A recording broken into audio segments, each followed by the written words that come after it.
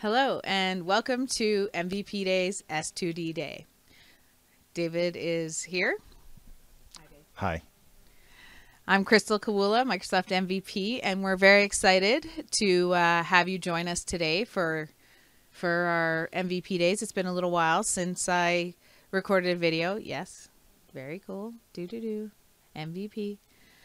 For those of you who don't know, these are MVPs and potential or hopeful MVPs presenting on a variety of subjects. This week it happens to, or this month, I guess, happens to be S2D, Storage Spaces Direct.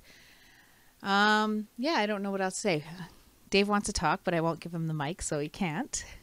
I just wanted to drop a quick welcome and keep stalling so he doesn't get the mic, because you're going to see enough of him in between all the videos introducing our new speakers. A big thank you to all our speakers who, not only the ones that are speaking today, but all of you who keep submitting to MVP Days. I want to give you a big thank you, because without you guys, there would be no MVP Days. That's a really big thumb. That's a big thumb. That's a big thumb. And also to you who tune in to watch MVP Days and hopefully learn a whole lot from MVP Days. We very much appreciate it. And I hope you really, really enjoy the sessions today. And of course, I'm going to let Dave thank the sponsors, because I really have to go. Here you go. You're just going to leave us? I'll be back. Oh, okay. Yes. Okay. Thank you so much to all of our sponsors. MVP Days, we're so happy. Got a little statistic for you. Since December of this year, 1 million minutes viewed on YouTube. Yes, that's you. That's all of you watching us right now. Over 1 million minutes viewed. It's not just you? It's not just me. It's our presenters. Like, we just bring the amazing content in this super cool platform. Just you watching 1 million minutes of it? Oh, no. I hit refresh 1 million times to get there. You all know that I did that. So anyways, thank you guys from Cristal, myself, the rest of the MVP Days crew that works so hard behind the scenes to make this happen. We're so happy to bring you S2D Day. I just can't thank you enough. Thank you for our attendees coming. Thank you for our speakers. Hope you enjoy the show. Thanks. Thanks. Good morning, MVP Days fans. Do we have a special broadcast for you today? Today is the very first annual Storage Spaces Direct Day. What does that mean for you? All day long, nothing but Microsoft software-defined storage and networking topics. We have amazing speakers, right from Microsoft product team to amazing MVPs. I guarantee that you're not going to be disappointed with today's show. So let's go ahead and let's kick things off with my dear friend, Microsoft MVP, Michael Nystrom. Mike, kick it off. I think you're going to talk to us a little bit about building Storage Spaces Direct with the Microsoft Deployment Toolkit and PowerShell. Take it away, Mike. Hello. Thank you for watching this session. In this session, we will talk about deploying servers using Microsoft Deployment Toolkit together with PowerShell. My name is Michael Nystrom. I work for TrueSec, and I'm one of those Microsoft and data center management MVPs. I've been doing operating system deployments for both clients and servers, as well as building entire data centers. I work as a trainer, instructor, speaker, and of course, I'm also a consultant. And yes, I do have cars and motorcycles. Now, if we are going to deploy Windows, there are basically two ways to do this. You can either do it manually, or you can do it somewhat automated, or at least scripted. What we see a lot of customers do is that they do a manual approach. There's nothing wrong with that. It's just that if you need to repeat that, it's going to be often very hard to remember exactly how you did it the first time. So we strongly recommend people to use an automated approach. And if you do, you need some tools. And you need a plan. That is actually the most important thing. You need a plan. You need an IP plan. You need to figure out how to use the storage and how everything should be configured. So we need to have that. We basically need to have all the hardware inventoried. Otherwise, it's going to be hard to do this. We also need the Microsoft Deployment Toolkit, which is a free download from Microsoft. And we need ADK so we can generate the Windows PE media. The basic steps of going through this is, I would say it's easy. Let's start with the inventory of hardware. Then you install MDT ADK unless you already have that. You import the operating system, you import applications. Now, what kind of applications? Well, that could be application that is drivers, or it could be application that is needed to configure the network adapter or something like that. It's not going to be Office, trust me. Then we create a task sequence, and then we configure rules to make everything silent and automated, and then we deploy the servers, and the last thing we do is enable storage spaces direct, and hey, we should be done. And I think it's time to do a demo. So we're going to flip this down, and we're going to watch my Microsoft Deployment Toolkit server. It doesn't need to be a server. It could be basically anything that has the ability to have a file share. I do have a dedicated server because I deploy both clients and servers, and for the most customers we work with, they deploy a lot of servers, and therefore they have a deployment server. Now, I already installed ADK and MDT. It's not really that complicated. It's basically next, next, next, finish, and you're done. Once you've done that, you create a deployment share. In this case, my deployment share is called MDT Production. I have some applications here. I have some operating systems here. I have drivers here. There they are. Different drivers for different models, packages, and I have task sequences. The first thing you need to do is import an operating system. You can either use the media that comes from Microsoft. However, it's going to be unpatched. Now we can patch it on the fly, so that's going to be working fine. So you can just take the mount the ISO and import the operating system. In this case, I already have Windows Server 2019. I have data center core. I basically have all the 4 of them, and that's going to happen for you as well. So you have the operating system, you imported that. We do need to have drivers. In this case, the demo environment that we're going to use to deploy the servers, it's going to be Server 2019 running on something weird, something like ProLiant Microserver Generation 8. And you can see there is no drivers here. It's true. Because the drivers that I need to install, they doesn't need to be drivers here. They will be installed as applications. I'm going to come back to that in a few seconds. I don't need any packages, which could be updates, because we're going to enable Windows Update and run that directly when we deploy the machines. But I do need to have a task sequence. And here I have 2 task sequences. Let's, just for the fun of it, let's create a blank task sequence. You can see how complicated this is. Task sequence. And of course, we need to give it a task sequence ID name, WS 2019-03, and Windows Server 2019, data center, desktop experience, demo. Now, why do I use the desktop experience? Well, we do that when we develop the scripts, we do that when we do demos, but we really don't do that in production environment. And these are just demo sequences and some R&D as well. So we have that, then we pick the operating system. Sorry, we first pick the task sequence, and we're going to pick a standard server task sequence. I'm going to pick the operating system, data center here, and if I want to do core, I just pick core instead. I don't need to specify a product key, and the full name is Monstra. And repeat that again. And I don't need to specify an administrator password, and the reason why I don't want to do that is because the password is going to be configured in custom settings.ini instead. So now we have a task sequence. That's pretty much how I create a task sequence. So if you open this up, it's going to be ready populated with basically everything. This actually works. It just doesn't contain the modifications we need to have. So let's check the customizations. This task sequence does deploy a ready-made storage spaces direct node. Now, I didn't change much, but in the pre-install step, I did one thing. I specified that we should inject the drivers based on this model.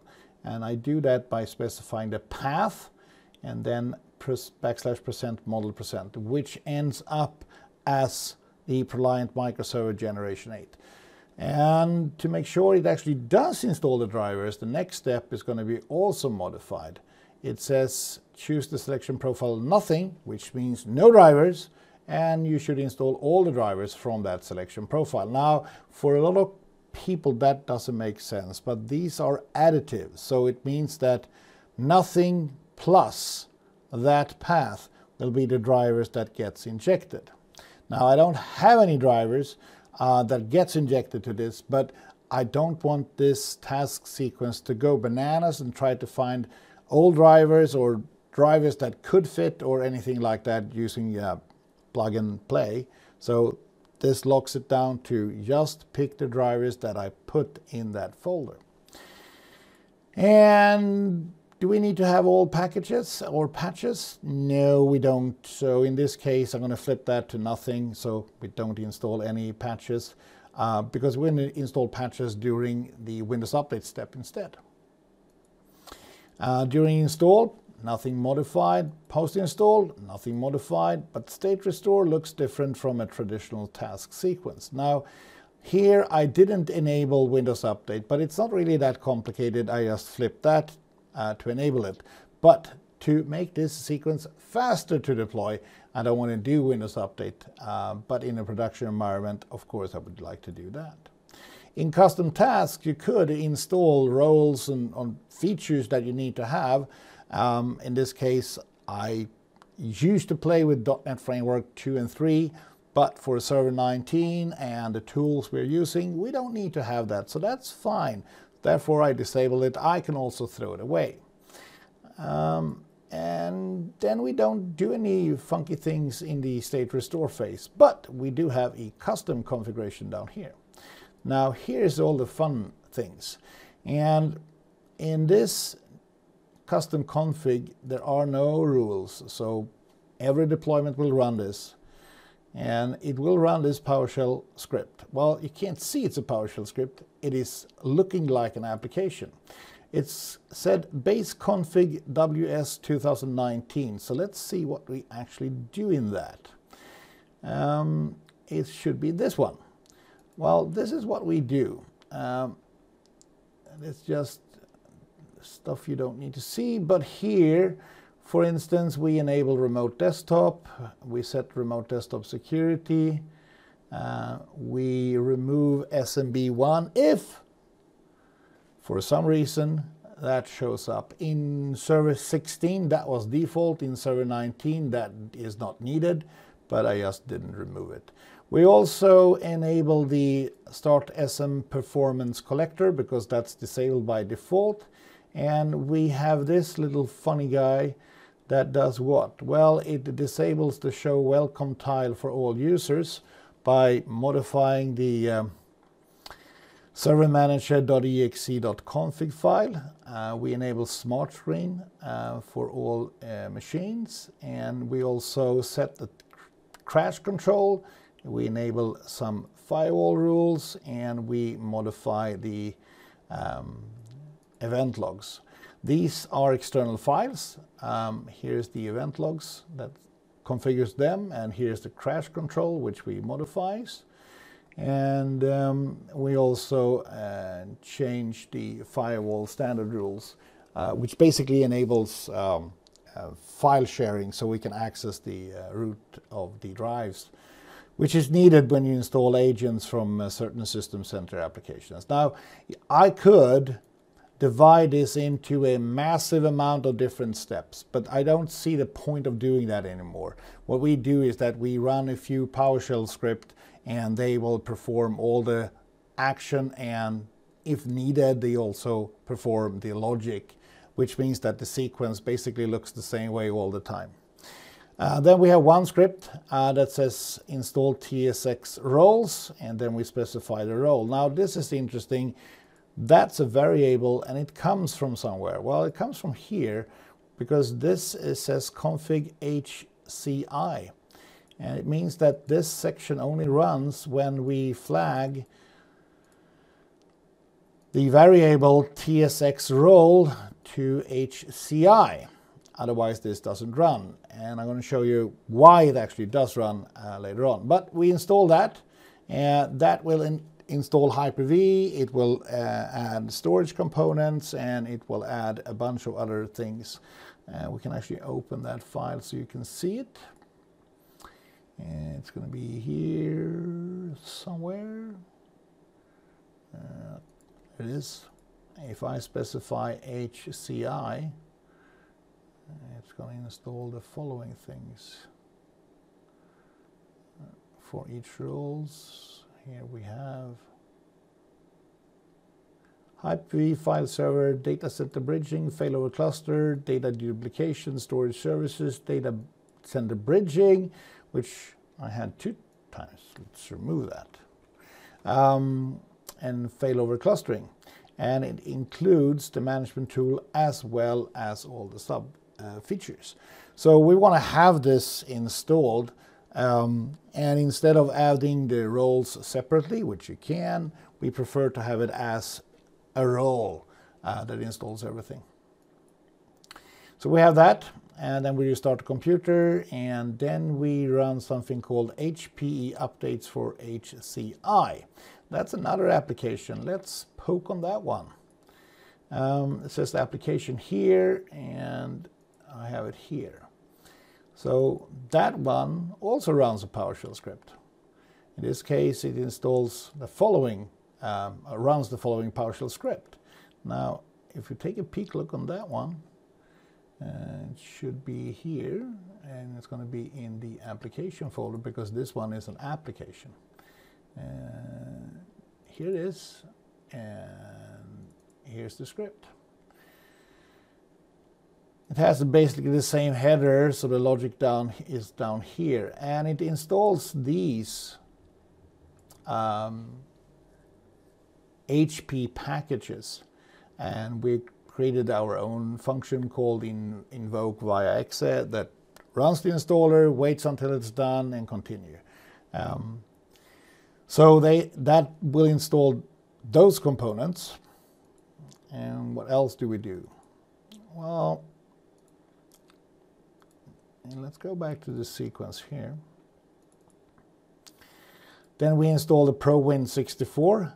That's an interesting application. The only way to actually install that is to first unpack it, and then you need to run a DX setup.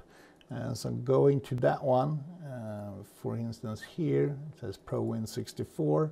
And I need to have that to be able to use the high-performance network adapters in the system. So again, it runs a PowerShell script. And let's find that. Applications, ProWin64. Here it is. And let's open it. ProWin64, there it is. So a setup to install this is to run, after you unzip it, in the source folder apps prosetdx win x64 dx setup with the argument of qn. There's no way to run the ProWin64 directly anymore, so it really needs to be unpacked, otherwise it doesn't fly, which is interesting. So we do that. What else? Well, here's the interesting next part. Here we create the management team, which is also a PowerShell script. And here we create the VM switch, which is another PowerShell script. And here we create all the network. Now, some of these are easy to understand. Here I specify that NIC01 and NIC02 and the name of the team. And here I specify that the switch should be named like this. and NIC number 1 should be NIC 03, and NIC 04 should be nickname number 2. And here we are set create the network based on that switch. Now all that comes from certain places, and what we need to have is a custom settings.ini. The custom settings.ini doesn't look like this from the beginning. I have added all these for just this task. Role name, cluster name, cluster heartbeat prefix, cluster heartbeat IP, and so on. We also have the serial number here, and it works like this. When the gather step in the task sequence runs, it's going to find a machine with a serial number of this. That's going to flag it to run the role of high HCI. It's going to set the computer name to SRV host 303. It's going to count 4 network adapters, and this is network adapter number 1 setting, 2, 3, and 4. It also sets the out-of-band IP address, out-of-band host name, and the power mode.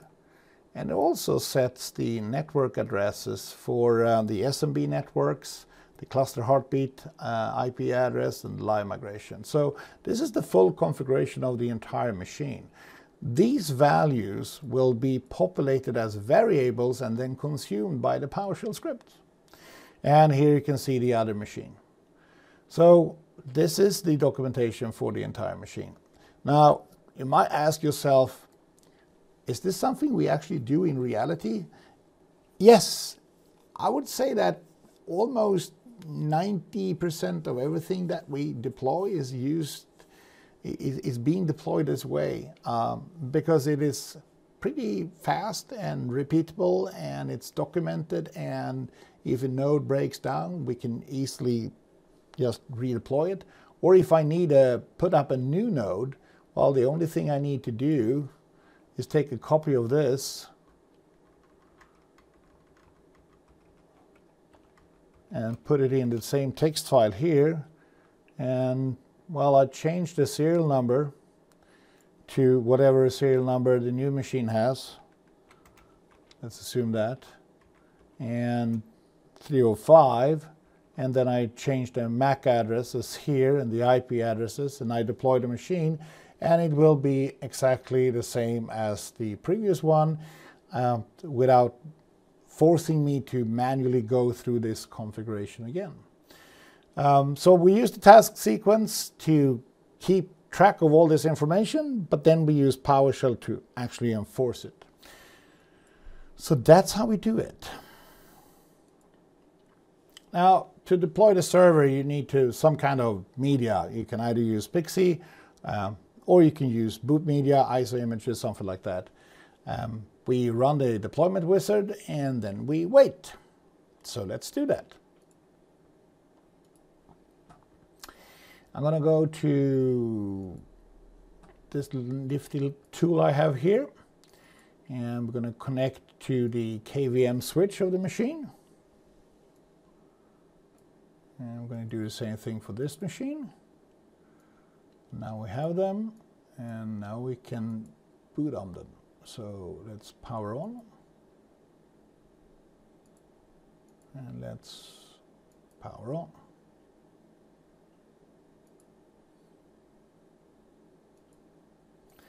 And the only thing I need to do now is wait until these machines have booted, and then we're going to select to boot them from Pixie. But I'm going to cut this so you don't need to wait for the boot process. So we're going to get back when it's time to do something valuable.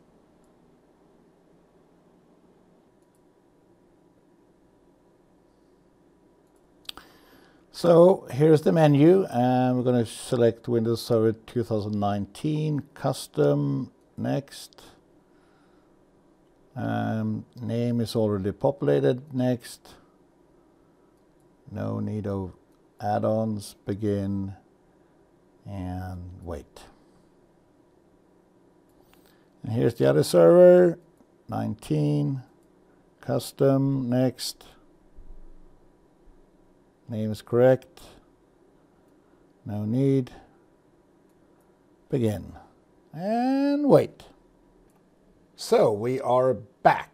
And that means that took approximately 28 minutes for one server and 25 minutes for the other server, which is fine. Now we didn't do Windows Update. That would have added at least 20, maybe 30 minutes, so an hour to install the server. Fairly good, fairly okay. Now I have logged on to these servers. Here's one of them, and here's the other one. They do have the right IP addresses, and the configuration is right, and we don't have any failing services. So the only thing that we now need to do is actually to enable Storage Spaces Direct. So let's do that. Open PowerShell. And in this case, we can open ICE.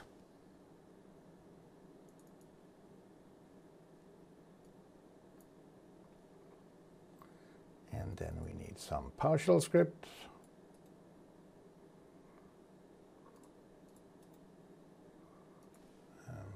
Put them over here. Let's open it.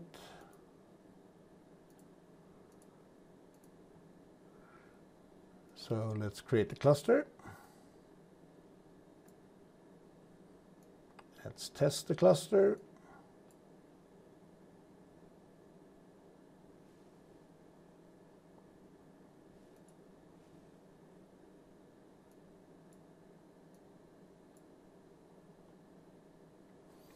This will take a few minutes, so we're going to hold you on pause while we wait.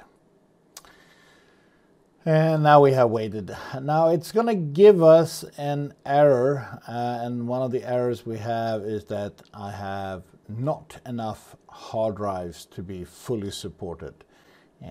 Since this is a demo, it doesn't matter. For real production, I would need to add more hard drives. And now we need to create the cluster, so let's do that.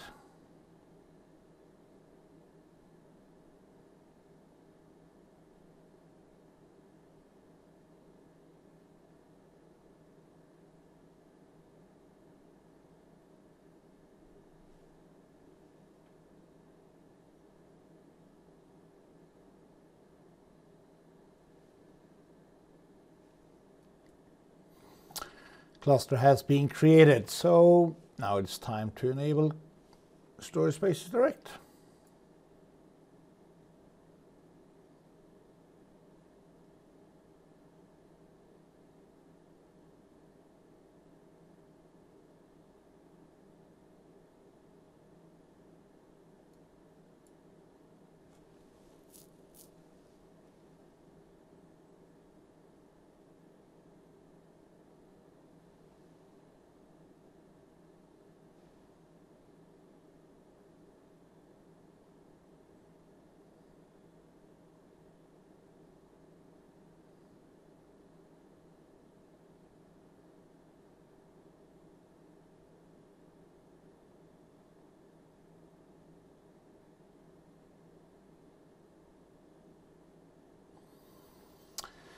And it's looking good. It claims that I don't have any disks used for cache, which is correct because I'm running it all flash. If we now go to the failover cluster manager, we should see that we do have a Storage Spaces Direct cluster.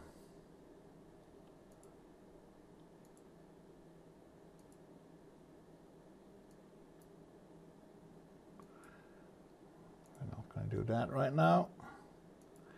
Here we have 2 nodes, and we have a pool, and we can create new disks. So going through this again, do I need to do anything after this has done? Of course, there's always the post configuration. We did enable Storage Spaces Direct, But the post configuration is going to be validate the configuration, validate the performance, and I'm going to say validate performance again. We have been 2 customers that have built their own solutions, and they didn't validate performance, and it took a while, and then they realized that something was wrong. But when you have 400 VMs running on your hyper-converged infrastructure, it isn't that easy to just move it away to something else and rebuild everything. So please validate performance before you start using it. And then you of course need to maintain the system.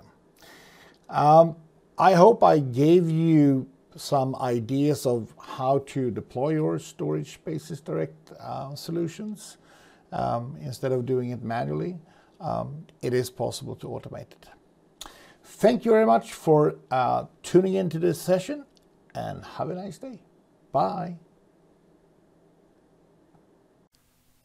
Wow, Mike, I ran out of room to write down notes during that session. That was pretty amazing. So, I got to thank our speakers like Mike. What a great way to kick off the show today. Our presenters spend a lot of time putting together amazing sessions like this that you're seeing and you're going to see throughout the day here. And, the least that you could do is, follow them on Twitter, reach out to them and find out a little bit more information. And, there's actually a pretty cool place that you can go where all of kind of us Storage Spaces Direct fans hang out right now. And that's on our kind of dedicated Slack channel. So if you head over to https://slack.storagespacesdirect.com, you can actually join the community. It's free. There's probably almost over 600 of us up there right now. We're all just fans. We're fans of Storage Spaces Direct. We're consultants. We're MVPs. We're customers. Microsoft product team. We're all together in one amazing place. Come join us. So, who's up next? Up next is probably one of the most interesting presentations that I've been looking forward to today. And this one's by Microsoft Premier Field Engineer, Jaromir Kaspar. And Jaromir is going to be talking to us today about his super cool solution using PowerShell, PowerShell desired state configuration, lab scripts. And these are freely available for everybody. And he's going to talk to us about those in just a minute. But this script is really cool because what you can do is you can build a bare metal environment using his scripts, or, you could build a nested lab on nothing more than a laptop. And if you have some space up in Azure, he's even got it working up there. But the coolest part of his solution is the fact that many of our members from the community are actually contributing to this space that he's got on GitHub. And there's so many different scenarios in there, from storage replication to BitLocker to just bare metal builds to troubleshooting. All of that's included. Best part, free of charge. He's also available on that Slack channel as well. Jaromir, take it away. Show us what you got. Good morning, good afternoon, or even good evening, depending what time zone you are in. Now we will take a look on S3 simulation using WSLab. I would like to demonstrate what's possible and what is not. My name is Jaromir, I'm Premier Field Engineer in Microsoft, and you can follow me on Twitter. And I promise I will post only WSLab related stuff. The objectives now are to learn what the WSLab is. I would like to demonstrate and show what can be simulated with WSLab and what is possible and what is not. To introduce myself, I've been in Microsoft for 7 years now. I'm a PFE there, means we will go on site if there is any problem, or we can help remotely to our precious customers who pay for the Premier support, or who have a Premier contract. We do this by going on site. We do chalk and talks, even workshops. I share all my experience on the GitHub, so you can get some kind of taste of Premiere. I authored the WSLab, and to mention the history about that, it started all like 4 years ago. These kids were much smaller. This is like 1-year-old photo. My kids are now 6 and 3. I'll be 7 and 4 soon. And we are expecting the third one. So I guess it will be fun, but no worries. There will be still room for WSLab to actively develop it as I did. So what is WSLab? WSLab is basically a bunch of scripts and scenarios hosted on the GitHub. It means that you can go there, you can download something, some zip file, which is on the link on the first side, and you can extract it and deploy that, and pretty easily, and I will explain the process on the further slides. What it can help you with is, instead of having a huge pile of servers like on the picture on the left, you can have only a small Surface Pro 2. And the Surface Pro 2 on this picture, as you can see, it's running a bunch of the virtual machines. And there are actually 5 of them powered on, and these 5 machines are simulating DC with SCVMM installed, and even there is a 4-node S2D cluster. It's tiny, super small here, but on the picture you can see SCVMM console with cluster and with 4 servers. It will make your laptop scream, I'm kind of serious. If you spin the lab, it will start to be a load, especially if your machine is some small laptop with this I would say spinning razor. Well, it can be really noisy because you will be utilizing your CPU to 100%. But in return, it will change your life, because instead of having the pile of the servers that are noisy, and if you have it in home, you probably have problems with your wife, and I think everyone knows that. You may want to transition to something more silent, more compact, and this is like ideal, because you can have just a small laptop, or even you can have a workstation or something like that, and it can simulate entire infrastructure. If you can't afford to have any machine, and I believe you can afford something, right? You can also run WSLab in Azure. The way it works is that you can navigate to WSLab portal, and in WSLab there are scenarios. In one of the scenarios is running WSLab in Azure. If I will describe the GIF that is demonstrated here, I didn't do any demos, because it's kind of, we have only 30 minutes. So what I did, I recorded these GIFs, and it's running in the loop. And you could see that when you will navigate into the scenarios and in the GitHub page, you will click on deploy on the scenario called running WSLab in Azure. You will be prompted with this form where you will just fill in the passport and also the resource group, and you will just click on deploy, and it will create you a VM with, for example, here Windows Server 2019. This VM will have Hyper-V enabled, and also scripts will be downloaded to temp folder. So only thing you will have to do is to run 1, 2, 3 in the scripts. Download, of course you will need to download the images, but it will be really fast since you are located in Azure Data Center. So this is also really convenient, and it's really useful, for example, if you need to work with the customer and have lab machines for him. So you can do it the way that you can spin like 10 VMs in Azure and give customer access.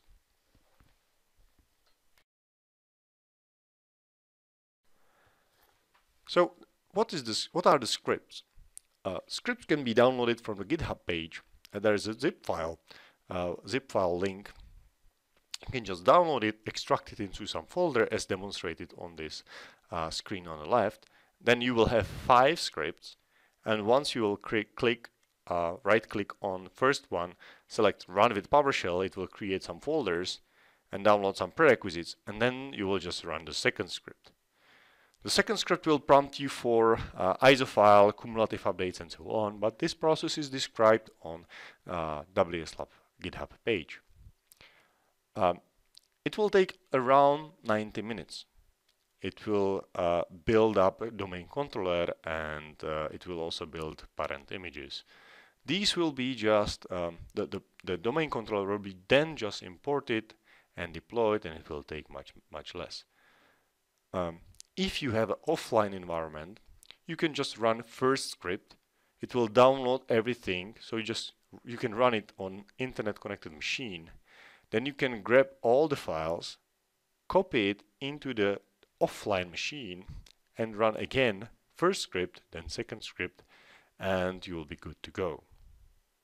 Because all the tools that are downloaded, if it's already present, it will be skipped, so no internet connection is needed. So the second phase, as I already described, is only importing domain controller. What it will do, it will import domain controller and create machines as described in the lab config.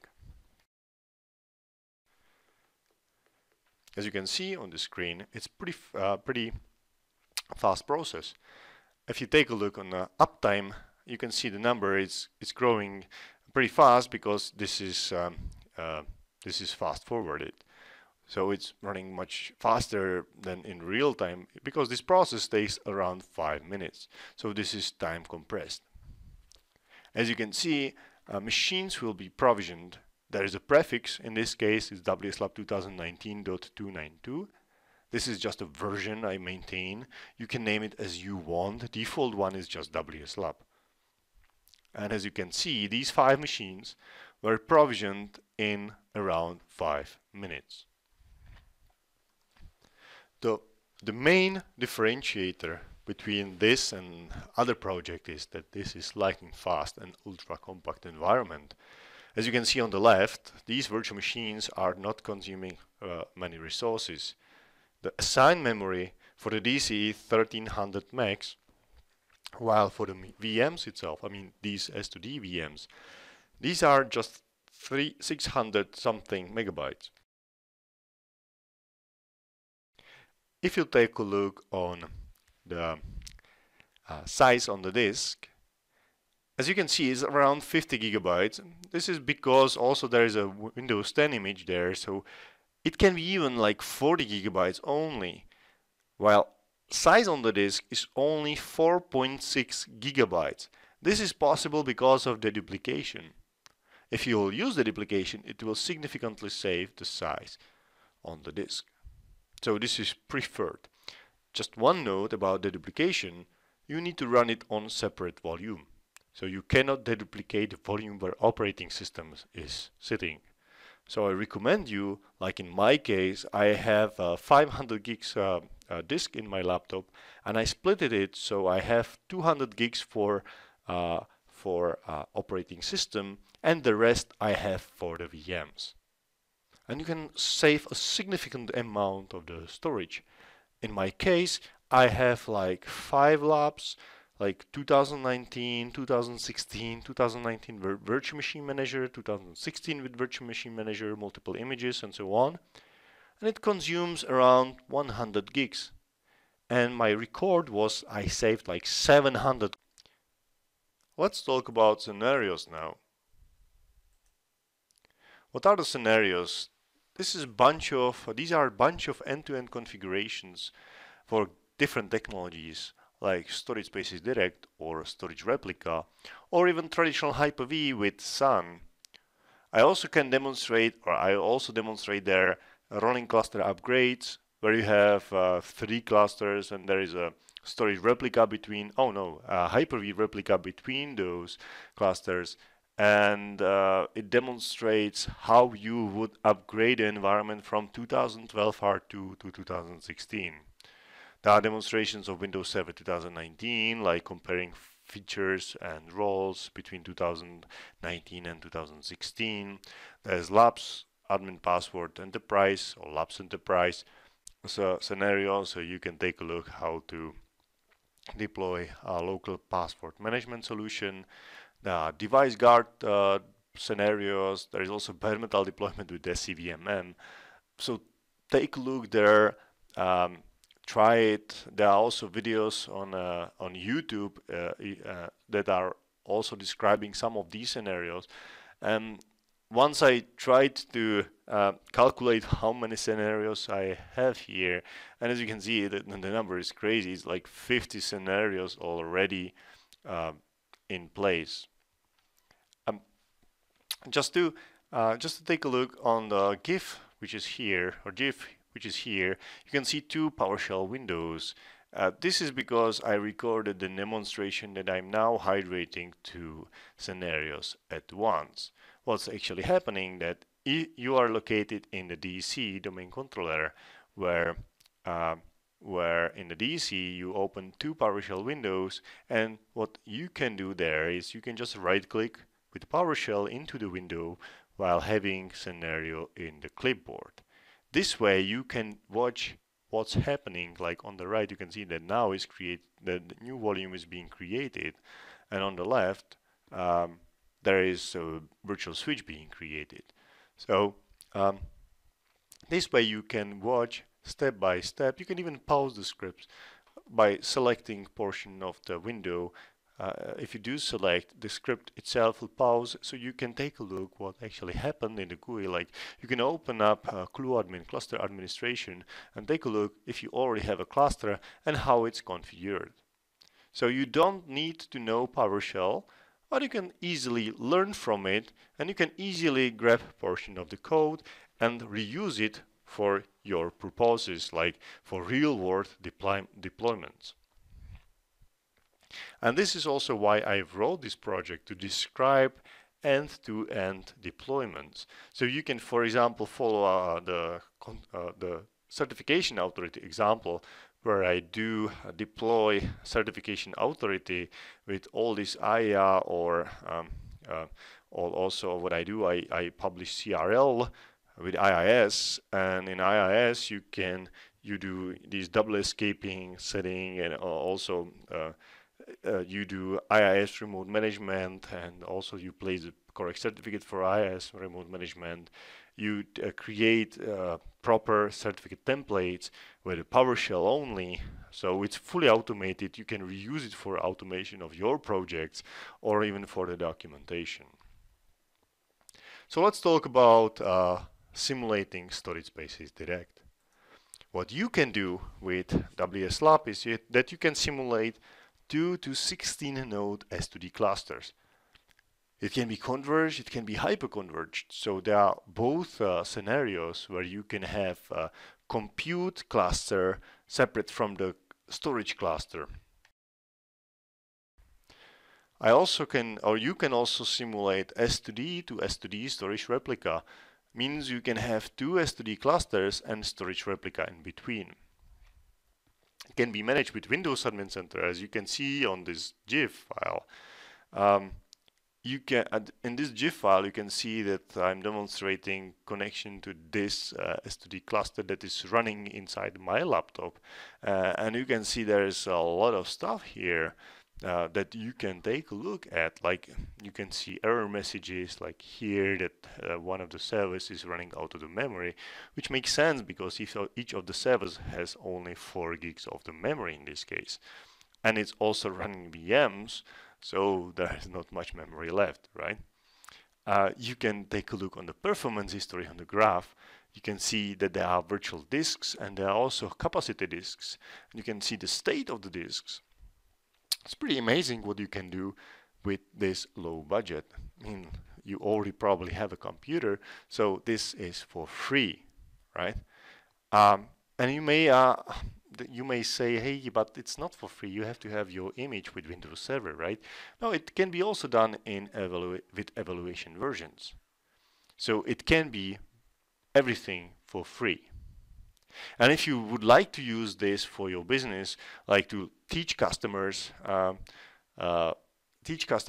to maintain your environment, how to patch your environment, how to troubleshoot, just feel free. Just grab the scenarios, grab the scripts, and deliver to the customers.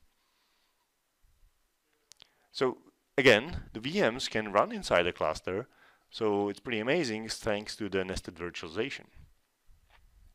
And thanks to the nested virtualization, you can demonstrate almost everything. except there are some limitations. You cannot simulate SBL cache, storage bus layer cache. It means that you cannot have any cache devices. You cannot also have any like million IOPS. It's kind of not possible. Depending what hardware you have, but I guess you will not have a hardware that has so fast storage.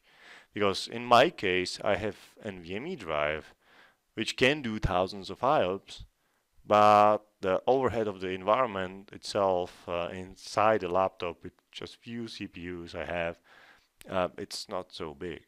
So you can have a feel of how it would look like, but don't expect the numbers. It's not meant for production, it's meant for being able to simulate stuff, to be able do troubleshooting, automatization, and validation of your PowerShell scripts.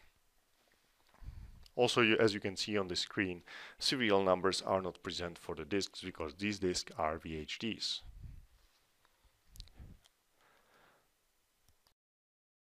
Let's talk about simulations of S2D networking. You can do converged configurations. You can do even not converged configurations, but these traditional configurations, or even like the old style configurations with traditional teaming for the management NICs. And I also described this in one scenario that is not linked here, but you can find it on WSLab scenarios.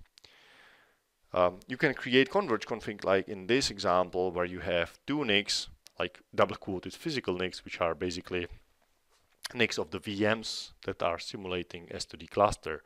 And you can do switch embedded teaming, and then you will create VNIC for management and two VNICs for SMB, as you can see now on the GIF. It will configure everything the correct way, where the live migration is the only using SMB adapters, and SMB is, and live migration is configured to do SMB a live migration instead of compression.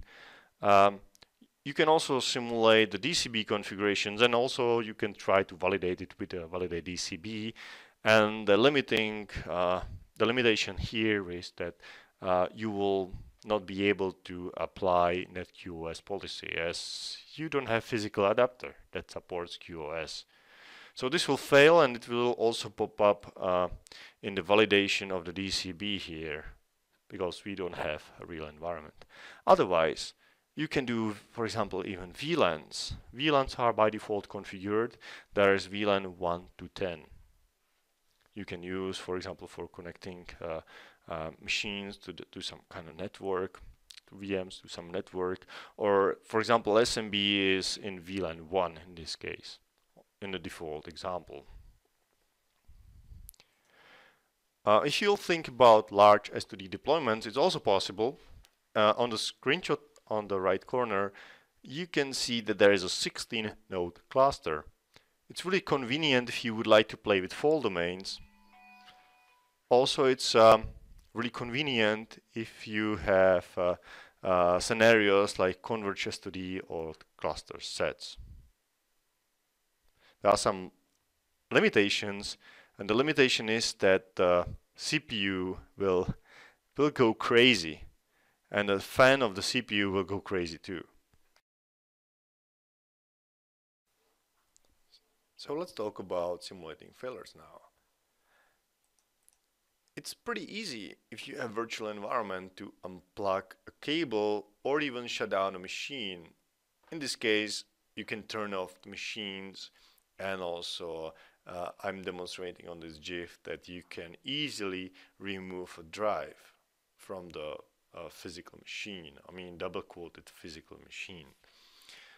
So you can take a look what will happen if you remove something, or if you shut down something ungracefully, if you reboot something, and so on.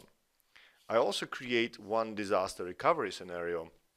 In this disaster recovery scenario, what you will do, you will have a bunch of machines running inside a cluster. You have a cluster that you will basically dissolve by turning off one node, and then you will replace this one node with a new one. So it will like kind of simulate that you lost operating system and you need to recreate a machine and join it to the cluster. And then I also simulate what will happen if you lose all operating system. It will effectively, you will effectively replace all the operating system drives and build the cluster again. The only thing that will be left are the hard drives, but to make it complex, I will mix the hard drives between the nodes. So it will be random mixed. And then you will be able to see that the rebuild will start to place the data to correct machines. So there's entire disaster recovery process. It also helps to understand what will be needed if something really bad will happen. Let's talk about simulating SCVMM. There's one crazy scenario I created. This crazy scenario can demonstrate first some networks, which is kind of easy. It's just a piece of the code. On the GIF you can see that I select piece of the code, I'll copy it to clipboard and paste it into the PowerShell window. While you can see in the SCVMM window that then logical networks and even IP pools are being created. To be able to run SCVMM, and if you want to hydrate it automatically, you can just populate installation files into the tools VHD folder before running second step, create parent disks. The crazy part of this scenario is this bare metal. On the GIF on the right bottom corner, you can see that I run deploy host region. This will effectively create the deployments, and you will be able to see deployment jobs. And when I start VMs, you'll be able to see that these VMs will grab a Pixie image from the Pixie boot, and they will boot to Windows PE, where they will then connect to a SCVMM server, and they will be provisioned automatically. So in this case, these machines are created outside of the DC, so it's on the host. These are created as an empty machine with just some disks, and as you can see, once connected to these VMs, the Pixie boot will kick in. It will download the image, boot the Windows PE, and the process of the applying image will continue.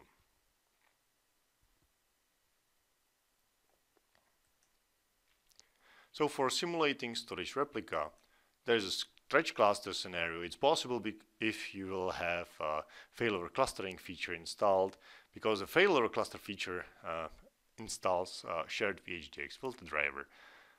This filter driver is needed to be able to run machine with shared VHD, and shared VHD is needed because stretch cluster requires disk with persistent reservations. These scenarios are wrote for both 2016 and 2019 servers. In 2019, with Windows Server 2019, you can simulate a read-only disk that on the destination side can be popped online. WSLab can also simulate dedicated SR network, so you can have like a feel of how it would look like in the real world. There's also one really nice scenario, which is S2D to S2D. So on the GIF on bottom, you can see that there are two sites, site 1 SR cluster and site 2 SR cluster. Each cluster is running 2 VMs. There are also 2 nodes. There are multiple volumes. In each site, there are 2 data volumes. One is read-only, one is online, and second is offline. Actually, it's online with no access. So this is where the replication is in destination mode. While on the other side, there is also one data disk which is online, and one data disk which is online but in this special mode where it's effectively offline because it's consumed by storage replica. One is always source and one is destination. Again, 2 VMs. So each site is running 2 VMs and they are replicated to each other. You can also see how it looks like in Windows Admin Center. So you can install Windows Admin Center on Windows 10 machine, and then you can navigate to storage replica and see the graphs and how the storage replica is working.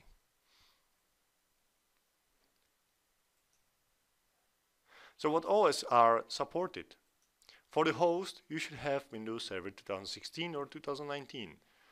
I use Windows 10, in my case Redstone 5, so I also recommend you to use that, as I saw some weird issues like on 2016 host, ADK refused to install.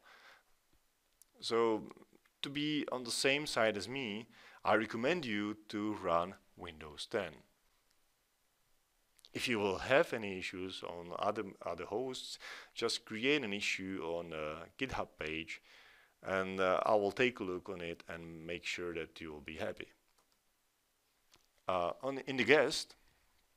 the guests, you can use only 2016 or 2019 machines during the create parent disks PS1, when you will do as a second step when creating domain controller, because domain controller can be only 2016 and newer.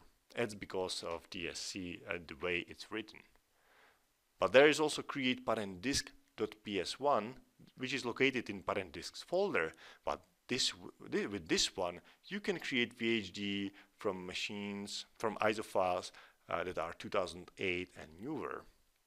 And when deploying 2012 R2 and older, don't forget that unattend needs to be dejoined credentials. I mean, in hash table you have to define that there should be a dejoined cred instead of the default one, which is blob file.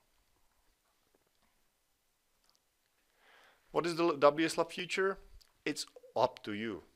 My goal is that WSLab will be running on every engineer's desk. So everything is customer driven, so just let me know what you would like to see, what scenarios would like to see, what is wrong with the scripts and what's not working well, and we'll make sure that everything will be fixed. There's only one thing to remember. Just right click and run with PowerShell. Like on this cleanup, right click, run with PowerShell, and you are done. I hope you enjoyed this session. I hope you will I will see you in the Slack channel. And if you have any issues, just join the WSLab channel in the Slack and let me know. Have a great rest of the day. Yarmy, are you kidding me? Saying you can do all of that stuff with all of your scripts and you can build those storage spaces direct solutions in like less than 30 minutes once everything's primed up, including all of those different cool scenarios. That rocks, brother. That was a cool session. Thank you from the Storage Spaces Direct community for speaking. And you know what? Thanks for putting in all the time and effort and sharing that with the community. It's pretty cool. Up next, back for his second session of the day, MVP Michael Nystrom. He's going to be talking to us about the correct strategies for patching storage spaces direct. Now, many of you may know, if you're already on the Slack channel right now, that let's just put it this way. I'm not necessarily a huge fan of running out and putting the latest patches on your storage spaces direct implementations. The reason for that is, we ran into a few issues, and I worked very closely with the Microsoft product team, and it's no slams against the Microsoft product team. I'm just really old school in waiting for patches and service packs to bake for a little bit before we just go racing out to put them in production. I know it's not necessarily the way that we would do things today, but there's a proper process that you should be following for this. And Mike's going to actually give some really great tips using PowerShell, using cluster-aware updating, and also taking a look at some of the new patching capabilities that are available inside of Windows Admin Center, giving us the ability to easily patch and maintain storage spaces direct. So Mike, take it away. Make us smart.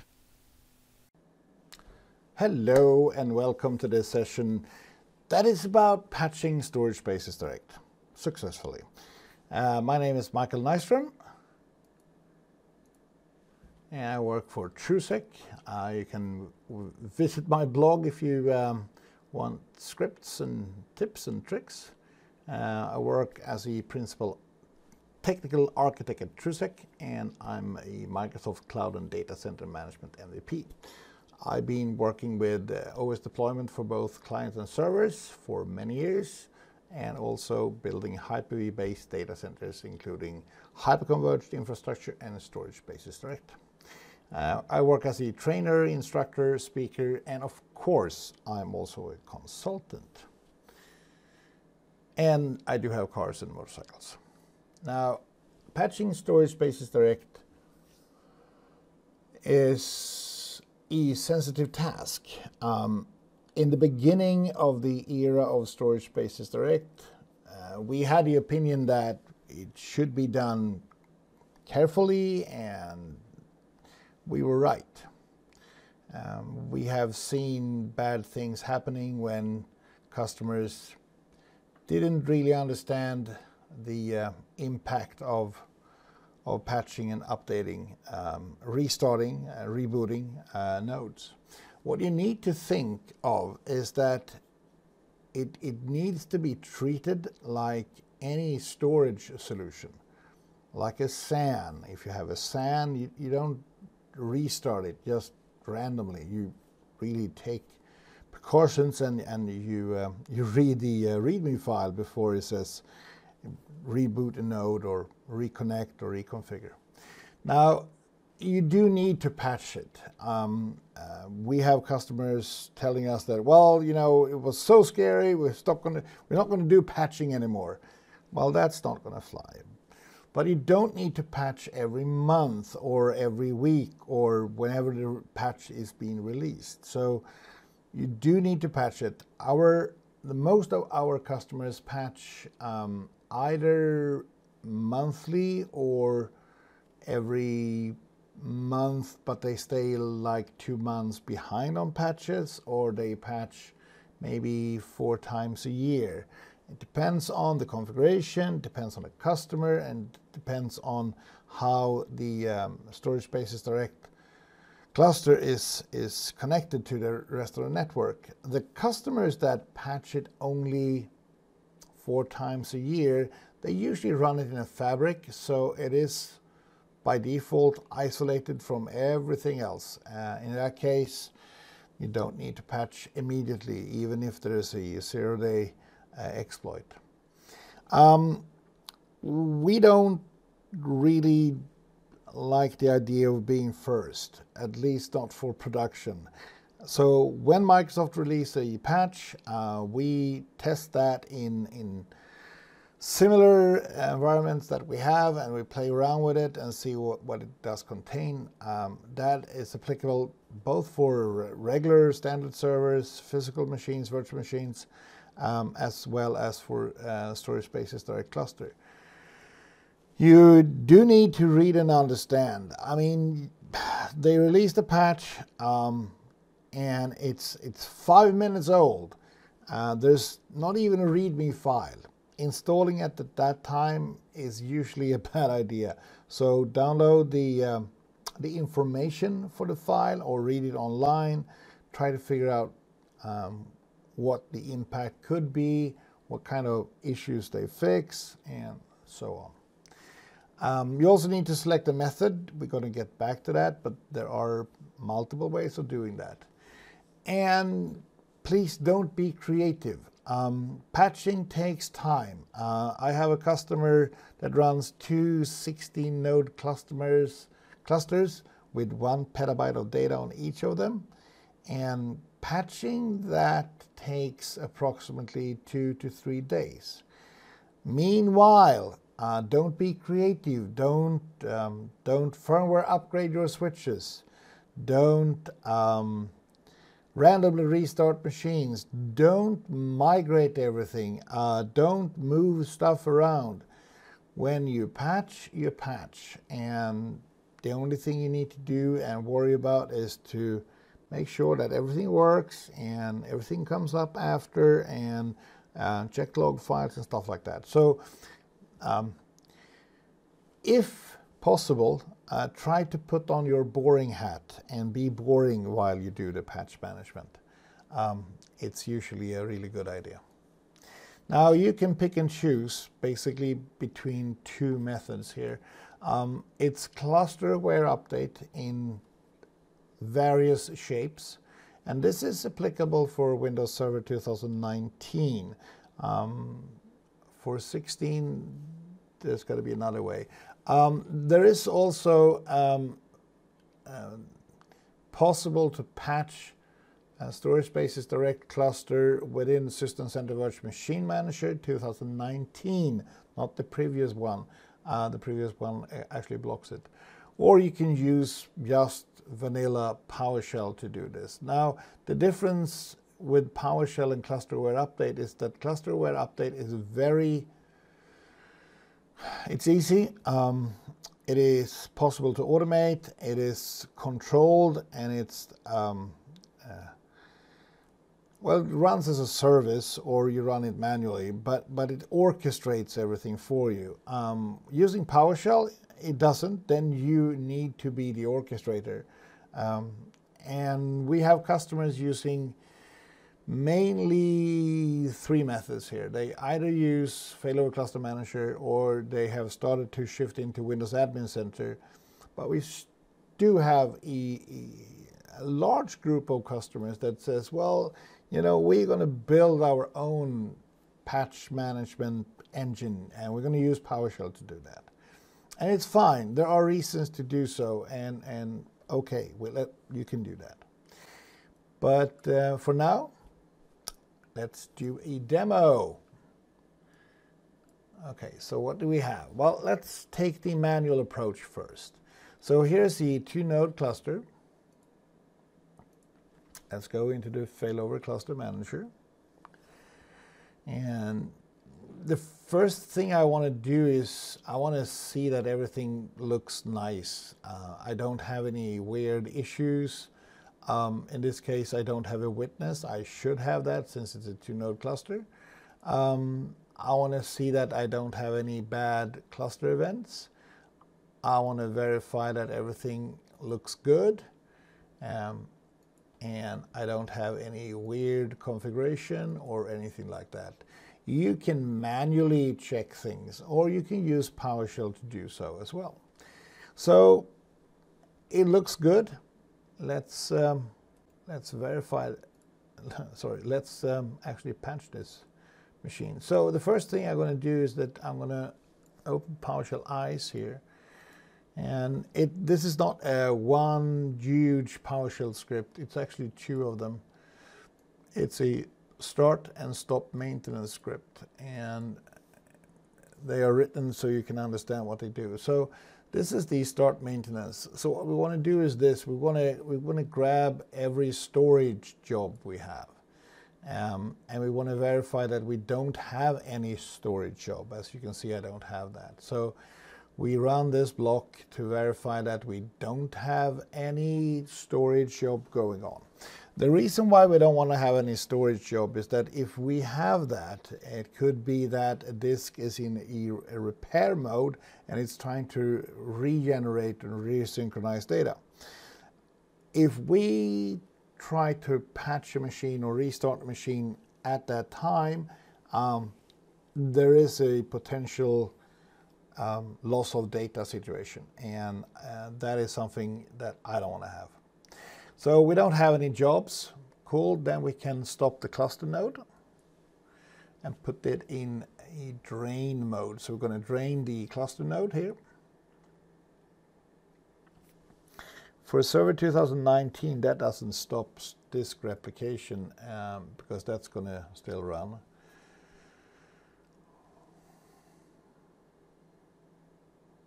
Now, I did have a customer that says, well, I tried to put the machine in suspend mode, forcing it to drain, but it didn't work, so I pulled the plug from the server. That was a bad idea. We managed to get the data back, but it took a while.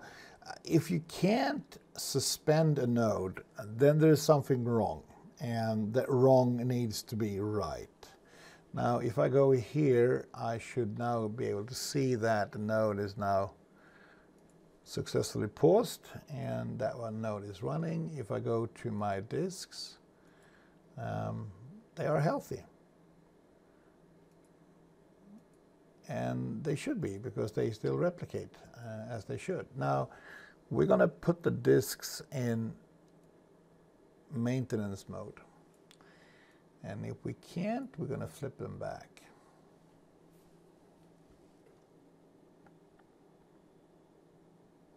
And this is just to be 100% sure that everything works. Now, there is another way to do this.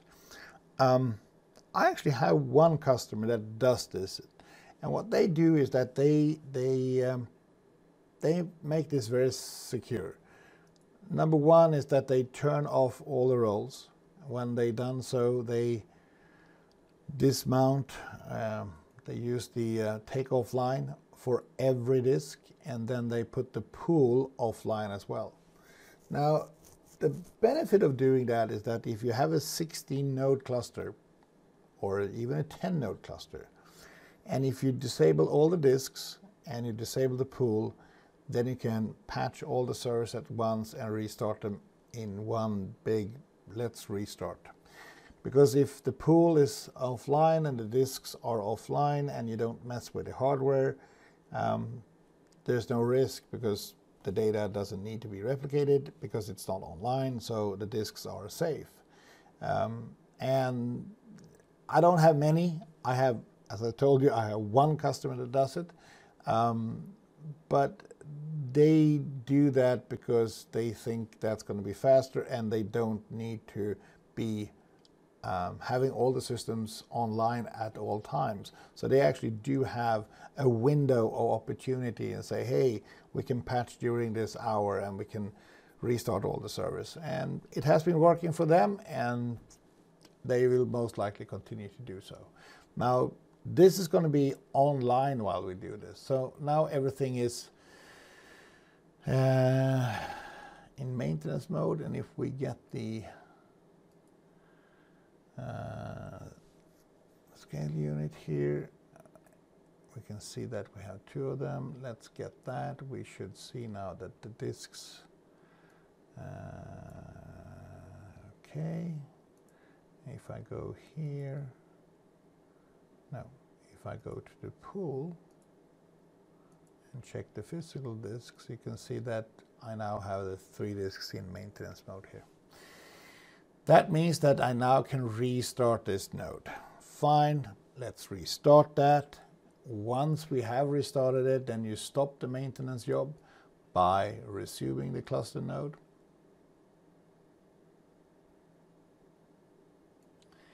And then we disable the storage maintenance mode.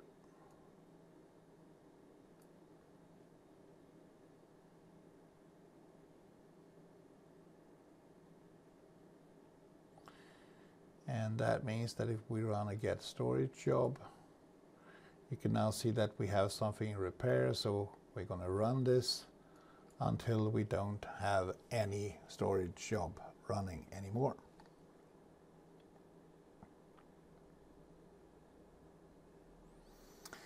And then you repeat this on the other machine.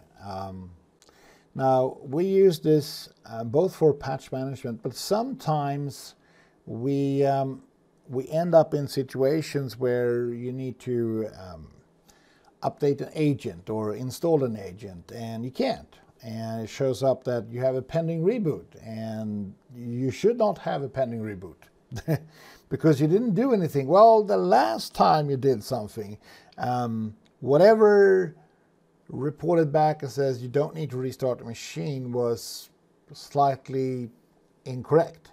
It did need a reboot, but it wasn't done. So therefore, when you try to install something, it's going to say like something like there's a pending reboot. That means you can't really patch the cluster because you can't install anything, and you just need to restart it.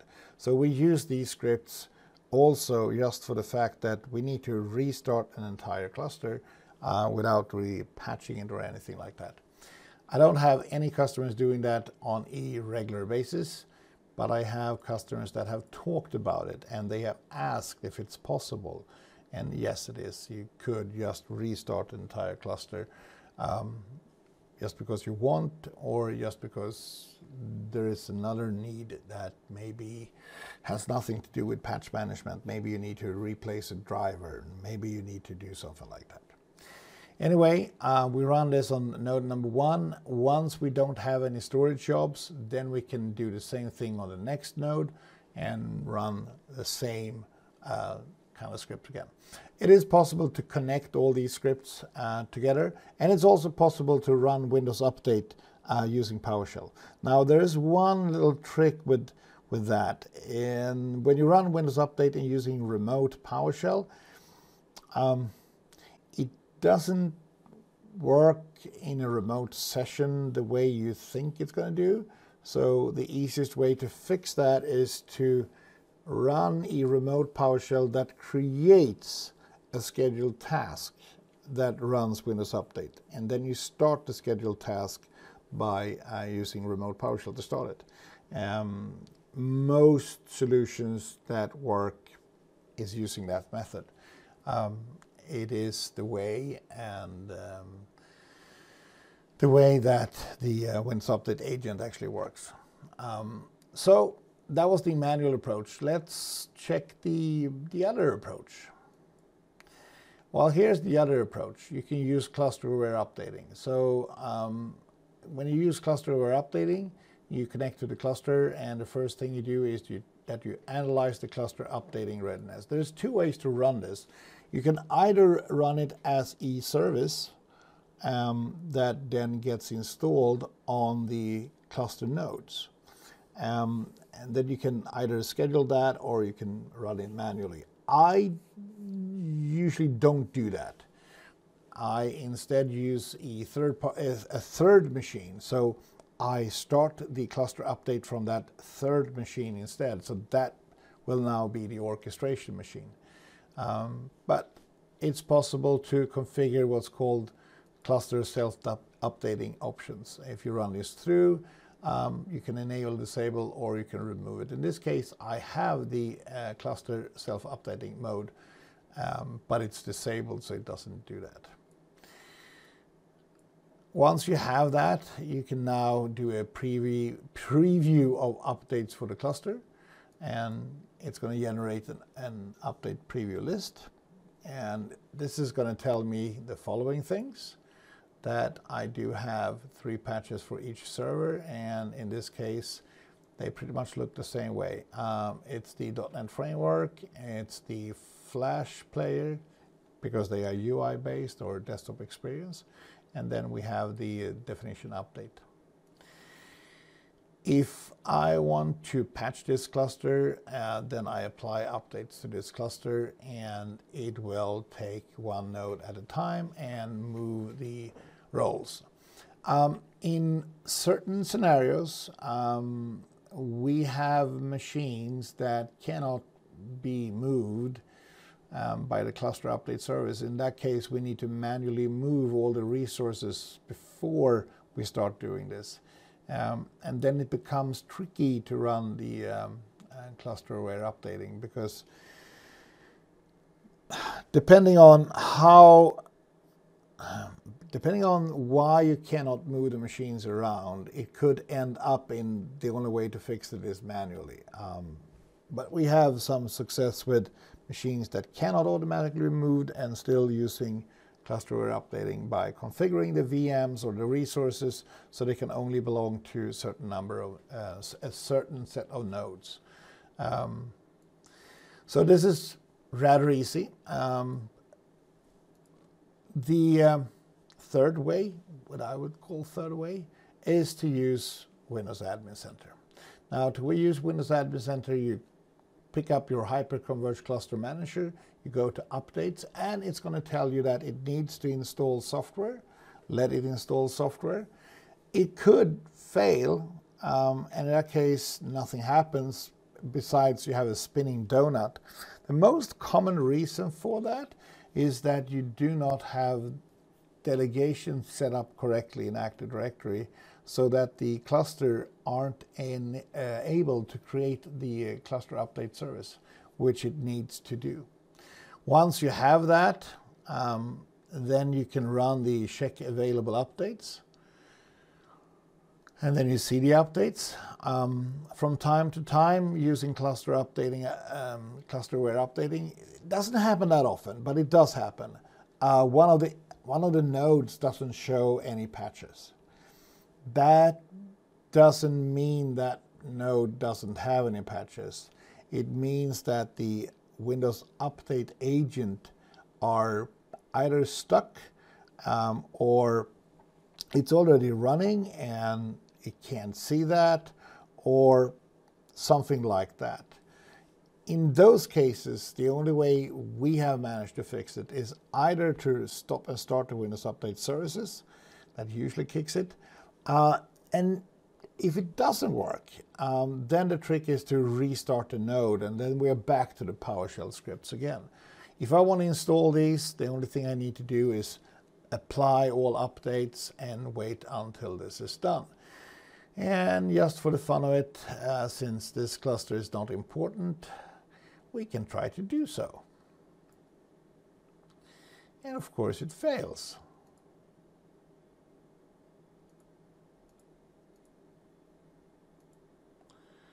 And it says error.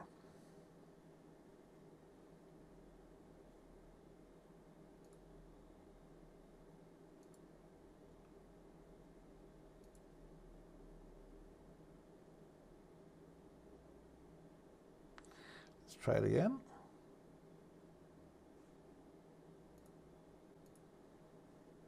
See if it's done. Yes, it's done.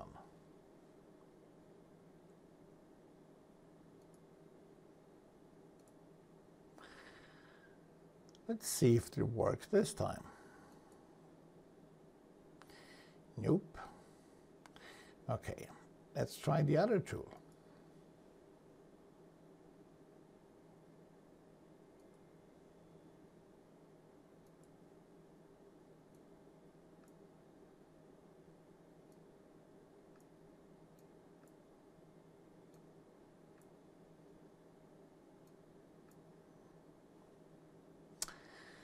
Now it says waiting.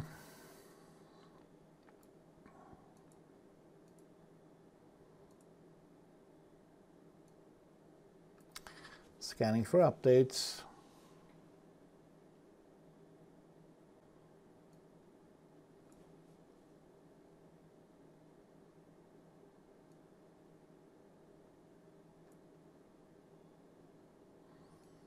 And installing update 2 out of 3.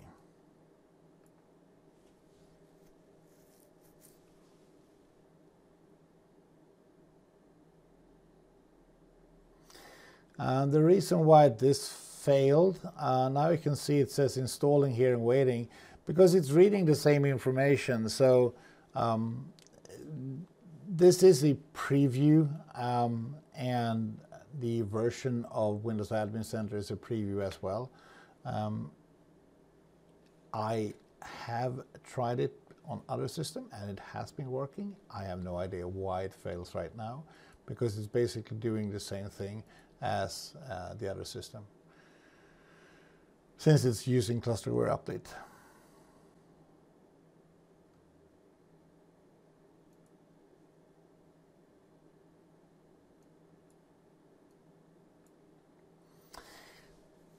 But this is the way to patch. Now, once you've done this, you are not done. You need to validate that the cluster is still working as expected, which means that you need to validate the cluster. You should validate the cluster every time you do modification to it, just to verify that everything works as expected. And you should also keep the report so you can compare the reports with previous reports and see if there is anything that might change or things like that. So do validate the cluster, view the validation reports, and pay extra attention every time you do these kind of updates. Now, if you do firmware updates, because that also might need to be done. Clusterware update can't really help you here. So for firmware updates and driver updates, we are back to using some kind of PowerShell script to do that. I do have one customer that have, instead of building one storage spaces direct solution, what they do is that they have 3, and they use 2 of them for full production, and one of them is always standby. And they move around the VM, so they constantly are patching one cluster, but when they are patching it, it's totally empty. And then they move the workload around. It is tedious, it takes time, but that can also be fully automated. So if that's an option, well, then it could be an option for you. Most important thing is that you take this very seriously. I have personally salvaged systems, and it has either been really bad patches, that happens from time to time, or it has been the customer that didn't know exactly how this works. So they do things that they should not. And it's easy to come in as a consultant and say, hey, you did it all wrong, you should do it this way instead. Yes, it's just that if you do that on one machine and you lose, I don't know, data, a couple of gigabytes, then it's really bad. But if you lose a petabyte of data, then it's really, really bad, and that's going to be a really bad week or a year or something like that. So please be careful and think of what you are doing.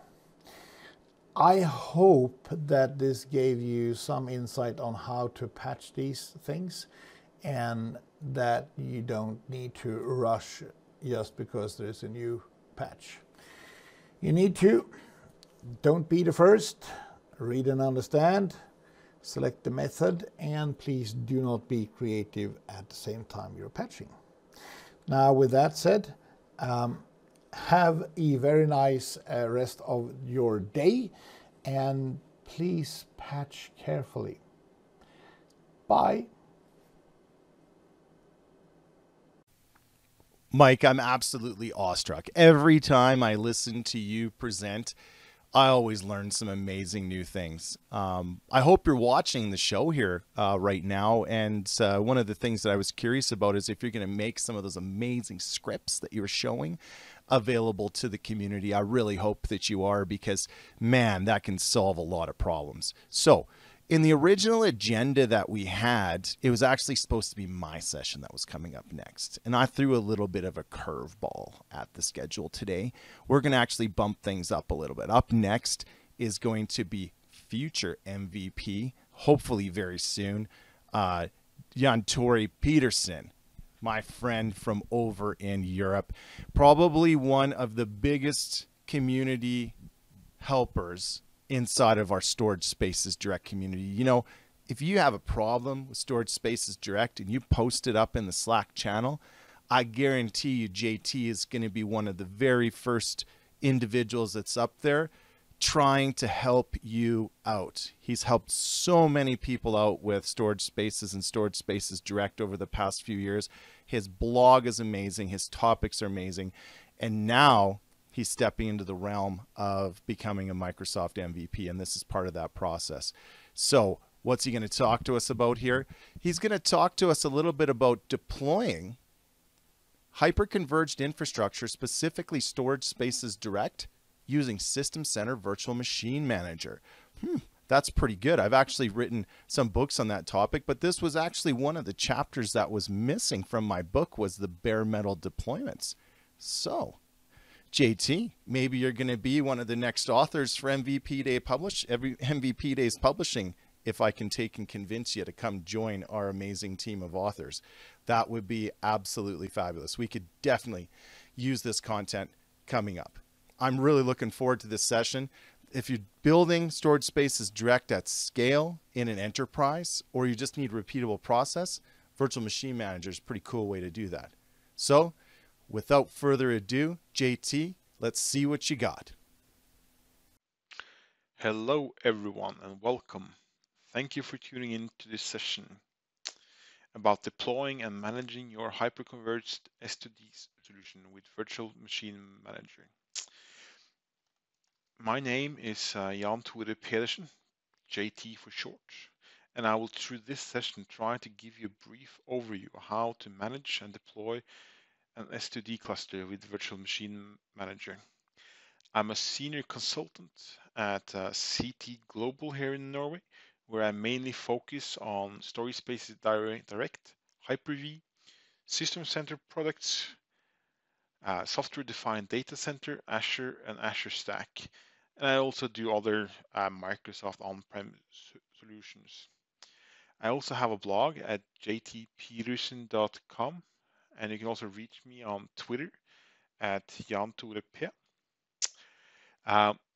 Lately, I've also gotten involved with the System Center user group here in Norway. I will host events focusing on the System Center data center products like VMM, Operations Manager, and other parts of System Center.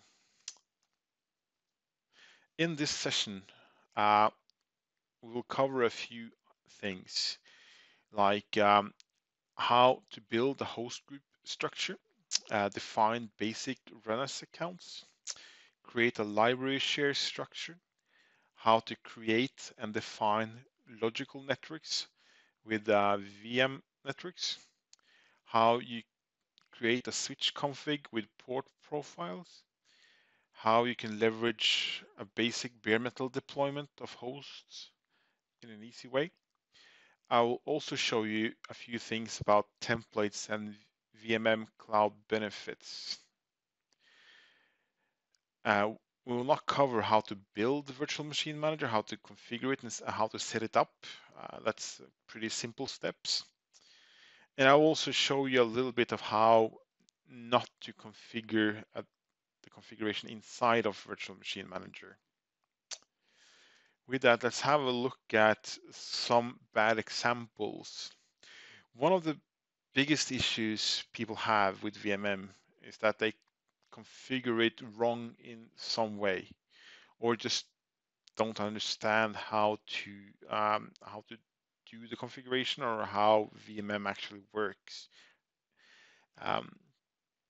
VMM can sometimes feel like configuring config manager for the first time. Even though I think that config manager is way harder than VMM to learn. With any product, there are several ways that lead to something that works, but some might be more difficult and more complex. The main idea is to make VMM config as simple as possible, so that anyone that logs on to a VMM console can understand how you have or somebody else has configured it and how they can use it. One of the main problems people have is that they build a flat host group structure with no sub-host groups. This is a fine approach if you have a few Hyper-V hosts, or maybe one Hyper-V host standalone and one cluster. But as soon as you start getting more hosts and more clusters, and let's say you have different locations, different sites, or you have racks, you have multiple racks with multiple clusters, this starts getting a little bit complicated, and I will show you why later on it is kind of important to build a proper host structure, especially when it comes to logical networks and logical switches. This will become more and more clear. Another issue people have is that they build or create their logical networks wrong. A lot of people create a single logical network with a single network site inside the logical network and place all their VLANs inside that single network site. This will make it hard to distinguish between the different VLANs, what they are, and you will need to know that VLAN 10 is management, VLAN 12 is, let's say, DMZ, VLAN 13 is a public IP address or something like that. So with that, let's head over to the demos and look at, well, head over to my virtual machine manager setup and see how that looks like. So when you log into any virtual machine manager, you basically get the basic input and you see a single host structure. So like I said, one of the important things inside here is to build a structure that represents your structure. If it's one data center, if you have multiple racks, if you have fabric hosts that runs your fabric servers like domain controllers, RDS farms, certificate servers, any kind of fabric virtual machine that you need to run for have a fabric domain running. And that is actually a recommendation as well, to have a separate fabric domain to run your Hyper-V environment in. I've chosen to build a sort of structure here to show you a little bit of how we build, or how I build the structure. So I've separated this into S2D, and you don't really need to do this. You can put the DC1 on top, the data center one. Then you have a host group for fabric hosts and a host group for infrastructure hosts. And then you say, okay, well, I have a fabric host in rack 1, which I've named this. I also have infrastructure hosts called in rack 1 as well. And I name a host group for my clusters. If you have multiple clusters, you would have multiple host groups with the different cluster names, then put the cluster inside there.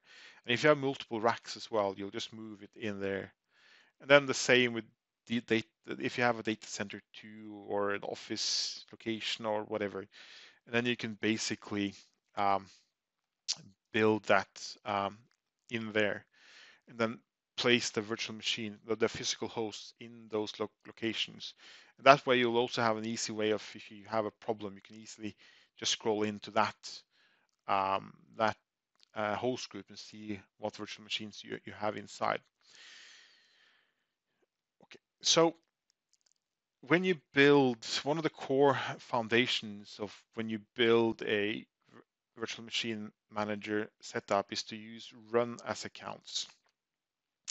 And one of the main issues, the main things you need is a VMM administrative account. You'll need some local admins accounts. You'll need if you are doing bare metal deployment, you need some bare metal deployment logins.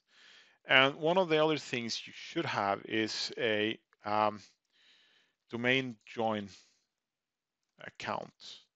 So you'll put in a domain join. Now I'm using, this is a lab environment, so I'm using the domain admin as the domain join account. So create a domain join account that you'll use for domain joining either virtual machines or physical machines. And you can create, if you have multiple domains, create one runners account per domain. This will make it a lot easier when you're deploying virtual machines or physical hosts in the different domains. And if you're a hoster, this will be a lot. If you have 100 clients with 100 domains, this will be an easy thing to have, and you don't have to remember the password every single time you basically join a computer to the domain. So when it comes to library shares, one of the important things here is to build a structure where you understand where things are, and that you place different things in different folders. For instance, you have an ISO folder where you place all your ISOs for if you need to mount an ISO. If you have any answer files you use during deployment, you use these. You create that as well. If you do bare metal deployments, create a driver structure where you place the drivers for the different hardware you use, and then put it underneath with, you can either use like a folder structure with dates on when the drivers were updated, and then you can have a tools folder as well for your PowerShell scripts, and then also have folders to store your VHD or VHDX files for your templates and bare metal deployment files. And we will go through a few of the other things here a little bit later on. So let's head back to the fabric and let's have a look at logical networks. So one of the things I showed you was how that some people create a client logical network where they put all their VLANs into one network site. And this is actually not a very good idea. Like I said, it makes you, it's easy to forget what a VLAN number, each VLAN number is. So you have to have a list of the different VLANs, and then you have to search for them every single time.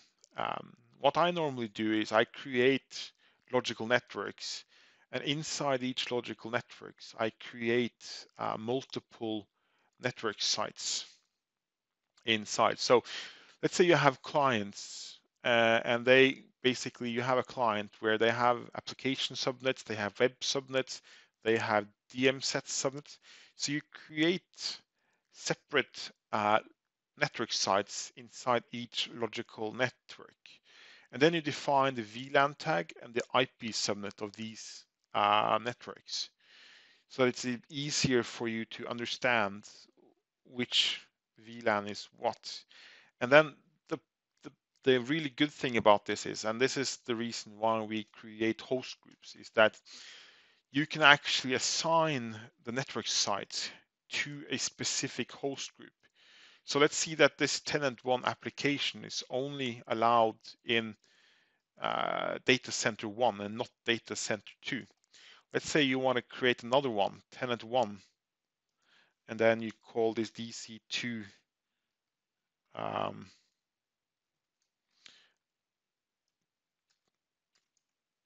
DC2 applications. Then you create a new VLAN here. It could be the same VLAN. So let's say it's 651, but it's another subnet. So the subnet here was 192.168. But in data center 2, the subnet is 100, and it starts that. So basically what you then do is you say, okay, hey, this is supposed to be in the infrastructure on DC2. That means that this subnet is only available in data center 2 and not data center 1, which then makes it a lot more easier for you to when you have virtual machines in the different data centers, to not have too many virtual networks to decide between. So when I apply this, then it creates one. And the same applies to Hyper-V as well, and Hyper-V hosts. So you can actually, in the Hyper-V management, you can create network sites for the different data centers. So for instance, this network site is only in data center 1. So that means when I deploy a physical host, it will automatically pick an IP. If you choose it to use IP pools, it'll automatically pick an IP address from that subnet that you defined here, only when you deploy it into data center 2. So if I want to do another one, so we can do Hyper-V management, and then let's call this DC2, and you create another one. This VLAN there is also 10, or it can be 0, depending on how you want to do it. But the subnet here is 10 That's 10, 0, 100, 0/24 on that. And then that's only for data center 2 for Hyper-V. So now when you deploy a host as well, you will have different subnets that will be available for that in that data center when you deploy it to that host group. And the same applies for storage interfaces or storage subnets. So I've created two here called Rack 1 and Rack 2. They have two different subnets and two different VLANs.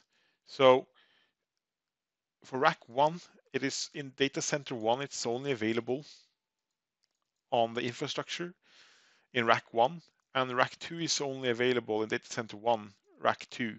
So that means when I bare metal deploy my hosts and do it to the Rack 1, I will get IP addresses from this subnet. If I deploy the host to Rack 2, I would have gotten IP addresses from this subnet. And the reason why we want to have different subnets for the Hyper-V storage within the same data center is to limit broadcast or traffic on the same subnet to increase the speed. So okay, let's cancel that.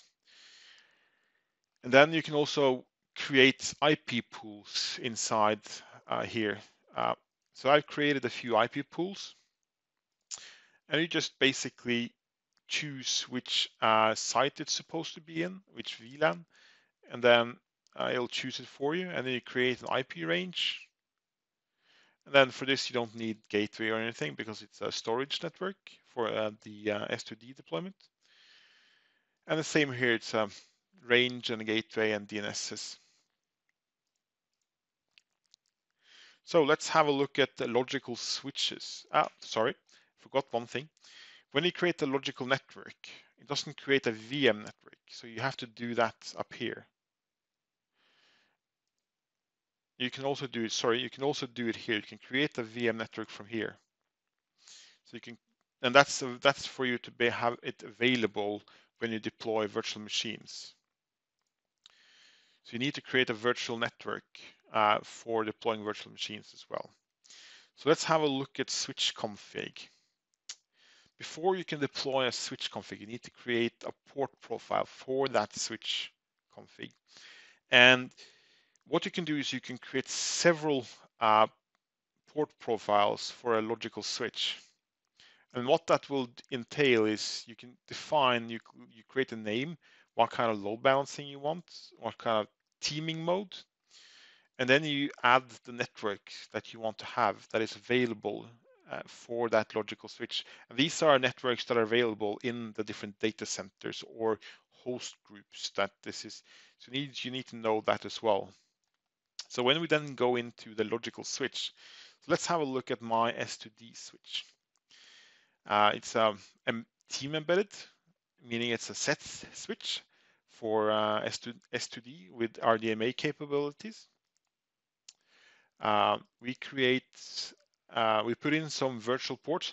I also created a storage RDMA virtual port. And I will show you what this actually does, the storage RDMA.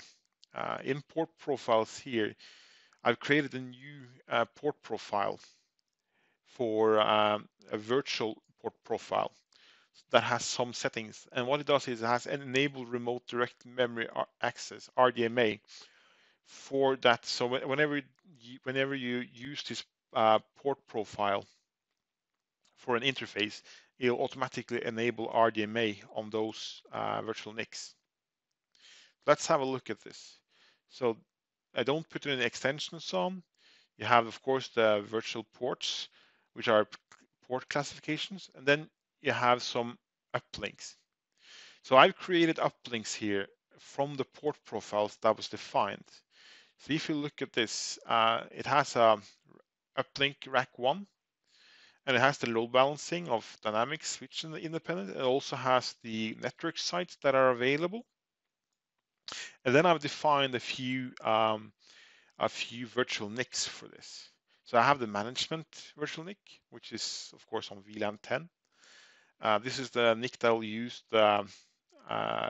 for management on the host. I've also chosen to use an IP pool, so it will automatically pick up an IP address. And I've also set the host management port profile on it. I've also created some SMB virtual NICs. Again, that's using the Hyper-V storage logical network, which is VLAN 50. I'm also using the IP pool, and then I'm choosing the storage RDMA classification. But the cool thing inside here is, as you can see, I have two uplink profiles inside. So what this does is, because of I have a different subnets in here for SMB, it will choose a different IP address for the subnet, because in here Hyper-V storage has a different IP address range for the uplink for this rack. So it will then choose JT-Rack2 IP pool, and this means I only need to create one logical switch for S2D for any cluster in any location.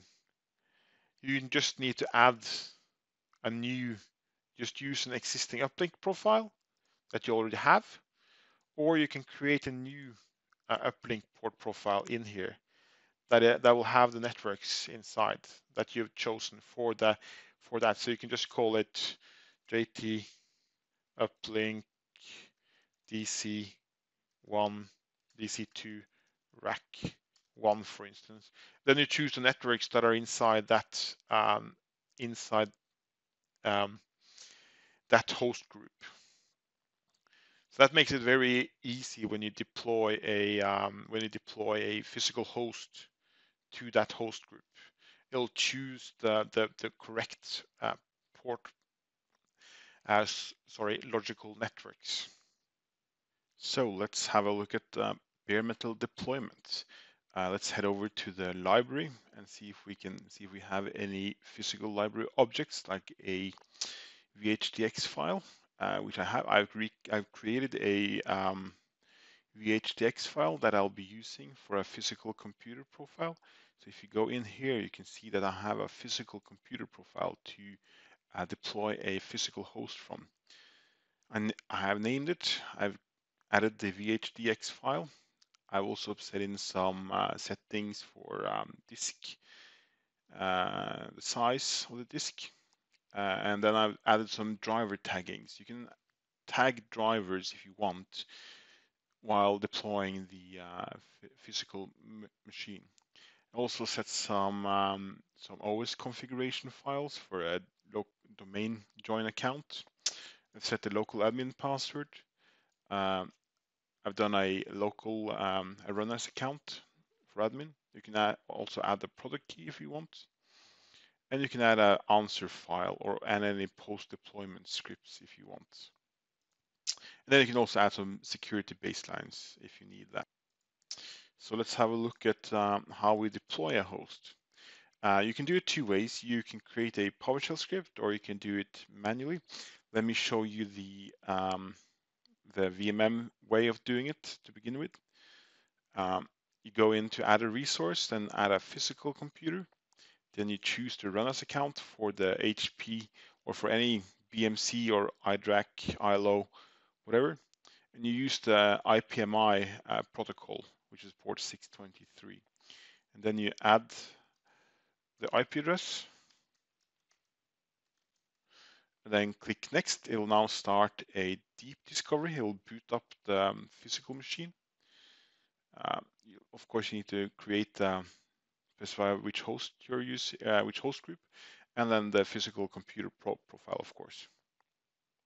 Now we'll start doing the deep discovery, and it will boot up the physical machine into the IPMI, into the PXE boot.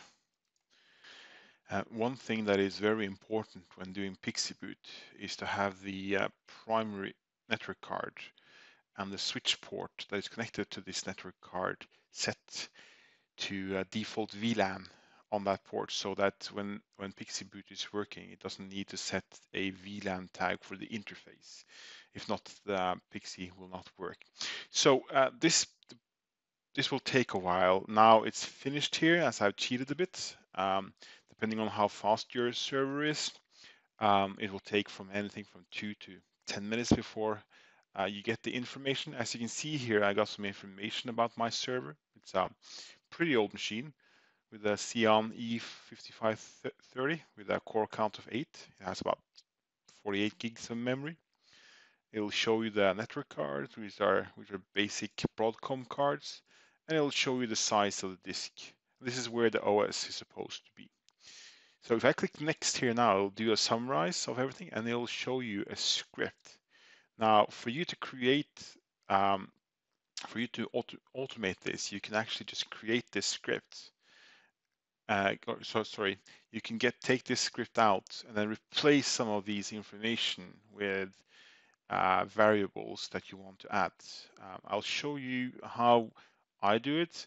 This is a script we use at work, which I cannot show you too much of.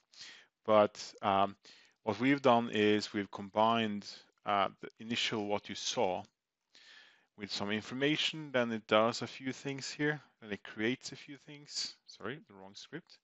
And it does a few things, and you can actually add the physical network adapters into a logical switch and so on when you boot. And you can also add physical network adapters after. And then you can do some post-deployment of a script or something after. Now that you've tried to deploy a physical host, I'll show you how to add a logical switch. And the thing about this is when you create a script to do this, adding a logical switch here allows you to get this. So you can basically get the script as well for the new logical switch. So when you create a deployment, you can basically just copy out the information you need and create a script. Sorry, this one. And then you can actually just add the logical switches after if you want. So anything you do with VMM, whatever it is, you can actually get the scripts out and make your own automation scripts to deploy new hosts or create a virtual machine or create a physical profile, a computer profile. You can create port profiles, logical switches, logical networks, everything you can actually do by just clicking the script. So if I do here now, it's just adding a new one. Then you can see you actually get, so 65, 192.168.1.0.24, and then let's say, yeah. And then you can basically get the script you need to create it. So VMM is pretty nice. Just play with it and build it kind of in a strict way, so you don't bloat it out with all kinds of different things. Try to build it a bit constrained, and then take out the scripts as you do things, because they are really nice and really good to use. So, okay, trying to get there. So thanks for joining. You can of course read my blog. I will be creating a few posts about bare metal deployments and VMM in general in the next couple of months. If you have any questions, reach out on Twitter, or if you do Story Spaces Direct as well, which is probably why you're here. So join us at the Story Spaces Direct channel at Slack. Then you can ask us whatever you want. So thank you for joining, and I hope to see you again on my second session of the day. Thank you. Wow, JT, man, I can't believe that you were worried about that session. He was worried that session, folks, can you believe this? He was worried that session was going to be boring for everybody. That was the furthest thing from boring. That was cool, man. I really, really enjoyed that session, and I you know what? I made a lot of notes. I'm going to change some of the way that I'm doing things based on that session. Great job. You did an awesome presentation. Really proud of you, buddy. Great job. Up next on MVP Days, Storage Spaces Direct Edition for his third, can you believe it, third session of the day. This will be his final session. My dear friend, Microsoft MVP, Mike Nystrom. Now, what are we going to talk about? We're going to talk about Windows Admin Center. I know most of you have probably downloaded Windows Admin Center now, but how about using Windows Admin Center to configure and manage Storage Spaces Direct? That's what this session's entirely dedicated to. I had a chance to watch this session ahead of time, and let me tell you, there is a ton of cool new features that Mike is going to take and go through inside of here. He is going to take and show us the way with Windows Admin Center. Mike, I know you're a busy guy, so let's take it away so you can get back to your day job after this. Mike, show's all yours. Hello and welcome to this session. This session is about Windows Admin Center and Storage Spaces Direct. My name is Michael Nystrom and I work for TrueSec. I've been a Microsoft Cloud and Data Center Management MVP for a long time. I work at TrueSec as a Principal Technical Architect. It's a very fancy title. My blog post is www.deploymentbunny.com, and to find me, it's easy. My Twitter handle is Michael_Nystrom. I've been doing operating system deployment both for clients as servers, and I build Hyper-V-based data centers using hyperconverged infrastructure, Storage Spaces Direct, and other things as well. I work as a trainer, instructor, speaker, and of course I'm a consultant. Now let's start digging into the important parts. Like the Windows Admin Center. It's web-based, HTML5. It's secure by default. It leverages things like JIT and GIA if you want to by enabling role-based access. It's fairly easy to set up. And since it's using remote PowerShell, there's no agent involved anywhere. It's a pure remote PowerShell from the gateway server to the destination machine, or from your own Windows 10 machine directly to the machine that you're working with. Speaking about machines, you're going to need to have Windows 10 1709 or later if you want to install it directly on your machine. And if you want to install it as a gateway server, which most of our installations are, then you install it on the Windows Server 2016 or 2019. The idea of a gateway server means that you can, from a client using a web-based browser, a web browser, you connect to the gateway server, you authenticate, log on, and then then the gateway will connect directly to the machine. It's a central installation. You can also build this highly available if you want to do this, but I think it's time for demo. It says demo here, so we are supposed to go through install, configure, and use it. So let's do that. Let's start with installation. Here's the installation. And as everything else, it's a next. Here's the first one. Select the port 443, unless you're using that port for something else in your environment and are not allowed to or anything like that, then you can pick any other port. We have customers running both 443 as well as 8440, 8400, 8000, God knows. Every port they can find.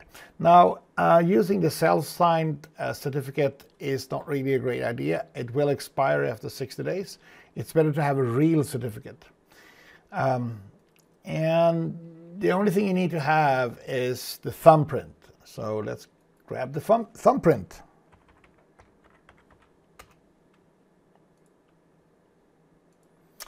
Thumbprint, we need to have certificates. There they are. Computer account, yes. And we're good to go. Personal, here it is. I can use this certificate because the name is correct. I only need to have the thumbprint. Here's the thumbprint. Now, I can't paste it in. I need to fire up Notepad, paste it in, and remove the first two characters and replace them with the same thing. I know this sounds weird, but there's a bug in the MMC snap-in and it grabs an extra character. I also usually redirect HTTP to HTTPS because it's convenient.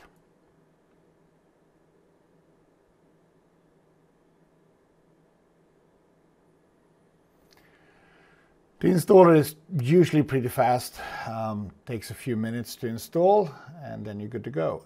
It also actually supports Windows Update, so if you do have Windows Update, it will automatically be updated. There is also a manual way to update the portal if you want to do that, and there's also two versions of it. The stable version, that's the released version, and then there's a preview version. And if you do have feedback, I strongly recommend you to use user voice. And it turns out that the team behind Windows Admin Center is very keen on making people happy. So a lot of these requests that has coming up in user voice since they released it, they have actually been fixed or added or something like that. So yeah, use user voice. Okay, so here it is, finish, and the only thing I need to do now is start my browser, go to the page, log on,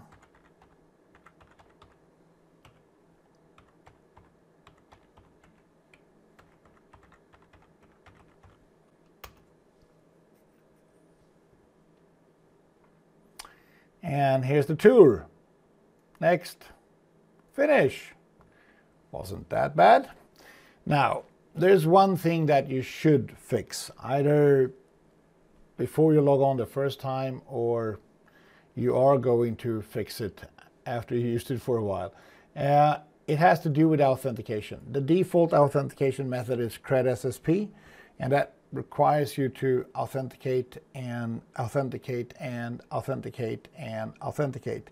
And it will become very boring after a while. So what we usually do is this. We enable constrained delegation. And the way to do that is very simple. You specify the server name, you grab all the nodes from Active Directory that you want to manage using constrained delegation. If this filter gives you too much computers, then you filter it out. And then you get the object. Once you have that, well, here's the object. And the only thing you do now is you get each and every node and set that to principals allowed to delegate to account. And you run this through. We have customers that schedules this once or maybe twice a day, but in general, once a day is going to be perfectly fine. Now, I already have another server that we connect to, and we have most of it pre-configured. So let's go to that. And here we have the other configuration. Now, adding nodes or clusters or servers isn't that complicated. You can see there's actually 4 different solutions. We have the server manager, add servers, computer management, clients, failover cluster manager for failover cluster manager, for failover cluster, and the hyper-converged cluster manager. Now, if I go to the hyper-converged cluster manager, you're going to see that I have 3 clusters here. So let's connect to this cluster. This is the failover. This is a hyper-converged cluster running 2 nodes, and it's running server 2019. It has been running for a while. It's a demo environment, so it has weird loads on it. But we can see a couple of things, that we have something bad going on with the disks, and so we can check the disks. 3 of them are bad. We can see the total amount of storage we're using. We can view all the drive alerts that we have, and we can see the details for everything.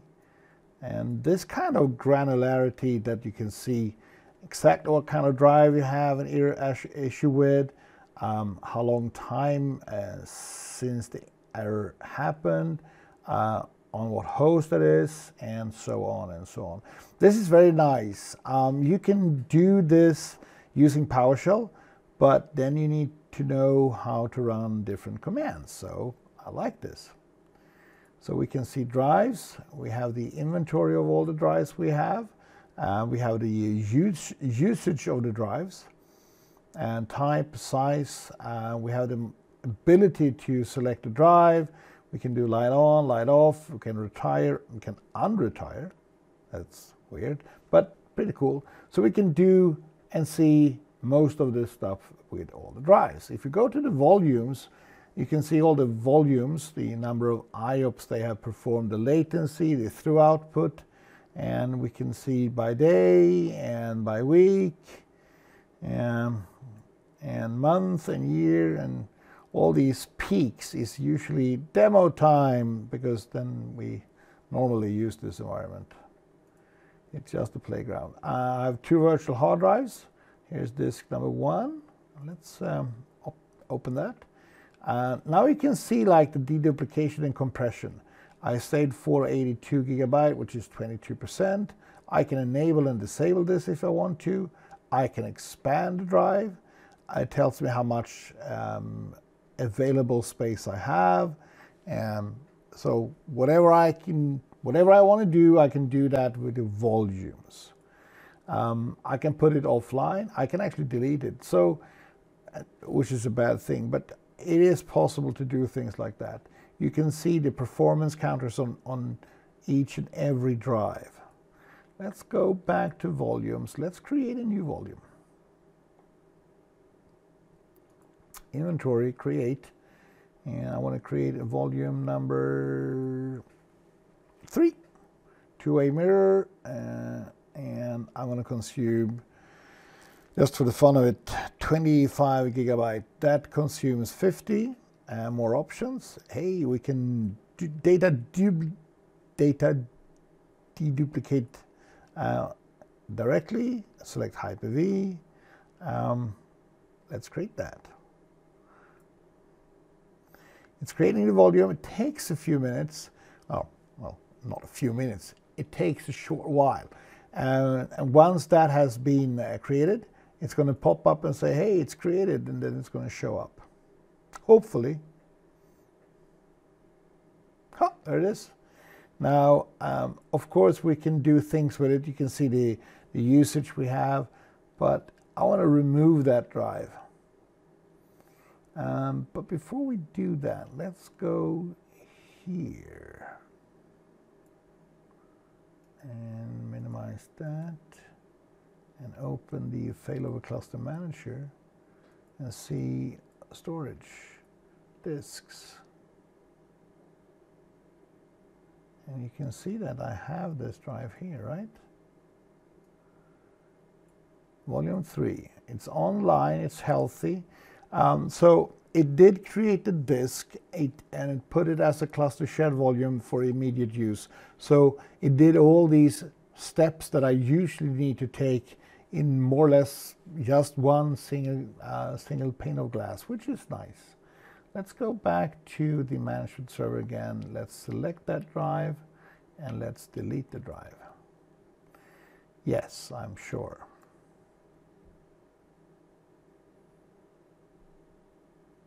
And the volume is deleted.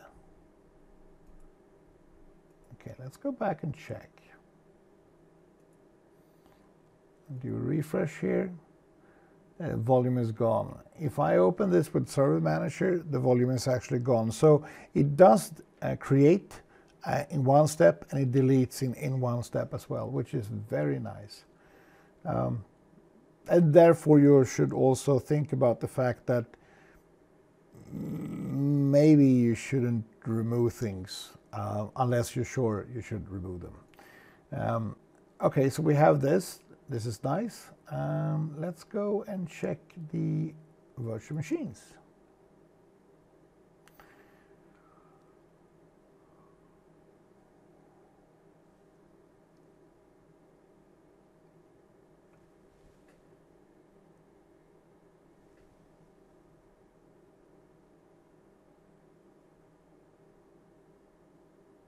It's coming.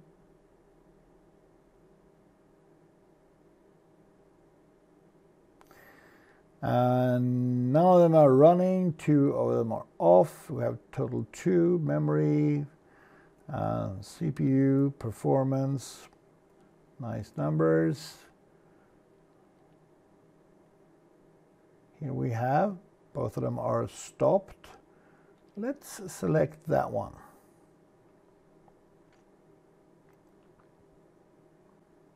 As you see, I have the start, turn off, shut down, save, delete, save state, pause, resume.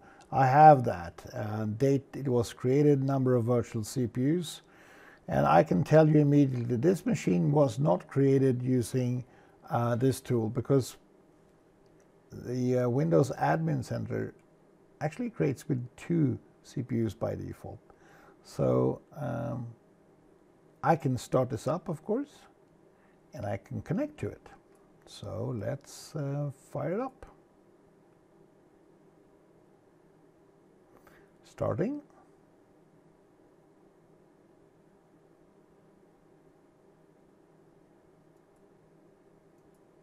And it started.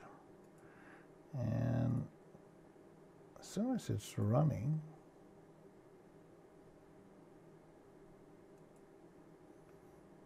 should be able to see this here. It is running.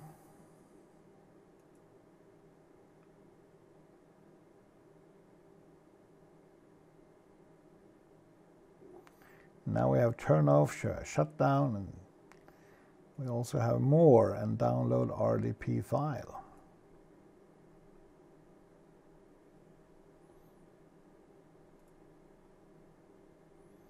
And that means it gives me the ability to connect directly to the machine.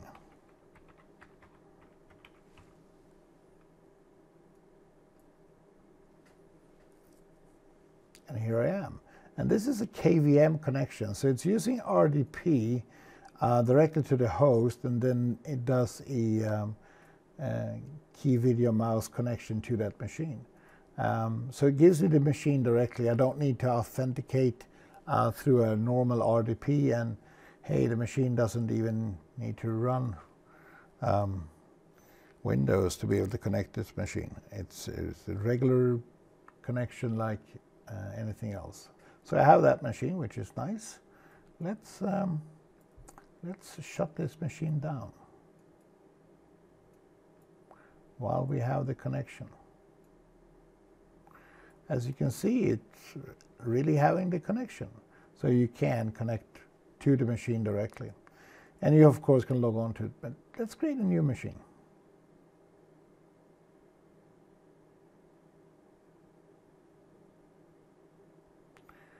So I'm going to create a new machine. Name test 003, generation 2.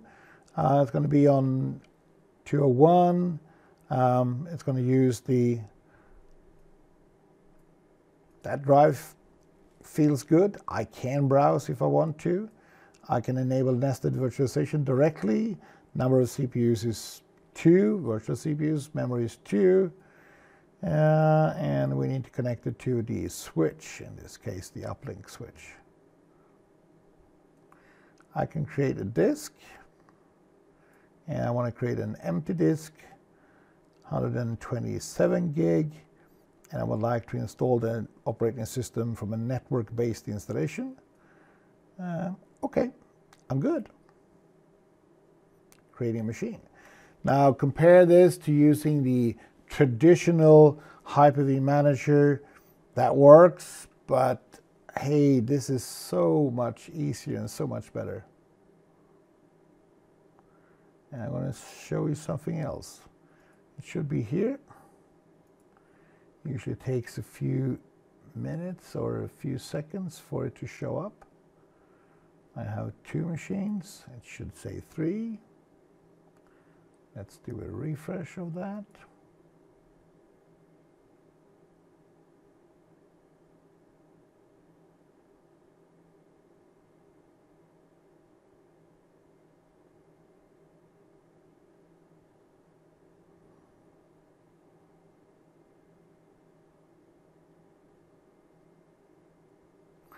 Here it is.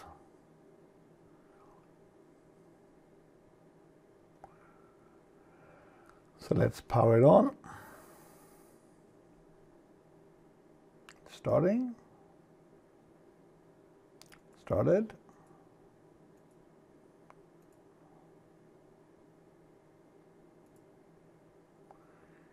Doesn't consume anything important right now.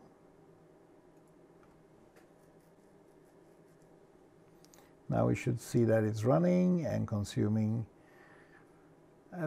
no memory pressure, but yeah, it hasn't really started yet. So select that machine, download RDP file. Now it's using CPU and memory.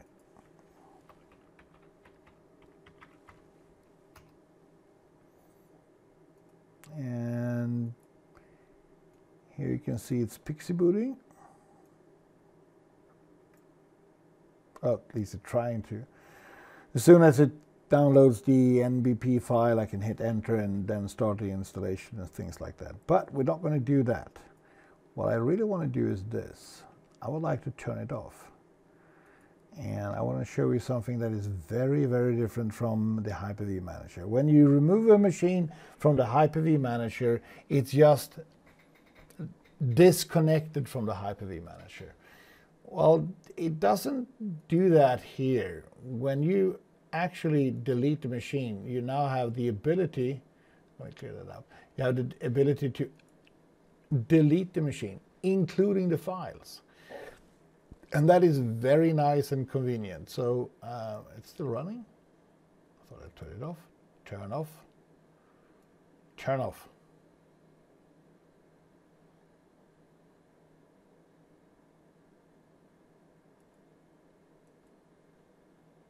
Now it's turned off. If I hit delete, I have the ability to delete the virtual hard disk files. So it's the entire management of virtual machines, switches, volumes, drives. It's more mature than the Hyper-V Manager. Also manage the switches, of course, and you can do some configuration. You can't do everything, but you can do a lot. There's a couple of things you can't do, and I asked around about that. You can't create the pools, and you can't remove the pools. Why can't you do that? Because it was never intended to be such tool. It is a tool created for day 1 and beyond that, meaning that it's not created for day 0, meaning that it's not meant to be the tool you use to build things. It is the tool to manage what is already built. And as long as you remember that, it shouldn't be a problem. Let's see if it's gone now. It should be gone. Yeah, we only have 2. So with Windows Admin Center, you can trickle down into drives, to volumes, into switches, into virtual machines, and you can do updates, and you can do diagnostics. There's a few things you can't do in here, but in that case, you can do it most likely directly here, meaning on the failover cluster manager. Here you can see all the resources that you have besides the hyper-converge stuff. So you can see the networks and the roles that is running on this server. You can also run validation, which is convenient and very nice. Of course, you can also go to the server manager and open the server. So in this case, I can open the 201 server and perform things. And I want to highlight one thing before we close this. And let's assume this is a core server, and you want to do something like you want to update a network driver. You can put the machine in the maintenance mode, and that's fine, but then you need to update the driver. How do you update the driver on the core server without getting really, really upset? Well, you can do that using PowerShell, of course, but there's a graphical device manager built on PowerShell, and it makes it possible to actually do that. So you can select a driver here, and you can do update driver. And you can install the drivers from a specific path, which is very nice. So you can manage the hardware, the physical machine, as well as the failover cluster, as well as everything hyperconverged. And if you really want to do things like, maybe you want to do the driver stuff and you want to do that on multiple machines, watch this one. It's a View PowerShell script. It gives you the list of the PowerShell modules that are being used. Here is all the PowerShell modules for the device part of this. And if you read the use rights, it says basically that you're allowed to use this in any form to whatever you like, but you should read it in detail. But it's not blocked from being used, which means that you can now find your items in here, copy and paste them into your own PowerShell script and use them as you see fit, which is very convenient and nice. Before we end this session, I just wanted to show you something really cool. It's called diagnostics. With diagnostics, you can collect the diagnostic information. You can automate this and collect every 24 hours.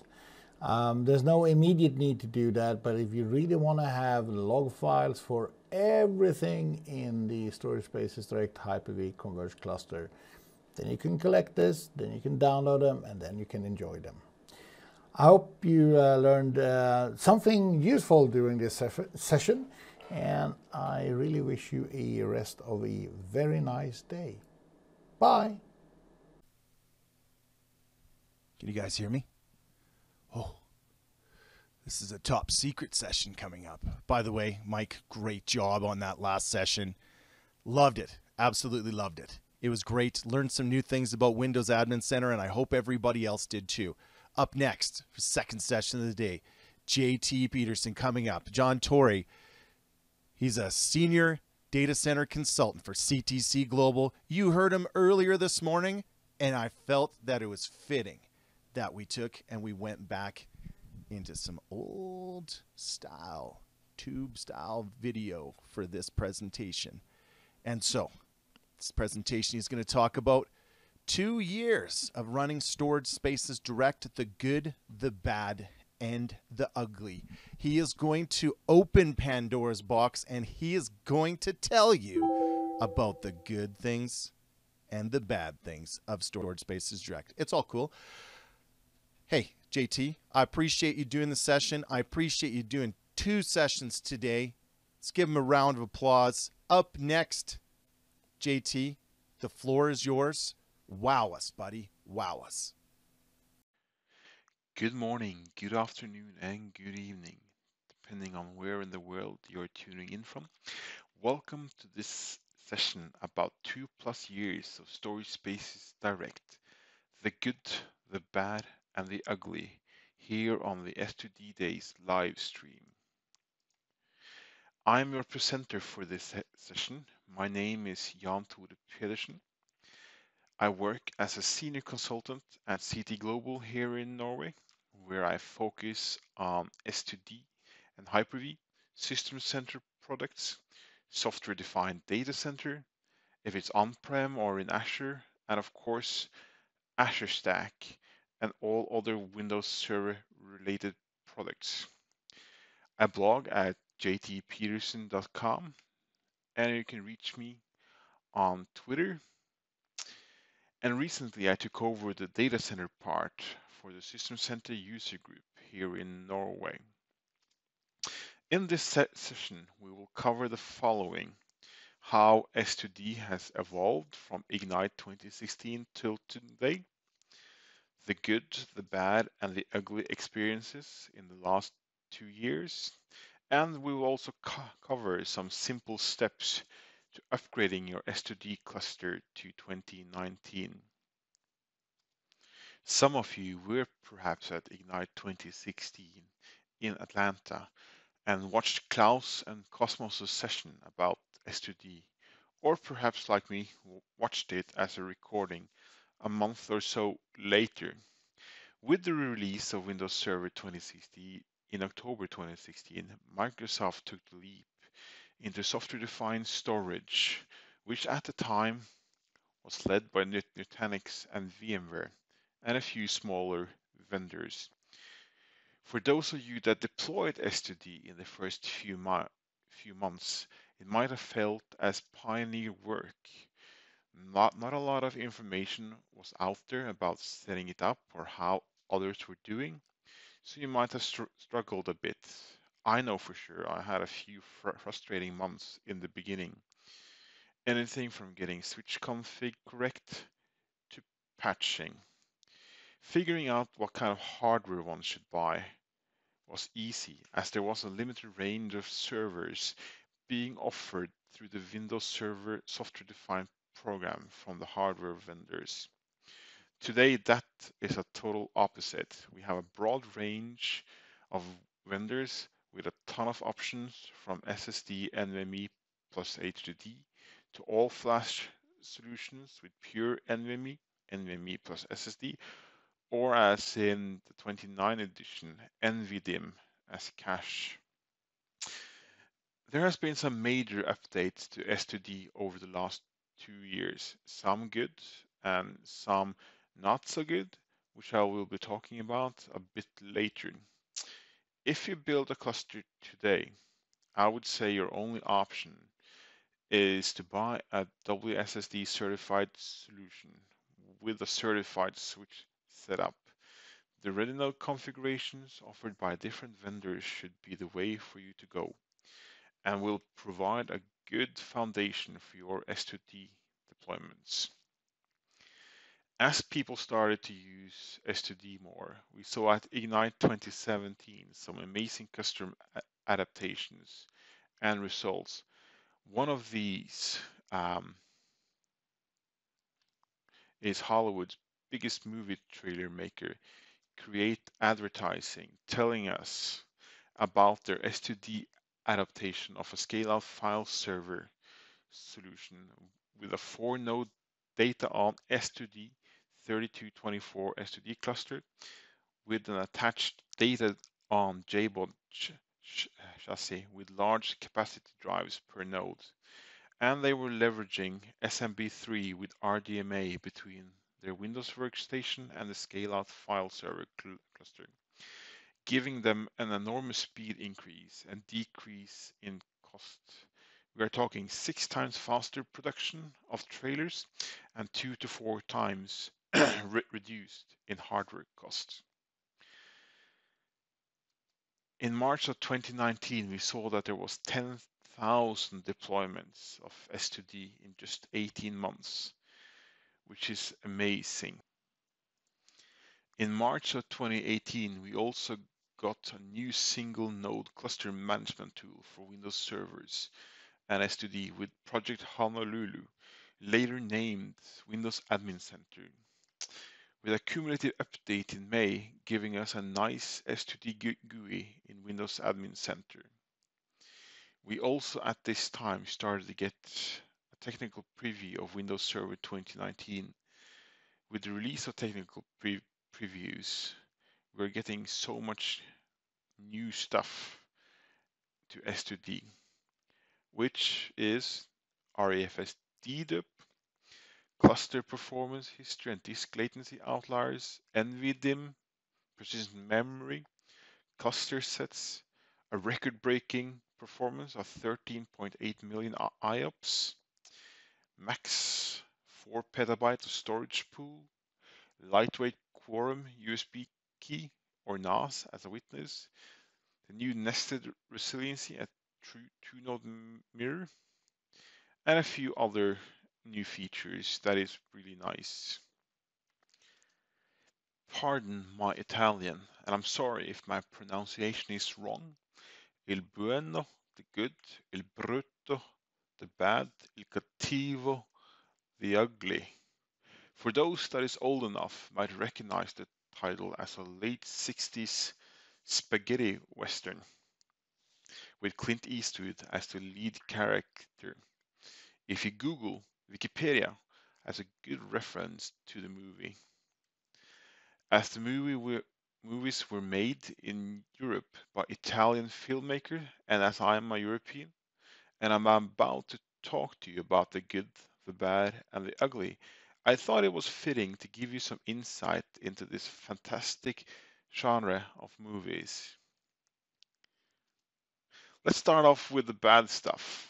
In the movie, Lee Van Cleef portrays Angel Eyes, a ruthless, sophisticated mercenary who always finishes the job he takes. And it is a fitting title for this part of the session.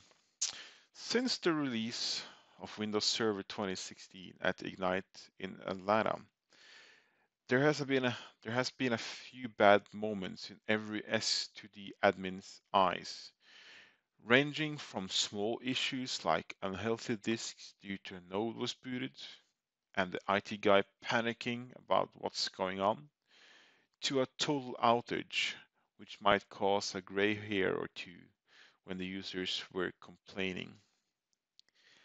One of the first issues I had was using consumer-grade SSDs in my servers, and at the time there was no mention about this anywhere, until I spoke with Dan Lovinger from the storage team, who days later wrote about this in a blog posted by Cosmos Darwin, saying, "Do not use consumer-grade SSDs in storage spaces direct, as you need power loss protection, aka battery backup on your S2 SSDs in a Windows server. When Windows Server writes to an SSDs, it requires a safe place to store it. Without a battery protection, the safe place is none, and that is pretty slow. So, for me, this resulted in a very slow S2D server or cluster. It didn't result in any storage or any data loss, but it was really slow. And the developer virtual machines that was running on this cluster became very slow, and the developers started complaining. Another issue a lot of people have faced and freaked out about, especially when booting a node for the first time, or just running get physical disk, and they see lost communication on their physical disk. And this is normal when you boot a node, or if a node is down, even if you have it in maintenance mode, this will happen. This will lead to this getting degraded or incomplete, but they will now say in service if the virtual disk is still operational. Or you might get the dreaded detached disk causing the CSV volume to go offline and in read-only modes and could not be brought online again. Now this could, in most cases, be fixed by running the data integrity scan for crash recovery task, which is a scheduled task which you can force to run, but you have to remove the CSV, the virtual disk as a CSV, and then run the scheduled task on the node where the detached virtual disk was on. And of course, after you remove it from the CSV, you could bring it online as a read-only. But this process is slow and takes about 1 hour per terabyte of used disk. So if you have used 5 terabyte of disk, it will take 5 hours for the scan to complete. And imagine having a 25 terabyte volume with 25 terabyte of storage used.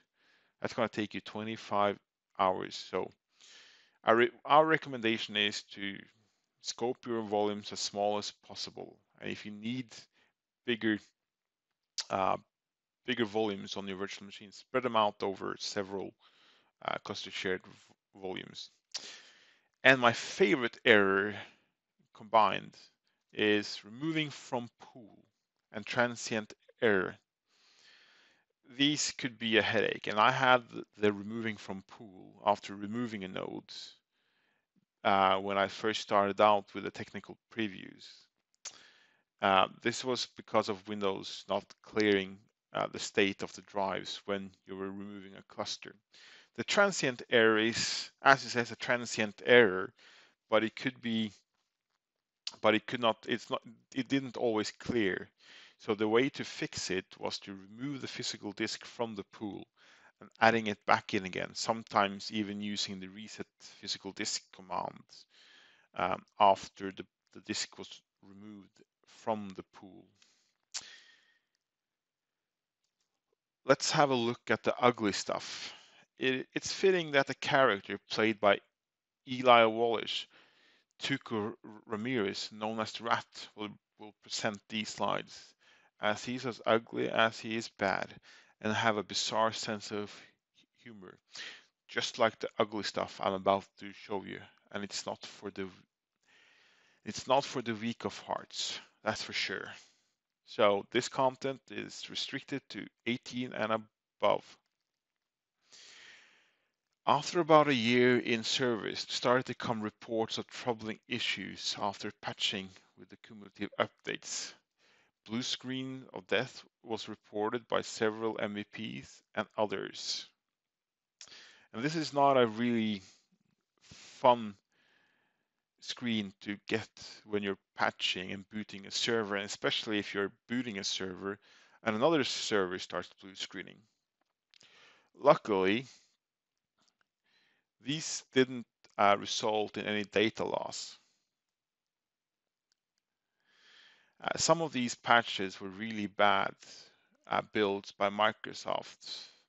Too fast adaptations of new patches that people were patching days after the release of cumulative updates of production clusters.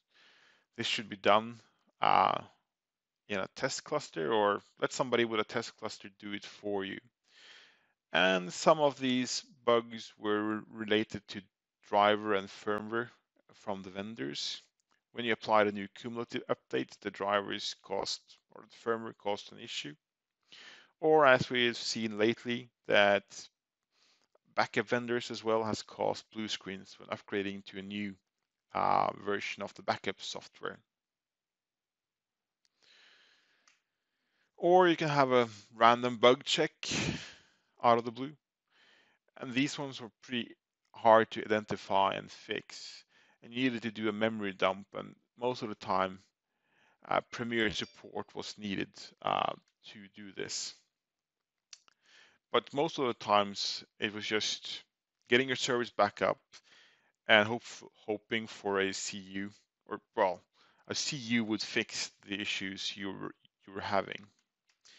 I could go on and on about these issues a lot of people have faced, but I don't want to scare you off too much.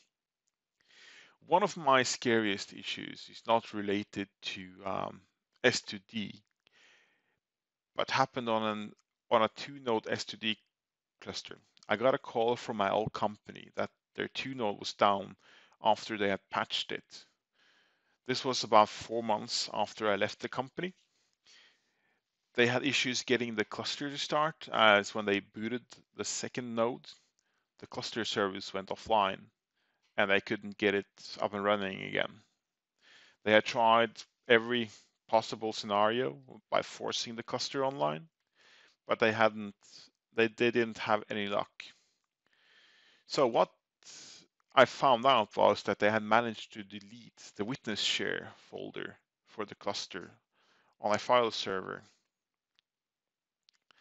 And with a 2-node, you will not get a quorum without the file share witness. This brings us over to the good stuff.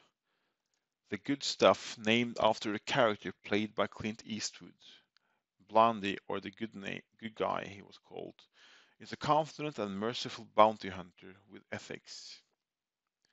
So going back to the ugly part of a cluster not being able to start up due to missing witness share, and that all other possible ways to bring it up was explored, the only option was to remove any cluster features and cluster info on the nodes. So the cluster role was removed, servers rebooted, and the role was added again. Then the cluster was recreated, same name, a cluster witness was added, and enable cluster S2D was run. And I was crossing my fingers. It reported S2D pool already present, and the S2D part was happy. I could see that I had 2 virtual disks that was supposed to be there, and I could add them as storage in the cluster and add them as CSVs. Then it was a matter of importing VMs in Hyper-V Manager and Failover Cluster Manager, and everything was back up. When it comes to S2D and resiliency, quite a few of us has beaten it pretty hard, like this 2-node no witness patching issue. Another one is from an MVP called Charbel, who about a year ago got a call from a client saying they had a power outage as there was an electrical spark that shorted the PDUs and the power supply. Once they got new power supplies in, they booted the servers back up and it kicked off storage repair jobs. And they were back up again in 25 minutes after they had powered on the server without any data loss. This is how resilient Storage Spaces Direct is. We've had a total cluster failure and a total power outage, and the cluster is back up again by just doing a few simple steps.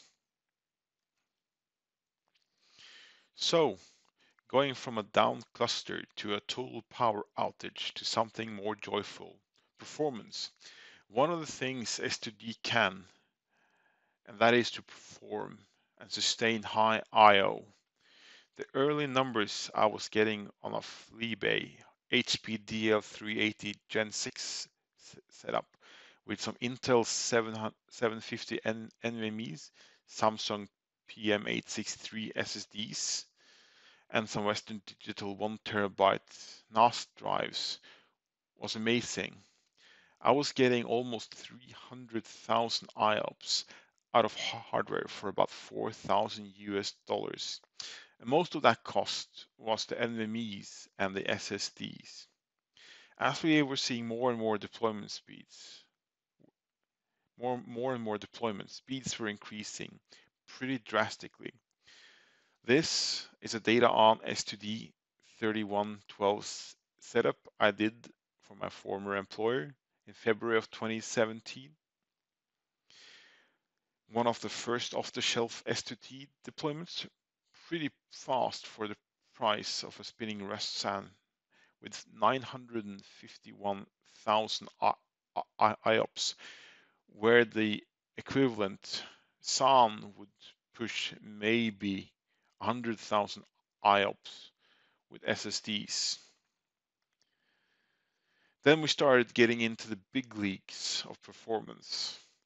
This is a 5-node Lenovo SR650 deployment, which I did a few months ago with 4 Intel P4600 3.2 terabyte drives as cache and 8 terabyte HDDs, pushing nearly over 3.3 million IOPS in 100% read.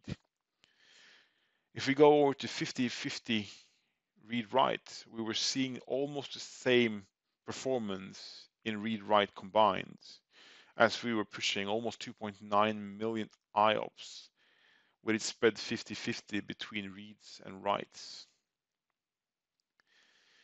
Still, we were in the sub-millisecond latencies for reads and writes, which is pretty awesome. And this is with about 46% total guest CPU, giving you over 50% for the hypervisor for the virtual machines. Oh, and if you want it really, really fast, build a system with Intel Optane DC persistent memory and some Optane NVMe cards for capacity.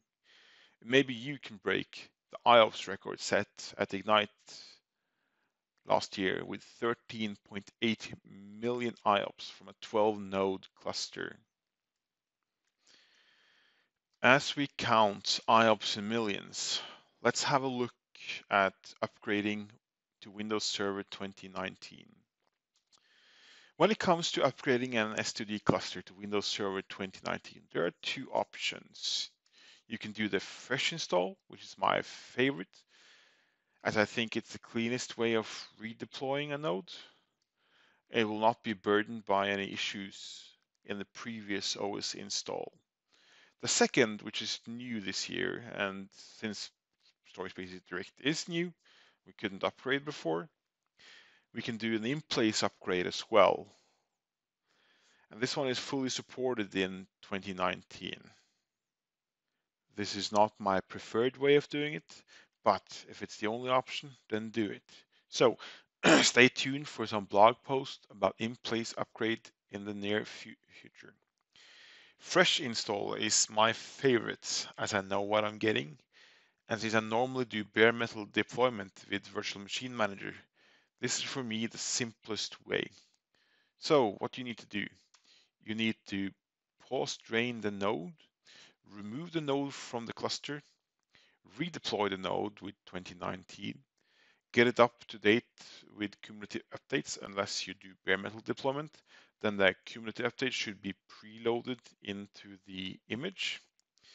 Run any prescripts to enable all the config needed on the server. Once that is done, add the node back to the cluster. S2D will consume the disks and it will kick off some repairs. Now allow these to finish, then kick off an optimized storage pool for it to balance out the data on the disks. Once that's done, then you can jump over to the next node and repeat the same steps. In-place upgrade is an interesting thing for those wanting to do it. For standalone Hyper-V servers, it's great. And I've upgraded a 2016 standalone to 2019, and it worked really nice.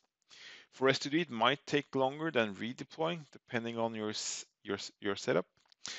The steps for doing this is almost the same. The only difference is that you need to apply the S2D Hyper-V specific config to the node. But do verify that the config is identical. And that's it. It's pretty simple to do an upgrade, but it's highly advisable to have someone that has done this before so that you don't start with this and it fails flat on its ass because you've forgotten something. So thanks for joining. If you need to reach me, you can do so on my blog or on Twitter or on our Storage Spaces Direct Slack channel. If you're not a member and run an S2D deployment, I urge you to join. This is where you'll get the first updates on new patches, bugs, and so on. Thank you. JT, man, great job on that session. Thank you so much for putting that together. Once again, folks, our presenters that are speaking to you here today are doing this for the love of the community. We are not a paid conference. We are a community event platform. We do this so that we can share our knowledge transparently with the world. That is what MVP Days is all about. JT, great job. I hope this furthers you with your end goals of becoming an MVP someday. And you know what? You deserve it, man. You're doing a great job. Keep it up. Up next, all the way live from Redmond, Washington, Microsoft headquarters, our very first Microsoft speaker of the day, my good friend Cosmos Darwin, probably one of the best presenters that I have ever seen. And you know what? I know that this presentation that you're about to watch is not going to disappoint. In fact, do you want to know a little secret? This session is so top secret that Cosmos had to get approval from Microsoft Legal even to talk about this. Good news, He got it just a couple days before the show. We are green light. We are ready to go. And that leads off with the good theme for a session, Ticket for Not Speeding. Cosmos, I'm so interested to hear what you have to say, especially about all of this top secret stuff. On with the show. Hello, and thanks for tuning in. My name's Cosmos Darwin. I'm a senior program manager on the Core OS engineering team at Microsoft, where I focus on Storage Spaces Direct. This talk is called Ticket for Not Speeding, and it's about one of the classic questions in storage. What's the best way to monitor for drive problems? Drives are without a doubt the heart of any storage system, from a small USB thumb drive all the way up to a big distributed cluster of storage servers like Storage Spaces Direct. The drives you choose govern the capacity and performance of the system. If you want more physical capacity, the only way to do it is to buy bigger drives or to buy more drives. And if you want more performance, for example, if you want to do 1 million I/O operations per second, then you need your drives to do 1 million I/O operations per second, because every read and every write goes to a drive. Given that they're so central, it's important that your drives consistently and reliably perform up to your expectations. Now, we all know drives eventually will fail, and that's okay. Taken together, they're the heart of the system, but individually, they're replaceable parts. In the good case, you have a drive that's working perfectly fine, it's perfectly healthy, and then something happens. It reaches the end of its life. Maybe it has a mechanical failure or an electronics failure, or maybe some externality happens. But anyway, it self-reports that it's failed, and then from that point onward, it's completely failed. This is the good case, the clean case. It's very well defined, and it's not a problem. The troublesome case is the one on the bottom here, where you have a drive that's working perfectly, and then maybe you start to see some erratic performance. Some reads and writes are fast, others are slow. Or maybe the drive is there, and then it's not there, and then it's there again, and then it's not there again. Maybe you start to see strange errors at higher levels, like in applications, where the app says, hey, I tried to read something, and it just didn't work. It didn't read. And when this happens, this is where you start to look into the inner workings of how a hard disk drive works, how a solid-state drive works, to try to figure out what's going wrong. If you're not careful, it can get very complicated and very overwhelming. For one thing, there are many different types of drives, and they have some important fundamental differences. For example, between the magnetic platter in a hard disk drive and the NAND flash in a solid-state drive, and the DRAM in a persistent memory module, they have some fundamentally different behaviors and different failure modes. To make things worse, those different types of drives can be accessed using different buses or protocols, like SATA, SAS, or NVMe. Now, if you were to look at the industry standard specification for SATA, you'd see that it provides for something called smart counters, which stands for self-monitoring and reporting technology. Because it is a catchy name, lots of folks have heard of it. But it turns out smart counters, for the most part, are only really available for SATA drives, and they're not standardized across different manufacturers or different devices. So what you end up needing to do is look at third-party or manufacturer-specific tooling in order to inspect smart counters. And there are a lot of smart counters.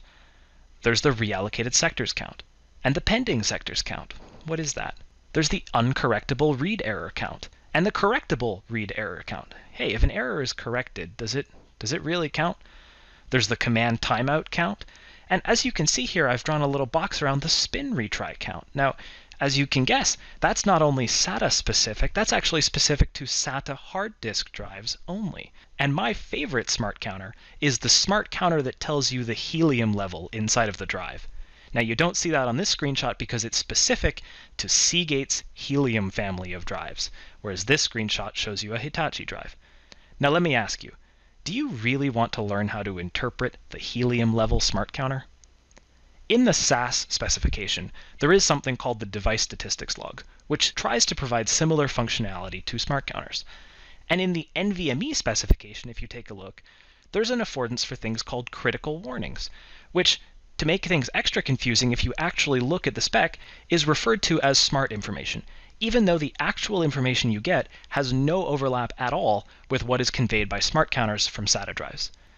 Now, once upon a time, there was an effort by the Windows team to provide a PowerShell commandlet to access some of this information. The commandlet is called get storage reliability counter, and you pass in a physical disk by the pipeline. But as you can see from this screenshot, it's kind of hit or miss. In this case, we are seeing temperature information, but we're not getting anything to do with read or write errors, correctable or not.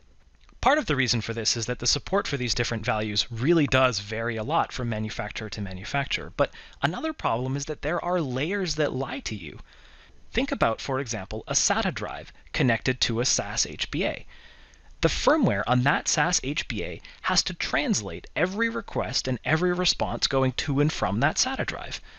And whoever wrote that firmware started with the essentials and may not have gotten down to translating all of the obscure smart commands you're asking for. Which brings us to the fact that all of these drives are running firmware, which is hundreds of thousands of lines of code. What if there's a bug in there? In fact, forget it. Anything that's hundreds of thousands of lines long does have bugs. Now that firmware code interoperates and interfaces with driver code, yet more code. So that brings us to the fact that, maybe it would actually be better, rather than trying to understand how the drive works, maybe we should just look at it from the perspective of the software. And so to that end, there are events in the Windows system event log from source disk. You might have seen them before, things like event ID 7 or 153 or 154, which tell you things like, oh, the drive had a bad block. And in fact, if you deploy storage spaces, there are even more events that you can get from the storage spaces driver operational log, things like event 203 and event 204. Now, maybe you're not just interested in events, you also want to monitor the performance of the drive, so you take a look at the physical disk performance counters in Performance Monitor. And actually, with Storage Spaces Direct, there are even more performance counters that you can get access to, like the Cluster Storage Hybrid Disk and Cluster Storage Cache Stores performance counters, which not only show you the performance, but also, as you can see here, claim to show you the read and write error counts for each of these drives. And it goes on. Whew. We shouldn't need to learn all of this. This is the kind of thing where the less you care, the happier you'll be.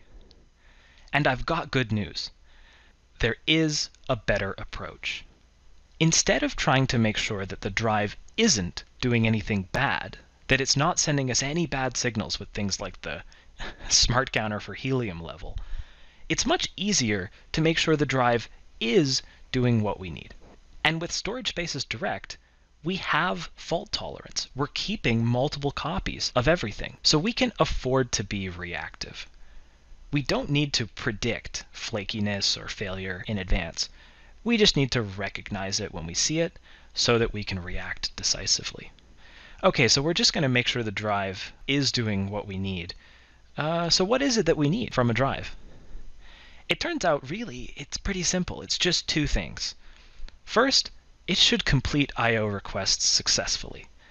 What I mean by that is, when Windows requests to read or write something, the drive should read or write that data successfully. There are some exceptions, but in general, if the drive fails to read or write, that indicates that the drive should be replaced. So far, so good. The second thing is just that it should complete these I/O requests promptly. When Windows requests to read or write, the operation should take a predictable, consistent, short amount of time. The exact time depends on the type of drive. So for hard disk drives, something on the order of 10 to 20 milliseconds is pretty normal, and for SSDs, on the order of 1 to 2 milliseconds is pretty normal. There are some exceptions, but in general, if it takes an order of magnitude longer than that, it may indicate that the drive needs to be replaced. Okay, so that sounds, pretty straightforward. We're just going to check for those two things, but it does still leave us with the question of, how do you check? There are a few interesting considerations here, so let's take a look at a couple of them. The first question is, where's the best place to measure? You may be familiar with the idea of a software stack, where requests are handed off from one layer to the next down the stack until they eventually reach the hardware, and then responses are handed back up the stack toward the application. Now suppose we do an initial I/O, input-output, either could be a read or it could be a write, and we send that request down the stack to the drive, and the drive fails the operation. Now that failure begins getting passed back up the stack, but what will happen, and this is not theoretical, this really is what will happen, is the component I'm showing here, disk.sys, will simply retry that operation. It'll send it back down to the drive and say, please try again. And sometimes the drive will succeed on the second try. So it'll complete the read or complete the write, and then it'll send that success back up the stack. Now the question is, From the perspective of an application or a virtual machine, or heck, just from the perspective of +BFLT here, the highest box I drew in this diagram, what do we see? And the answer is, well, as far as we can tell, the drive succeeded the request on the first try. There was a retry down there, but we don't know that from above. We can't tell. So that's, not quite right. And there's another thing to point out, which is that initial request will have taken some amount of time, call it delta T1. And then disk.sys waits 1 second before retrying, and then once that retry reaches the drive, it'll take some amount of time, call it delta T2, before it sends back the successful response. Now, from the perspective of the app or the virtual machine, or again, let's just say from the perspective of +BFLT, how long did this I/O operation take? And the answer is, well, it took some delta T3, which is the sum of T1 plus T2 plus a second. And that's not quite right either. And so the lesson here, the key takeaway, is that measuring lower in the stack gives you a more accurate picture. Ideally, wherever it is that you are going to instrument to count how long IOs are taking and whether or not they succeed or fail, you want to make sure there's nobody underneath you that is retrying anything or queuing anything, because then you won't be getting an accurate view of what the actual hardware device is doing. There's another interesting consideration I'd like to talk about, and it has to do with latency averages. Suppose you make a request to a drive and it takes, let's call it 10 milliseconds, and then it sends back a response. Fair enough. Then you send the next request. Maybe that takes 11 milliseconds and the drive sends back a response. You send a third request. It takes, maybe 9 milliseconds, and the drive sends back a response. Now, I'm drawing these as though they were sequential, one after the other, and some operating systems do work that way. Windows will actually send many requests in parallel, but for simplicity, we can think of it as if it works like this. And to be clear, these requests, although they're happening, one after the other, could all be happening in the same 1 second, right? Because even a slow hard disk drive can do tens or even hundreds of requests per second. So we continue. We make another request. The drive responds in 11 milliseconds. Another request in 10 milliseconds. And then suddenly we have a request which, when we send it, we don't hear back for a little while. And finally, after 34 milliseconds, the drive responds. Maybe it responds successfully, maybe it doesn't. That's actually beside the point here. But it took a long time. Fair enough, we get the response and we continue. We send another request, the drive responds in 11 milliseconds, and maybe one more, 9 milliseconds. And suppose that's everything we do in this 1 second interval. We just send these 8 I/O requests. The point I want to make is if you were to look in, say, Performance Monitor and check the I/O latency of this drive at this second, what would we see? Well, it would tell us the latency at 10:05 and 59 seconds AM was 13.0 milliseconds, which is the average, the arithmetic average of those 8 numbers. But as we can see pretty clearly from this example, that's not the whole story. And the lesson here is anywhere that you see latency expressed as just a single number, it's implicitly an average, and that can mask problems. What's actually more useful is a latency profile, or a latency distribution, not just the average. Now this is all making it sound very complicated, but lucky for us, Windows Server 2019 makes this easy. It's easy because Windows is now providing new drive latency and error statistics. These statistics work for every drive you have. There's no vendor or hardware enlightenment required, and it works across all protocols, SATA, SAS, and NVMe, as well as all media types of drives, like SSDs and HDDs. And it's always on. There's no setup and there's no configuration required. Out of the box, Microsoft provides 2 easy ways to access this information. First, there's a new visualization in Windows Admin Center for hyperconverged infrastructure. And there's a new commandlet in PowerShell that interoperates directly with get physical disk, so you can easily get the statistics for a drive you're interested in. And most importantly, it's the right data. It's recorded at the absolute lowest edge of the Windows software stack. As you can see here on the right, it's recorded just as the requests are handed off to the drive and just as the responses are received. So you get the most accurate picture you could possibly get of I/O outcomes, whether they succeeded or failed, and of I/O latency, including a rich distribution that divides latencies into 12 buckets ranging from less than a millisecond up to over 20 seconds, in addition, of course, to hourly averages and maximums. This is your new one-stop shop to monitor for drive problems. So let's take a look with 2 never-before-seen demos. Let's start with the new visualization experience coming to Windows Admin Center. Here, I have Windows Admin Center, and I'm on the drives page for hyper-converged infrastructure. This should all look pretty familiar. I can choose one of the drives from the list, for example this Samsung SSD, and I see all the same properties and charts that I had before. But in the March update, there's this new section called Drive Latency and Error Statistics. And it says Windows records drive latency and error statistics to help you investigate performance problems. Use these statistics to verify that the drive is responding successfully and promptly. Well, that's perfect. That's exactly what we want. So we'll click to retrieve statistics. We'll get a notification when the stats have been retrieved.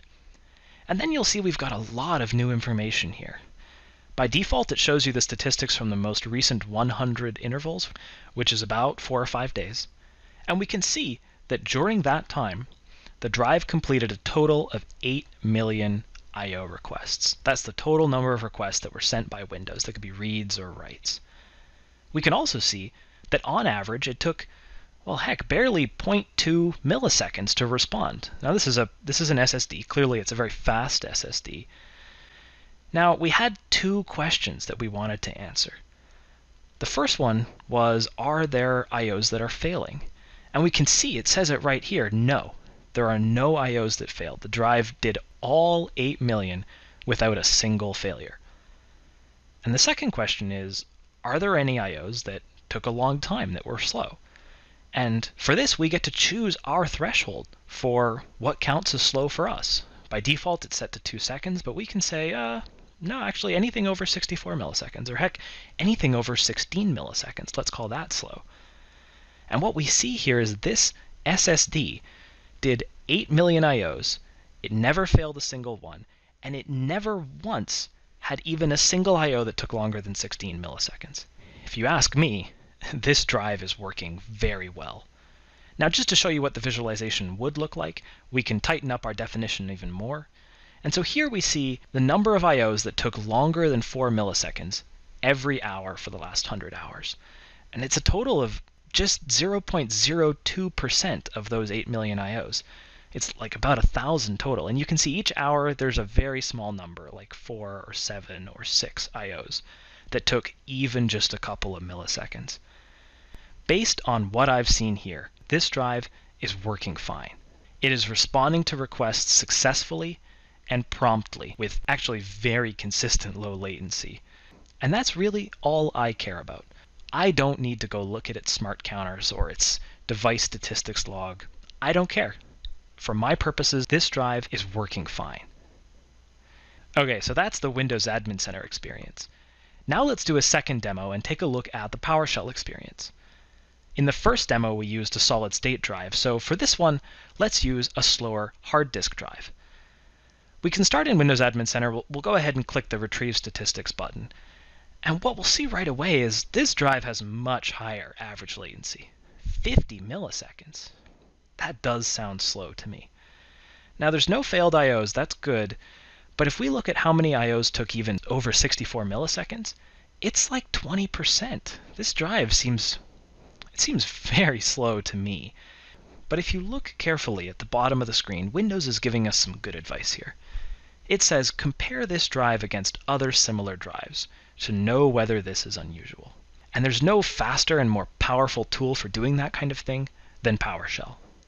In PowerShell, we can run get physical disk, filter to the drives where the media type is equal to HDD, and then pass that via the pipeline into the new get storage history commandlet. This will begin printing out all of the statistics that we were seeing in Windows Admin Center as first-class PowerShell objects that we can filter and manipulate. As you see, we get the statistics across all of the 36 hard disk drives in our cluster, and we can immediately start to see some things. For example, none of them have failed any I/Os. That's great news. Now the top one had a maximum latency of almost a full second, right? 773,000 microseconds. Now that does seem really high to me, but if I look at all the others, actually they've all got maximum latencies in a similar ballpark, right? They're all in the high hundreds of milliseconds. Over on the right, I can see the full latency profile, or latency distribution if I wanted to. I can see how many hours the slowest I/O fell into which range. For each of these drives, we have hundreds of hours of information. So for example, for the drive I was looking at in Windows Admin Center, we have 336 hours of information. And we can unpack all of that in PowerShell by running get physical disk, specifying the serial number of the drive we're interested in, and then piping that into get storage history with the disaggregate flag, which means we want to see each hour separately. This will print out all of the rich information that's available, going back more than 300 hours. And what we can see here, so we've got the data from each individual hour as a separate row, and we can see that this drive is being pretty consistent. Each hour, it's doing about 2,000 total I/O, and the average latency is pretty steady, around 40 milliseconds, and the slowest I/O is usually up in the hundreds of milliseconds. And this is true going back hour after hour after hour. So you know what? Yeah, on the one hand, this drive is slow, but it's being perfectly consistent, and it's not any slower than all the other hard disk drives in my cluster. This individual drive, there's nothing wrong with it. If I'm not satisfied with this latency, I should consider reducing the load on this cluster, buying faster hard drives, or maybe even going all flash. What I'm describing verbally here is a decision tree, and we can actually draw it out. From the errors perspective, we start by asking, is the drive failing any requests? And if the answer is no, well, then from the perspective of errors, this drive is just fine. If the answer is yes, it's worth checking if other similar drives are showing the same behavior. And if this drive doesn't stand out, then individually it's probably fine. If it does stand out from its peers, one more question I would ask is, was it just once or one burst of failed requests? Or is this drive, steadily, frequently failing requests? And if it was just once, then there's not really a hard and fast rule, but if the drive is failing requests more than its peers frequently, I would replace it. And we can follow the same reasoning with latency. We start by asking, is the drive slow responding to I/Os? And if the answer is no, well then the drive is fine. If it is slow, we need to ask, is it slower than its peers? And if it's not, then again, it's probably fine. But if the drive is slow, and it's slower than its peers, and it's not just once or one burst, but it's really frequently slow, then again, that may indicate that the drive is flaky or malfunctioning or beginning to fail, and I would consider replacing it. Okay, we're almost done here. All that's left is the grand finale. Not only does Windows Server 2019 make all of this information available for you to see, but Microsoft is actively working on automating the decision tree we just saw to make things even easier. In Windows Server 2019, there's built-in drive outlier detection for storage spaces direct. Windows Server 2019 literally checks if the drive is slow, checks if the other peers are not slow, and then checks that it happens in a consistent, frequent way. And if those conditions are met, just like we talked through a moment ago, then it will automatically mark the drive in PowerShell and in Windows Admin Center with an abnormal latency status. And that's your cue to go investigate using the tools we just showed. Now that's what I call convenient. Okay, I've talked about a lot. Let's review. Drives are at the heart of storage spaces direct, and you need to be sure they perform consistently up to your expectations. But unfortunately, conventional tools are not standardized and tend to give you this hyper-granular information about the inner workings of drives, which can be really complicated and overwhelming.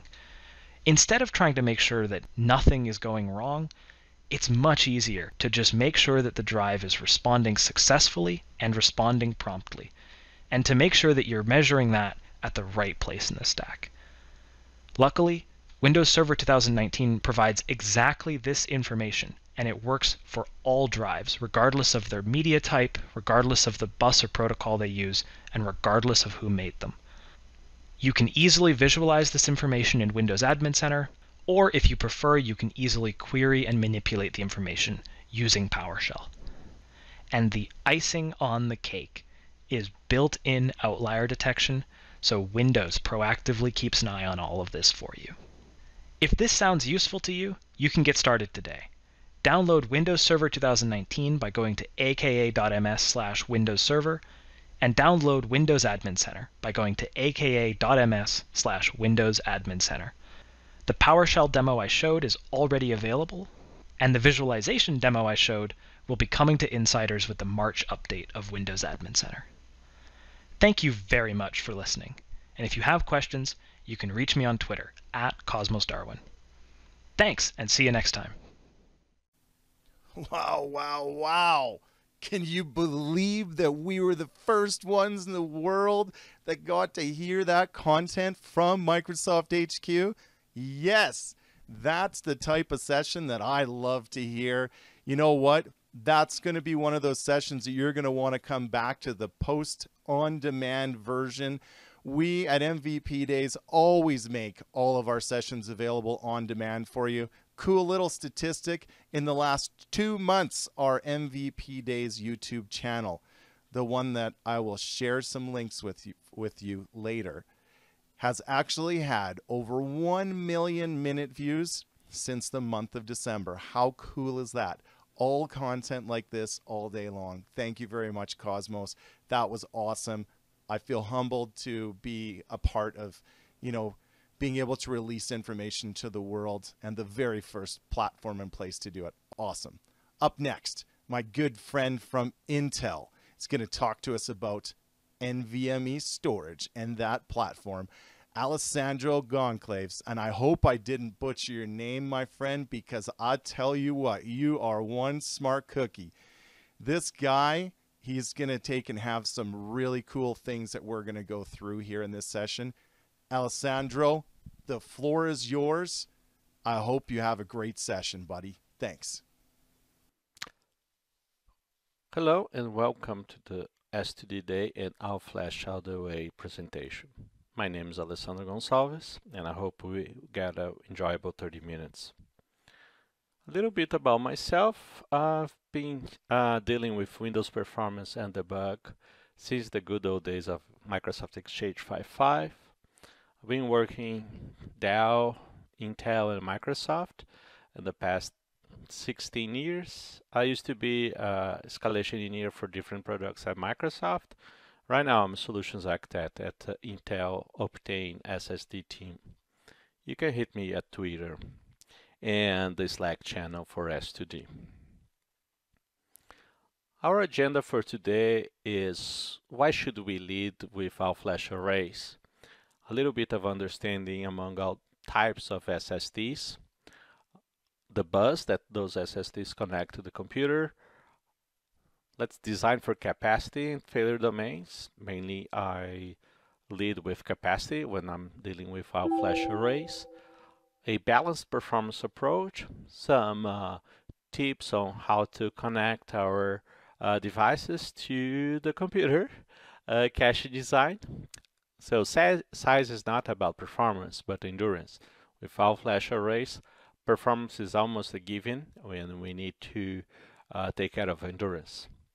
And we have cache for non-cache, which is basically, we know a single tier NVMe solution is the most performatic among all the solutions we can offer to the customers, but there are design trade-offs on price, performance, and endurance. So let's get started. So why all-flash arrays? First answer is obviously performance. Performance, performance, performance. We know that performance, it is a big differentiation on SSDs and S2D, but this is not the only reason people buy all-flash arrays. One big point is the technology is getting cheaper. So the dollar per gigabyte ratio is going down year over year. And that's a great thing for us because it gives us more weapons to take hybrid arrays out of the picture. But they're still around and there are many of them. But hopefully we'll get more all-flash arrays down the road. One big selling point of all-flash arrays is there's no need to oversubscribe capacity in order to meet performance. Big thing about hard disk drives is Single device has very low performance, so we need to add a lot of devices in order to meet performance. And that creates either a big failure domain where you scale up the number of devices per node, or you actually have to scale out with lots of nodes in order to not have a high failure domain. Another point is the smaller write cache sizes.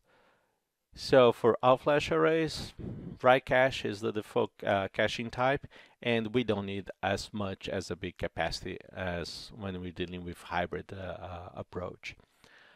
The write cache is all about endurance. Performance is the secondary point. So there is no direct correlation between write cache size on all-flash and performance. It's all about meeting the requirements of writing at a particular moment. So the size can be smaller. A longer time between failures, meaning it's a more reliable device than the hard disk drive, so you save money on the operation cost. You save also money on rack space and cooling, so you could have on your design a less amount of nodes, or you spend less cooling, so again your operation cost goes down. And it gives you more design choices than the hard disk drives and hybrid approach. You have different type of bus, you have different type of medias, so you can mix and match to attain a better solution, to give a better solution to the customer. So when talking about flash, there are several types of flash. We have heard lots about those acronyms like SLC, MLC, TLC, 3D NAND, 3D XPoint. But basically, we need to understand a couple things. One is the density, the endurance, and the latency, what I call random reads on that table.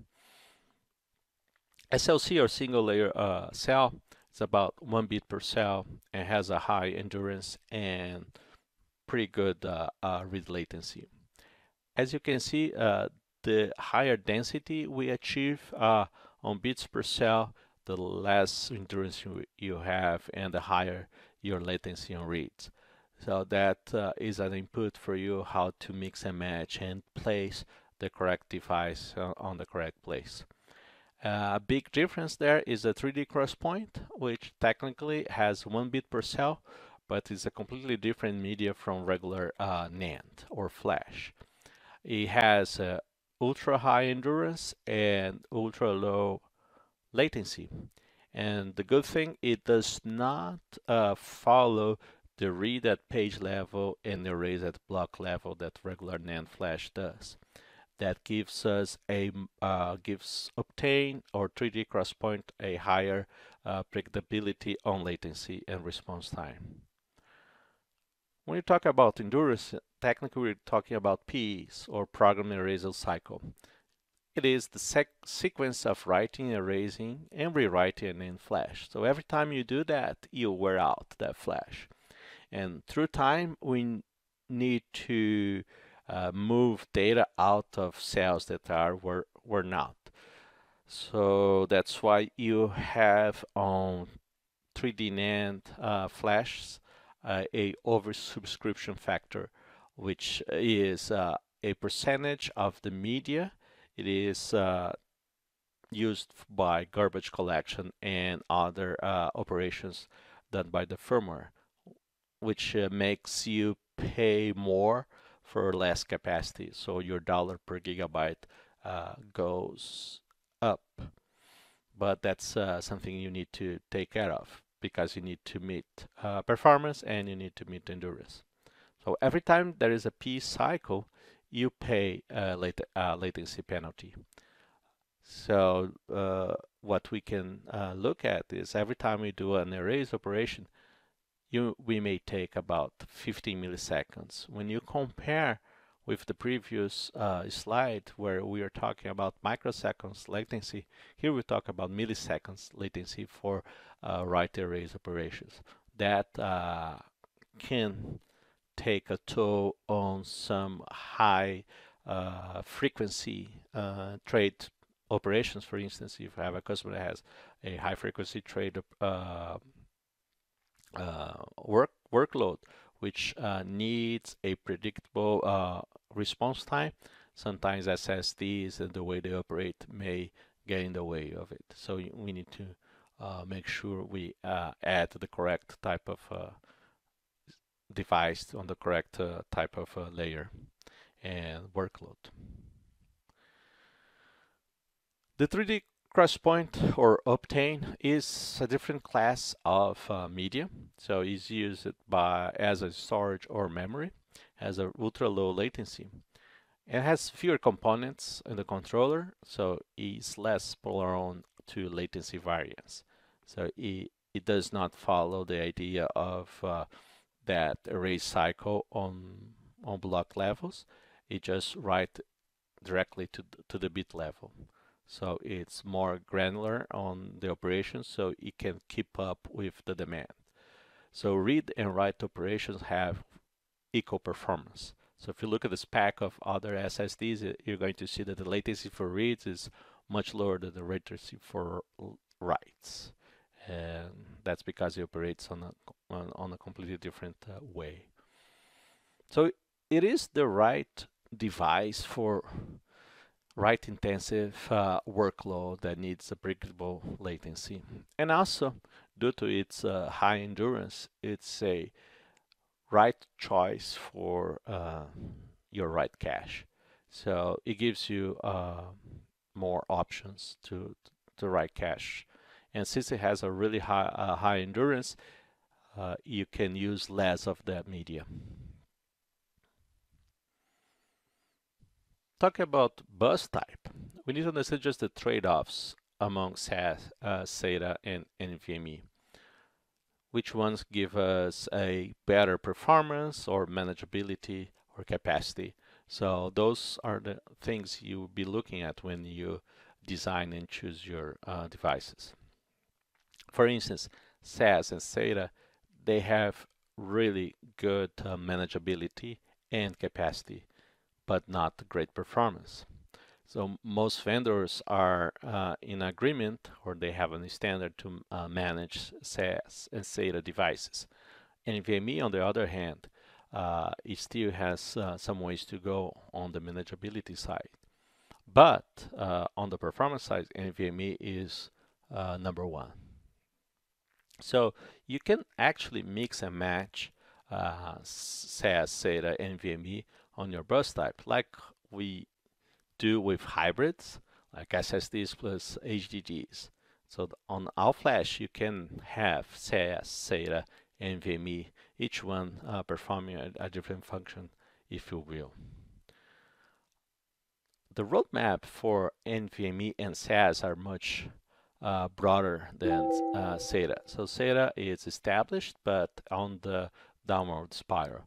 So I see more NVMe and SAS devices. SAS and SATA are based on old SCSI protocol. So that's one of the reasons their performance is not up to par to NVMe. The other one is NVMe is directly to a PCI Express bus. It has multi-queuing, which SAS and SATA do not have. Another term that you may have heard is nearline SAS, which is basically a SATA device with a SAS interconnect. So it has a little bit of SAS performance, but basically it's a SATA drive. So we just need to understand what it is, and normally they are 700 RPM drive, large form factor. So to talk about a little bit more about NVMe. NVMe is the future of the bus for the storage device. I see NVMe in 3 to 5 years being the de facto bus type. Because of the performance, and once we have a agreement for a standard for manageability, that will be great. So what the NVMe does is brings your data closer to the CPU. The number of PCI lanes is the factor for throughput. So you have a throughput heavy workload. We need to make sure how many PCI lanes each device is occupying, going to the CPU and which CPUs in order to give you the max performance that you want. And that's achieved by having multiple queues or multiple queue pairs. On NVMe, you're going to have a submission and a completion queue pair per core. So the higher the number of cores, the higher performance you can achieve with a NVMe device. So to give you an idea what's a multiple queue pair. So each core would have a submission and a completion queue, like I mentioned before. So every time a command is placed on a queue, it's just a ring factor, you have a interrupt, or what we call MSIX. We get the command down to the controller, we process, and we send the command back to the completion queue. That's done out by interrupts. So when we have the interrupt, we interrupt the processing and tell that, okay, we complete that command, and that's why, or that's when the workload receives the acknowledgement that that command, that read or write, has been completed. As far as drivers, Microsoft has developed their own NVMe driver called the Store NVMe. That is the recommended driver from now on for S2D solutions for Microsoft. So you're talking about S2D, you want to use the Store NVMe driver. The reason behind that is since Microsoft can control how the driver behaves, so it'll be easier to debug any type of issues that they have. Just remember that's one queue pair per core, so the higher the core count, the better the performance. And since we are interrupt driven and we have a really fast device, the frequency of the CPU will also be a factor on how much performance you can get from a device. Just a quick math, a single NVMe device can do about 500,000 read operations per second. So that's really more than basically our workloads would need. We just need to make sure that we have enough devices, to get the capacity going. And your bottleneck will be moved from a storage device to the CPU and how many PCI lanes you have to fulfill those devices that you have. So if you have our NVMe solution, we really need to think where the bottleneck is. So since we're talking about performance, our NVMe or SSDs, it's important to know how the PCI lanes are spread across your motherboard.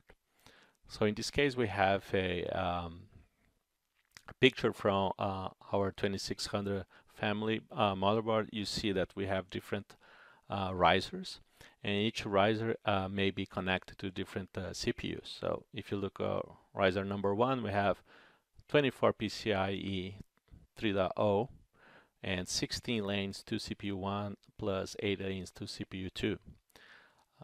Riser 2 has 24 lanes but out to CPU 2. So that's one indication that when we are physically connecting our devices, we need to select the correct riser or connection in order to balance across multiple sockets. And if you think about an S2D perspective, we are dealing with RDMA NICs, and we also need to think about where we use those RDMA NICs and where they are connected to each NUMA node and PCI slots. So technically, you want to start with your RDMA NICs. So if you're doing 40, 100 gigs, you need to make sure you have one per socket, and then your high NVMe devices, and then your SAS SATA devices. and try to strive for a balance across NUMA nodes and PCI lanes. So sometimes you don't want to starve a CPU by connecting ultra high devices to the same CPU.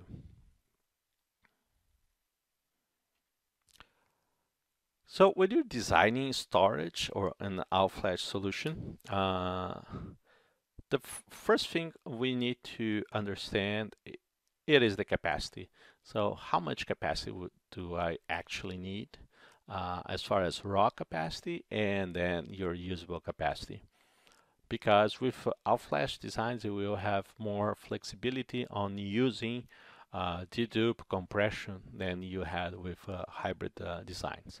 So go for your capacity, meet your capacity requirements. Because as far as performance, you most likely will achieve the performance needed by the customer's workload. So do capacity, usable capacity first, then decide, do I need a caching or do I go for a single tier solution? The trade-offs are going to be the endurance. So with a caching, a right cache approach and a capacity tier, you can use really high endurance and low capacity for your right cache and a much lower endurance and high capacity for your second tier, your high capacity tier. Because if you look at QLC devices, they will be very high capacity. For instance, the first QLC device from Intel is about 8 terabytes. So this is the smallest QLC device you're going to have, but they have a very low endurance.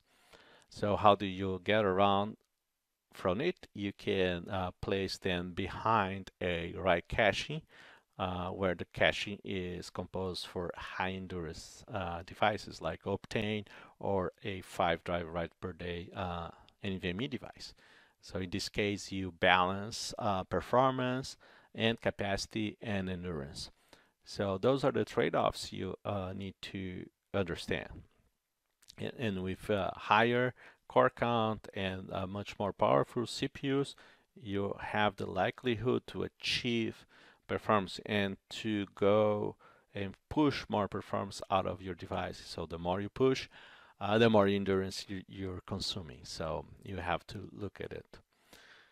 And also look at your failure domains and recover times. That will dictate your number of nodes, because you're going to have that trade-off how much data you want to be on a single node against to spread the data across multiple nodes.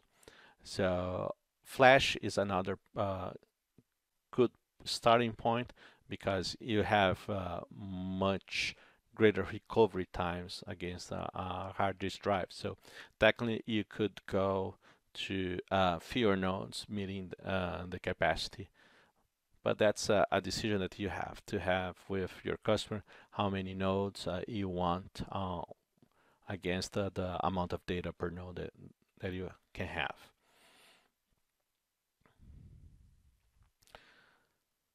So we can do save cache with caching. So like I was talking about, you can have a single tier with flash solutions, and a single tier NVMe, it is the best as far as performance is concerned. But the high performance NVMe will fulfill your IOPS needs in 1 or 2 devices. So if we look at, like I mentioned before, we have a NVMe capable of doing 100,000 plus IOPS on read and 150 to 200,000 write IOPS on regular 3D and NVMe. If we talk about an Optane, is 550K writes and reads. So that's a lot of IOPS that you can achieve without having to worry much about it. But you don't have the capacity. So we can add this everything on a single tier capacity. But if you have a low amount of devices and a small capacity size, you may be hit with endurance problems down the road, because you're going to spread your write pressure among fewer devices and low capacity. So that's a math that you need to start thinking about. What's your throughput? So if you look at your throughput, you can have an idea of how much you're writing to your capacity device directly, in order to make a good assumption if the number of devices that you have, it is meeting your endurance needs. On the other counterpoint, you can have a two-tier approach with caching and capacity. So let's do a little math here so we can understand. Let's say we have 4 devices, and each device with 4 or 6 terabytes worth of SSDs, but those are 1 drive writes per day SSDs. So if you have a high throughput workload, you most likely will need to double the number of SSDs or get higher capacity SSDs. That's what we call, you're going to oversubscribe capacity in order to meet endurance. So instead of buying 4 devices, you are buying 8 devices. So your dollar per gigabyte just goes up the roof, so basically it doubles. So what we can get to get almost the same peak performance and meet the endurance with a lower price cost is to use a small amount of high or very high endurance devices as a write-only tier, and use those lower performance or lower endurance device as the capacity tier. And that's really important when we talk about QLC tier. QLC devices will be much cheaper than regular devices, TLC or MLC, but they have a much smaller endurance entry point. And if they have random writes, their endurance are around 0.2 or 0.3 drive writes per day, which is something that we need to look at, because it's much smaller endurance that we are used to. But if we put them behind the write cache, and the writes are sequential in that sense, their endurance are going to go up to close to 1 drive writes per day. And the price you save on that, you can add just a small amount of write caching with a much more expensive device, but the overall storage cost is much less than you had if you had a single tier. So those are trade-offs that you have to analyze and understand, so you get the right design for your customer. So you meet the cost, you need the performance, and you meet the endurance of the solution. And that's basically what we need to understand with S2D and all-flash designs.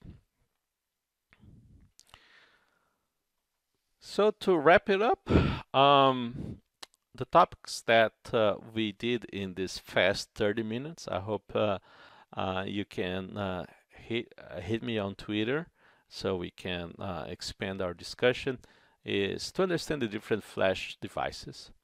Almost performance is a given with NVMe devices. So a single device can most likely meet your performance requirements.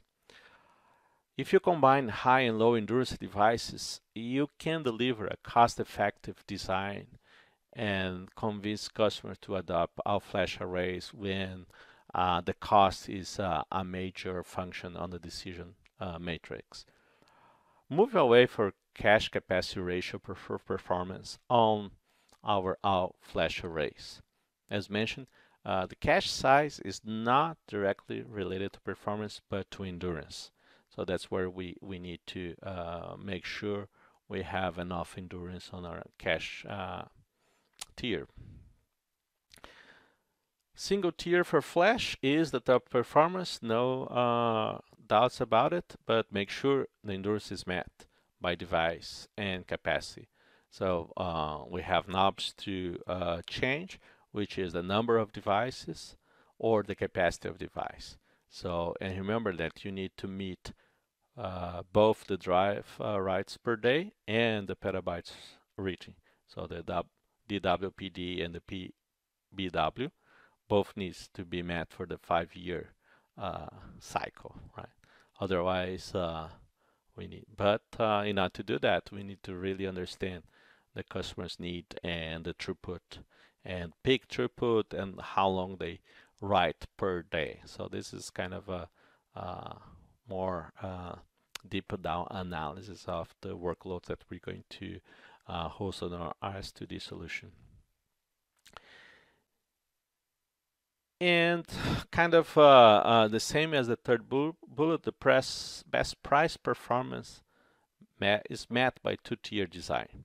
So when I see I can get my write performance with a small amount of high endurance and high performance devices and leave the capacity to a really high capacity, low endurance device, what we call the read optimized devices. So reads are mostly always good for SSDs. It's the right operation that we need to take care of. So that's about it. That's about the time that I have. Thank you for your time. I hope you have gotten some ideas on how you design on S2D and all-flash solutions. Thank you very much and see you later. Alessandro, great job, my friend. That was a really cool session. Really appreciate that content, and I know our viewers did too. Guys, if you want to hear more from our speakers, you can communicate with them post-show. We've got a live chat window that's showing up on the right-hand side of your screen here in YouTube right now. Feel free to chat with our experts that are online. And without further ado, our very next session, MVP extraordinaire Karsten, all the way from Germany. He is going to be talking to us about benchmarking your setup of Storage Spaces Direct. This is probably one of the most important topics that we got to discuss before getting operationally ready and getting your Storage Spaces Direct builds ready for production. Karsten, your sessions are always awesome. Take it away, buddy.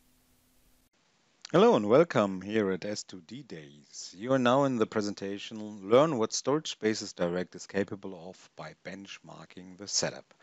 My name is Carsten Rachval and I'm one of the Microsoft Cloud and Data Center Management MVPs. Furthermore, I'm also an organizer of a conference in Germany called the Cloud and Data Center Conference Germany. I'm the co-founder of the Hyper-V and Hybrid Cloud community in Germany. I'm one of the two Hyper-V amigos with my friend and colleague Didier van Houye from Belgium. We do videos about some great Hyper-V and Veeam stuff. If you want to follow me at social media, I am so old I can only tweet, so my handle is Hyper-V Server.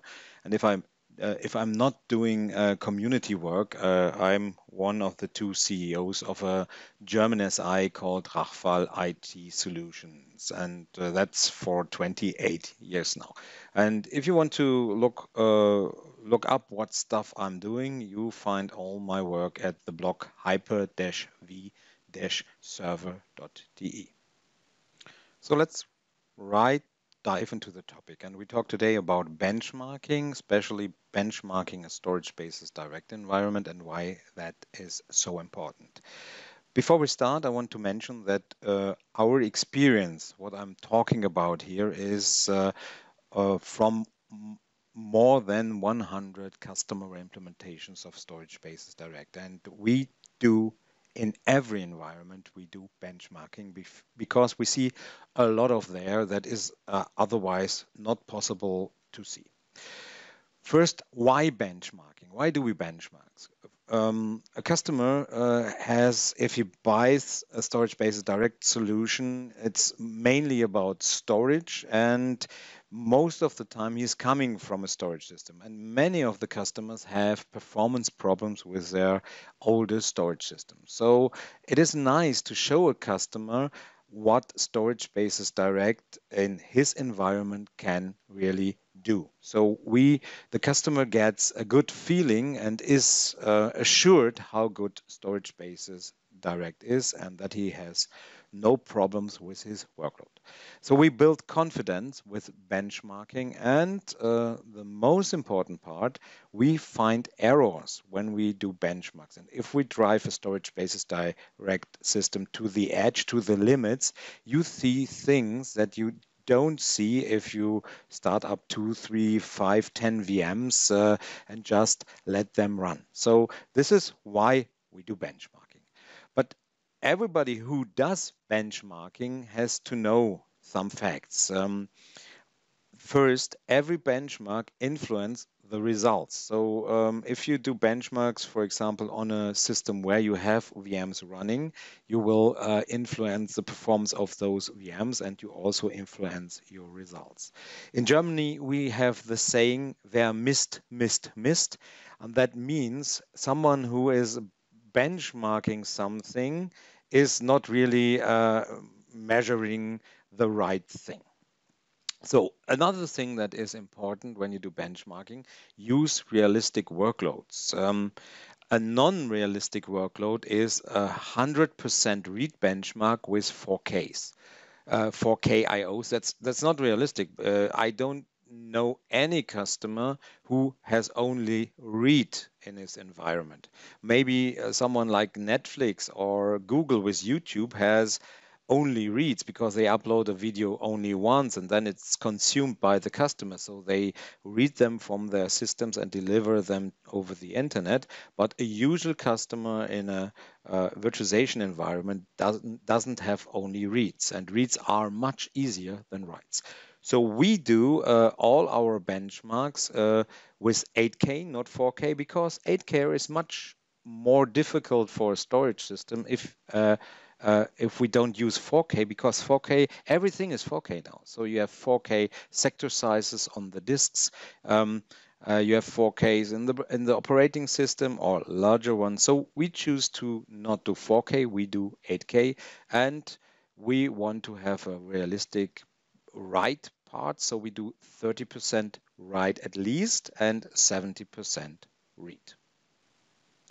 A good storage spaces direct implementation depends on the underlying network. To be exact, the east-west network, that is a network between the storage spaces direct nodes in a cluster. And Microsoft recommends at least to have 2 10 gigabit network ports. I would say more is better, but 2 10 gigabit is okay. And I would also recommend to use RDMA. If you do Rocky with Mellanox, for example, or IWAP with Cavium, for example, doesn't really matter, but you have to have a high performance network as the foundation for storage spaces direct implementation.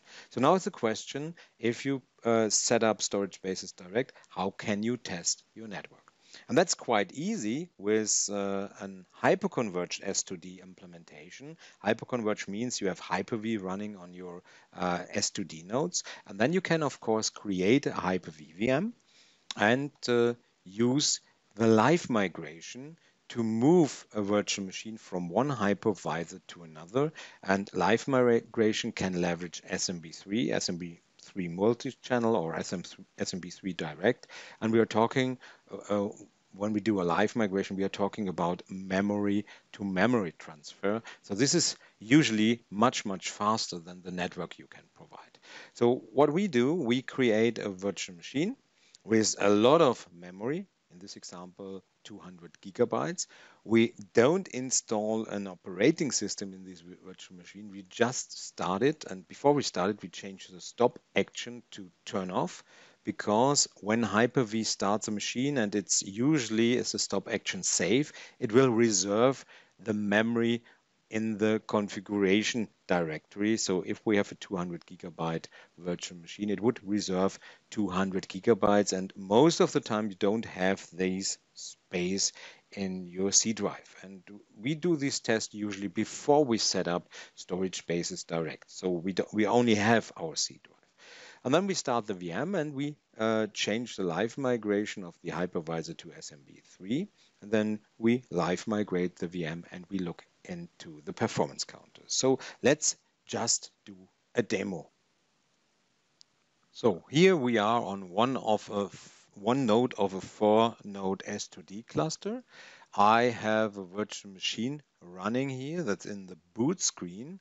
And if we look into the settings of the machine, we see we have 280,000 megabytes of memory, so roughly 270 gigabytes, one processor, no hard disk, no network adapter connected. So the machine has just started and is looking for an operating system, but that is not necessary for a machine to really to allocate all the memory it needs, and we can then do a live migration with the machine.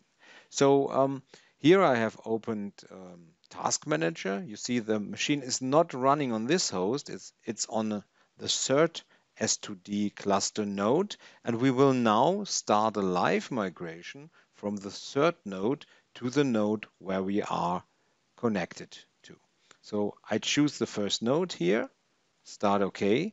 And now the live migration will first allocate the 230,000 megabytes. And you see that here, the memory usage is increasing. It's now at 100, 200 gigabytes. And when it's all allocated, the live migration will start. And the movement of the data really starts when it jumps to 52%. So for that, I open Performance Monitor. Here you see the RDMA activity counters of my two network cards, the two network ports that are used for SMB3. These are RDMA cards, 50 gigabit NIC ports on a dual port adapter. Unfortunately, the dual port adapter is in a PCI Express 3 8-lane port, so an 8X port, and this port has only 64 gigabits. So we can't leverage both 50 gigabit ports and get all the data through that. We are limited by the bus. But here we see now we are moving the machine from the node 3 to the node 1, and we see now the inbound bytes per second, and these are 3 billion bytes. So 3 gigabytes on this adapter and 3 gigabytes on that adapter. So that's really great. That's over 48 gigabit. That's not 64, but 48 gigabit. But what's important here, if you look at the network, that these numbers are nearly equal. They should be very close together. And that's a good sign that your network is correctly configured. When you do the live migration with the east-west traffic, where we have the storage traffic, that we should see now again, the numbers are not equal because the traffic is unevenly spread over both adapters. But if you do live migration, we will consume all the rest from the storage traffic up to the maximum that is possible, and then you should see very equal numbers. So now the machine is moved here, and the system is now deallocating the memory on the third node, and if the memory is free there, we will see the connection to the console again here, and our live migration is finished. So to sum up, I use the live migration all the time to test what's possible in the network. We saw that with 3 gigabytes per adapter, so in some 6 gigabytes, so over 48 gigabit. But the more important part is that the multi-channel is spreading the data very evenly over both network ports. So now let's switch to testing the storage performance that we can get out of VMs. And we have two methods that we use for that. One is creating a VM with a test tool that gets all the I/O one VM can get from the storage system. So in our case, the storage basis direct system. And the second method is to create a bunch of VMs and get all of the I/O that is possible in the storage. So for the first thing, we create usually a benchmark VM, and for that we use a tool called IOmeter. IOmeter is rather old. It was last changed in 2007, and I always joke this was before the iPhone. The first iPhone was invented. So it's old, but it's still good because you can specify what test you want to do. And the most amazing part is you really see immediately what I/O you get. So if you look at the picture on the right, you see we have a machine here, we have a gauge where you can see we have now 7,413 I/Os per second. And usually I create a small virtual machine, let's say with 40 gigabytes of disk space. I install Windows Server 2016 in it, standard edition. Usually, if I want to, I configure how to log in. So if I start up the machine, it's just logging in and starting the process, but that's not really necessary. And then we download IOmeter. It's a small zip file. It only has 2 axes in it. And then you can start it, configure IOmeter, and you see the results after some minutes. So as an example configuration, you create for a virtual machine with 2 cores, 1 gigabyte of memory. We created 10 gigabyte test file, 2 workers. We use 10 outstanding IOs, and then I usually test 8K blocks, as I always do, with 50% read, 50% write, of course, and 100% random. So we jump into a demo. I'm here on another hypervisor. It's another S2D node from the Tarox cluster. And here I have created a benchmark VM. Let's look into the settings. So you see we have 1 gig of RAM and 2 virtual processors, no network. So let's just look into the machine. Open it here. And I'm now in the C drive of the operating system. And you see I have downloaded the IOmeter zip from the internet and unpacked it. Then you get 2 files. The third file is a configuration. I prepared this demo a little bit so we don't have to configure it from scratch. I also created a 10 gigabyte test file. It's in C iobv.tst. So let's just start IOmeter. Double click IOmeter. I run it. Let's get rid of the Explorer. So here you see we are on the nice old school interface, but that's not bad because the benchmark tool does what we need to do. So first you have to assign the C drive to every worker. If you forget a worker, it will not do the test. Then I specified 20 million sectors. The sector size 11 years ago was 512 bytes. So to get a 10 gigabyte test file, we have to choose 20 million sectors. And then I changed the pattern to pseudo-random. So it will generate a pseudo-random test file. So then we go to the access specification, and I told you I always do an 8K test here, and there is no 8K, so we have to create one. And I choose usually the 4K aligned, 50% read, 100% random. So I click on Edit Copy. I change the test sector size to 8 kilobyte. I rename the test to 8 kilobyte. Get rid of this one. And then we see here we have a 50% read, 50% write workload, and a 100% random. So I click OK.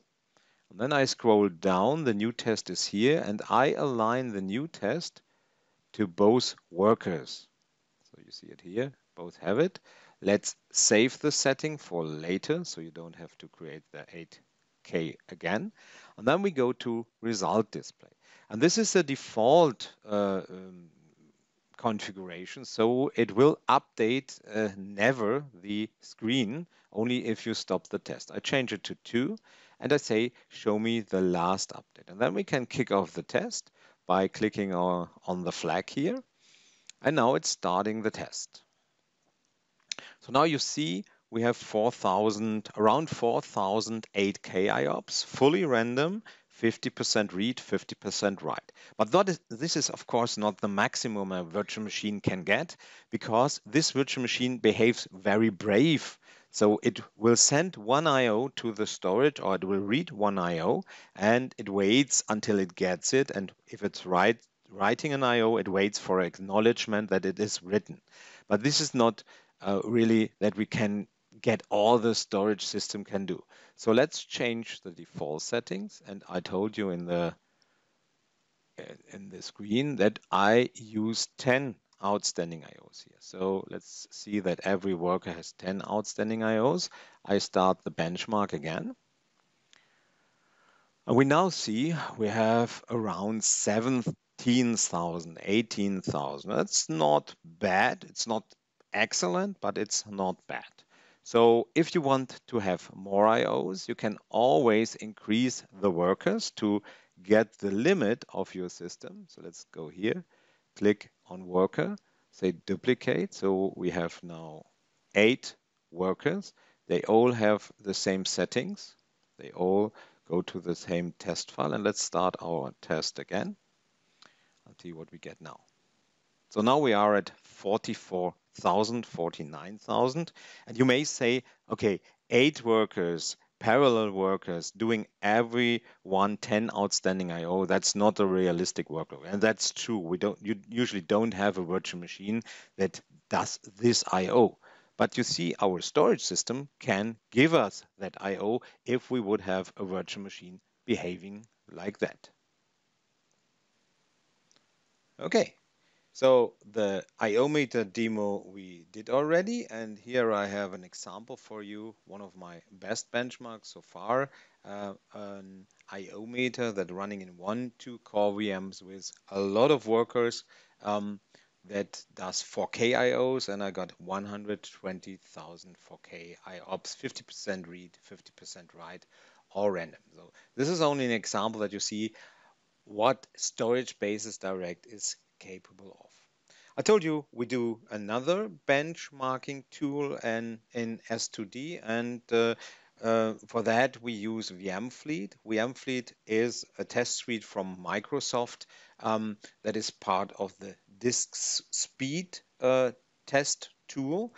Disk speed is free, is open source, and you get VMFleet with it. It's in essence, it's a bunch of PowerShell scripts that enable you to create a lot of workers, a lot of VMs that do disk speed tests, and you can specify, let's create 10 workers or 20 per node. So in a 4-node S2D cluster, for example, you have maybe 80 workers, and then you have a visualization for your tests. It's called a watch cluster PS1. It's a PowerShell script that grabs all the data from Perfmon of the different nodes and displays them. And you see immediately what's going on in your Storage Basis Direct scenario.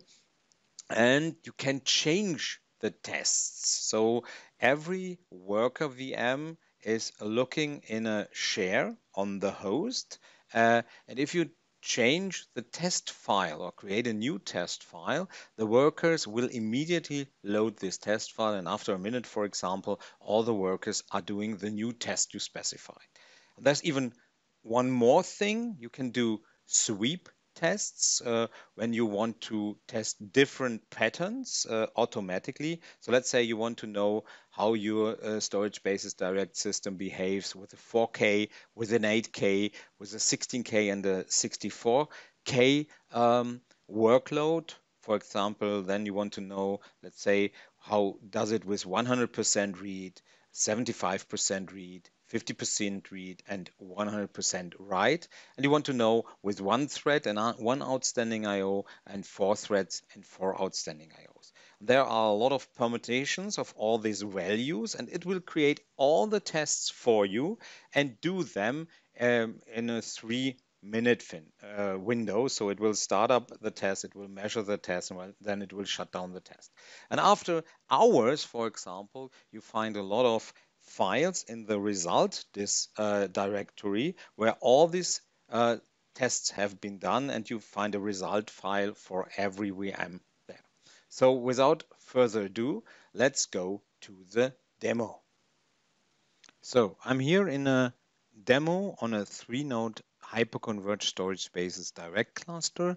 I have deployed 30 VMs per node. So you see here 30. Let's go to the failover cluster. Here you see all the VMs. We have 91 roles. If we scroll through, 91 roles, 90 test VMs, and our benchmark VM. So let's just look in one of those test VMs. Here we see it is started, but it is in pause mode, as all other 90s are. So they are not generating I/O, they're just waiting to get the go so that I clear the pause mode, that they can create or really test the storage system. I have another PowerShell script here. We talked already about the watch cluster script. And you see here we have the connection to all the 3 nodes in the S2D cluster. And this script will grab all the perfmon counters, sum them up, and display them. So I get an update here every 2 seconds, and I added other counters. Usually if you only started, you get only the CSVFS counters that are the most important, but you also see some cache counters, some software bus layer counters, and for example, how much the hypervisors are used. So here we see 16% of CPU usage. Here we have an I/O still running, and that is our benchmark VM that is still running on one of those hosts. So let's go here, click on the benchmark VM, stop it. So let's click here and do stop. And then our I/O should be gone. So here you see the I/O just stopped. And now let's clear the pause mode to get some action going on. So I clear the pause mode, and immediately you see that the benchmark VM here grabs the test file and starts the I/O. And here in our watch cluster, we see we have now 500,000 IOPS, over 350,000 read, and over 150,000 write. So this is a 70/30 workload. And here we see the bandwidth. So we are moving in the moment 4.44 gigabyte, 4,000 megabytes per second into the system. The very important counters are here. The read latency, that's good. It's around 1. It should be below 1. And the write latency here is not very good. And this is, in the moment, a problem in Windows Server 2019. On this hardware with 2016, you don't have the problem. So the hardware is okay. The device is okay. But in Windows Server 2019 is some flaw. And Dave Kawula blogged about it recently. So go to his blog and read about it. So what I can do to get a decent workload here, I changed this file. I tweaked disk speed so that I can limit the I/Os a VM is doing. So I saved now this file, and we will see that immediately our worker VMs grab that, and they will load it and do the new test. And we will look here at the watch cluster and just see what's happening. So they are not stopped yet. It takes a bit. So now they load the new file. Here you see we have the C run disk speed with the bytes per thread per millisecond. And now all the VMs are grabbing this file and starting up the new workload. And you see now we have only 380,000 IOPS. That should be 90 times 4,000 IOPS. But what's important here, we have a nice write latency. And you see here the CPUs are in average 59% used. And if you look here in the task manager, you see that. So let's go back to the slides and sum up the presentation. So I didn't really have the time to talk about VM Fleet in depth, so I want to hint you to this Hyper-V Amigo showcast. The Hyper-V Amigos is me and Didier van Houye, another MVP from Belgium, and we did a 2-hour Hyper-V Amigo showcast about VM Fleet, how we set it up, how we showed different tests, and so on. So I strongly advise you, if you want to do a VM Fleet test, go to this website and look through the showcast. So there are some more information you can get out of a Storage Spaces Direct system or a Hyper-V system. There is a feature called Storage Cross Flow, where you can guarantee or limit the I/O of a VHDX. But if you don't guarantee or limit it, there is a nice PowerShell command called get-storage cross flow, where you can just see what's going on in the moment. And here in the example, you see I have 6 VHDs. It's a benchmark VM generating I/O, and we see here 15,000 for this example, 15,000 per second, an average over the last 5 minutes, and it had a 0.5 millisecond latency, and it moved 123 megabytes of data was moved in this VHDX. There are more counters, for example, the get storage cross volume. PowerShell script shows you counters that sum up the volumes. So you see here, this volume has 118,000 IOPS with an average of 0.6 millisecond over the last 5 minutes, and we moved 491 megabyte per second over the last 5 minutes. Watch cluster, you already know, we talked about that. So there are some more performance counters, or watch cluster gets a lot of information out of the performance counters. We talked about the RDMA activity counters, very important. There are S2D tier counters, so storage-based tier counters. If you use the multi-resilient volume or the mirror accelerated parity, how it's called today, you can see in those counters how the tiers are used. If all UIO is coming out of the performance tier, or if the capacity tier is also used. And then we have the information of the hybrid disks. A hybrid disk is a combination of a part of a caching device, let's say, for example, an NVMe, and a part of a capacity device, for example, an HDD. And you see a lot of information here.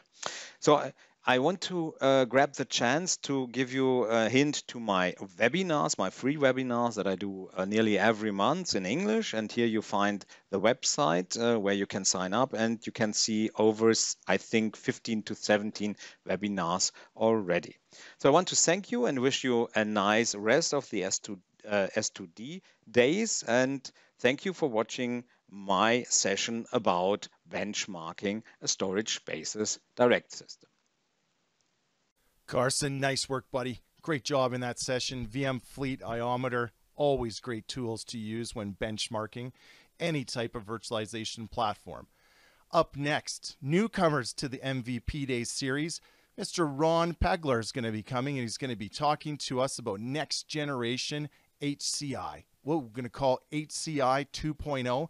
I know we're going to be having some amazing goodies that he's going to be talking about, especially in regards to high performance NVMe style storage. Ron, take it away. Let's see what you have. I know our audience is anxious to see and listen to you.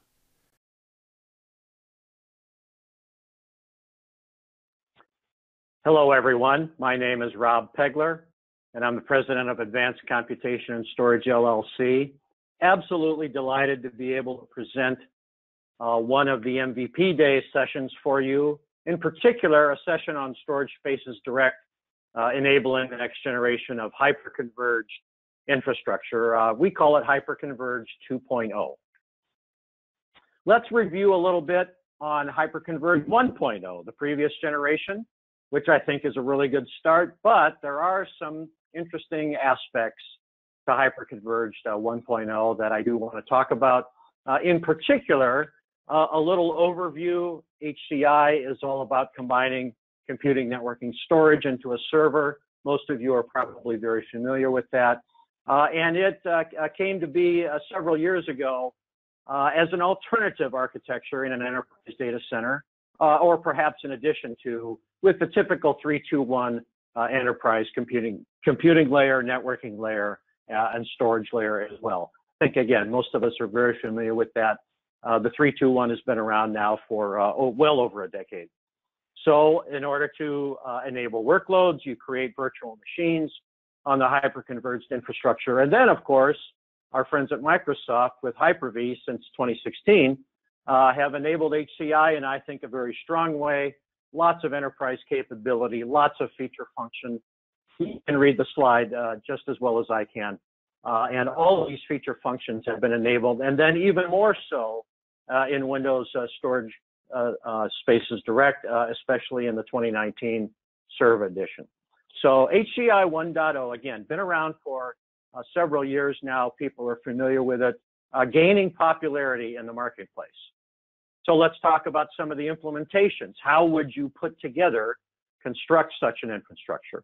Well, most practitioners with hyperconverged today are acquiring what I'd call a small to medium capability server. Nothing dramatic, a socket, but typically 2 sockets, a handful of cores, kind of mid-bin CPUs, and a relatively small collection of storage devices, typically SSD or a hybrid SSD along with rotating, along with a fair amount of RAM, but not overly so. So again, these small to medium servers, and then you cluster them together with the hyperconverged software. Now, in terms of infrastructure, a lot of these small servers might take up quite a bit of space in a rack, perhaps a full rack of servers, 22U servers in a full rack. And then, of course, the requisite networking required for such an infrastructure. So lots of ports, typically today 10 gig, sometimes 25 gig as well. And of course, multiple ports per server to ensure resiliency and redundancy. But the bottom line in Hyperconverged 1.0, at least as practiced to date, is really, and I'll be blunt here, kind of mediocre to poor application performance. After all, one is acquiring and constructing this type of infrastructure in order to run applications and get workloads done.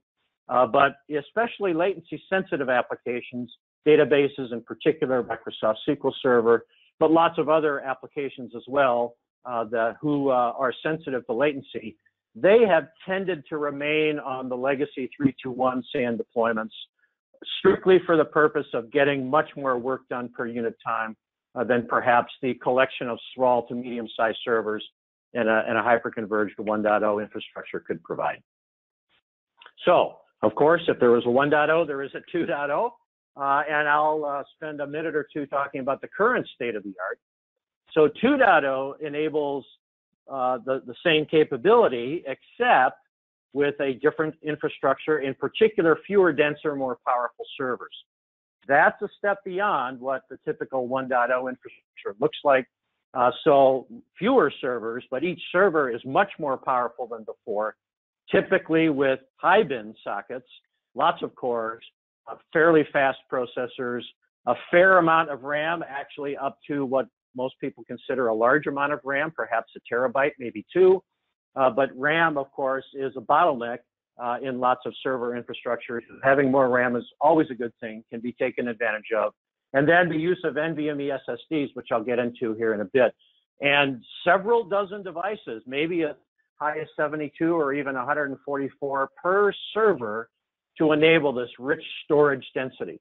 So what's the result of this? Well, you have fewer rack U, of course. You're literally shrinking the physical size of the infrastructure. And a good benefit, at least in terms of cost, is that now I need fewer switch ports, fewer NICs in the servers. I still want resiliency and redundancy.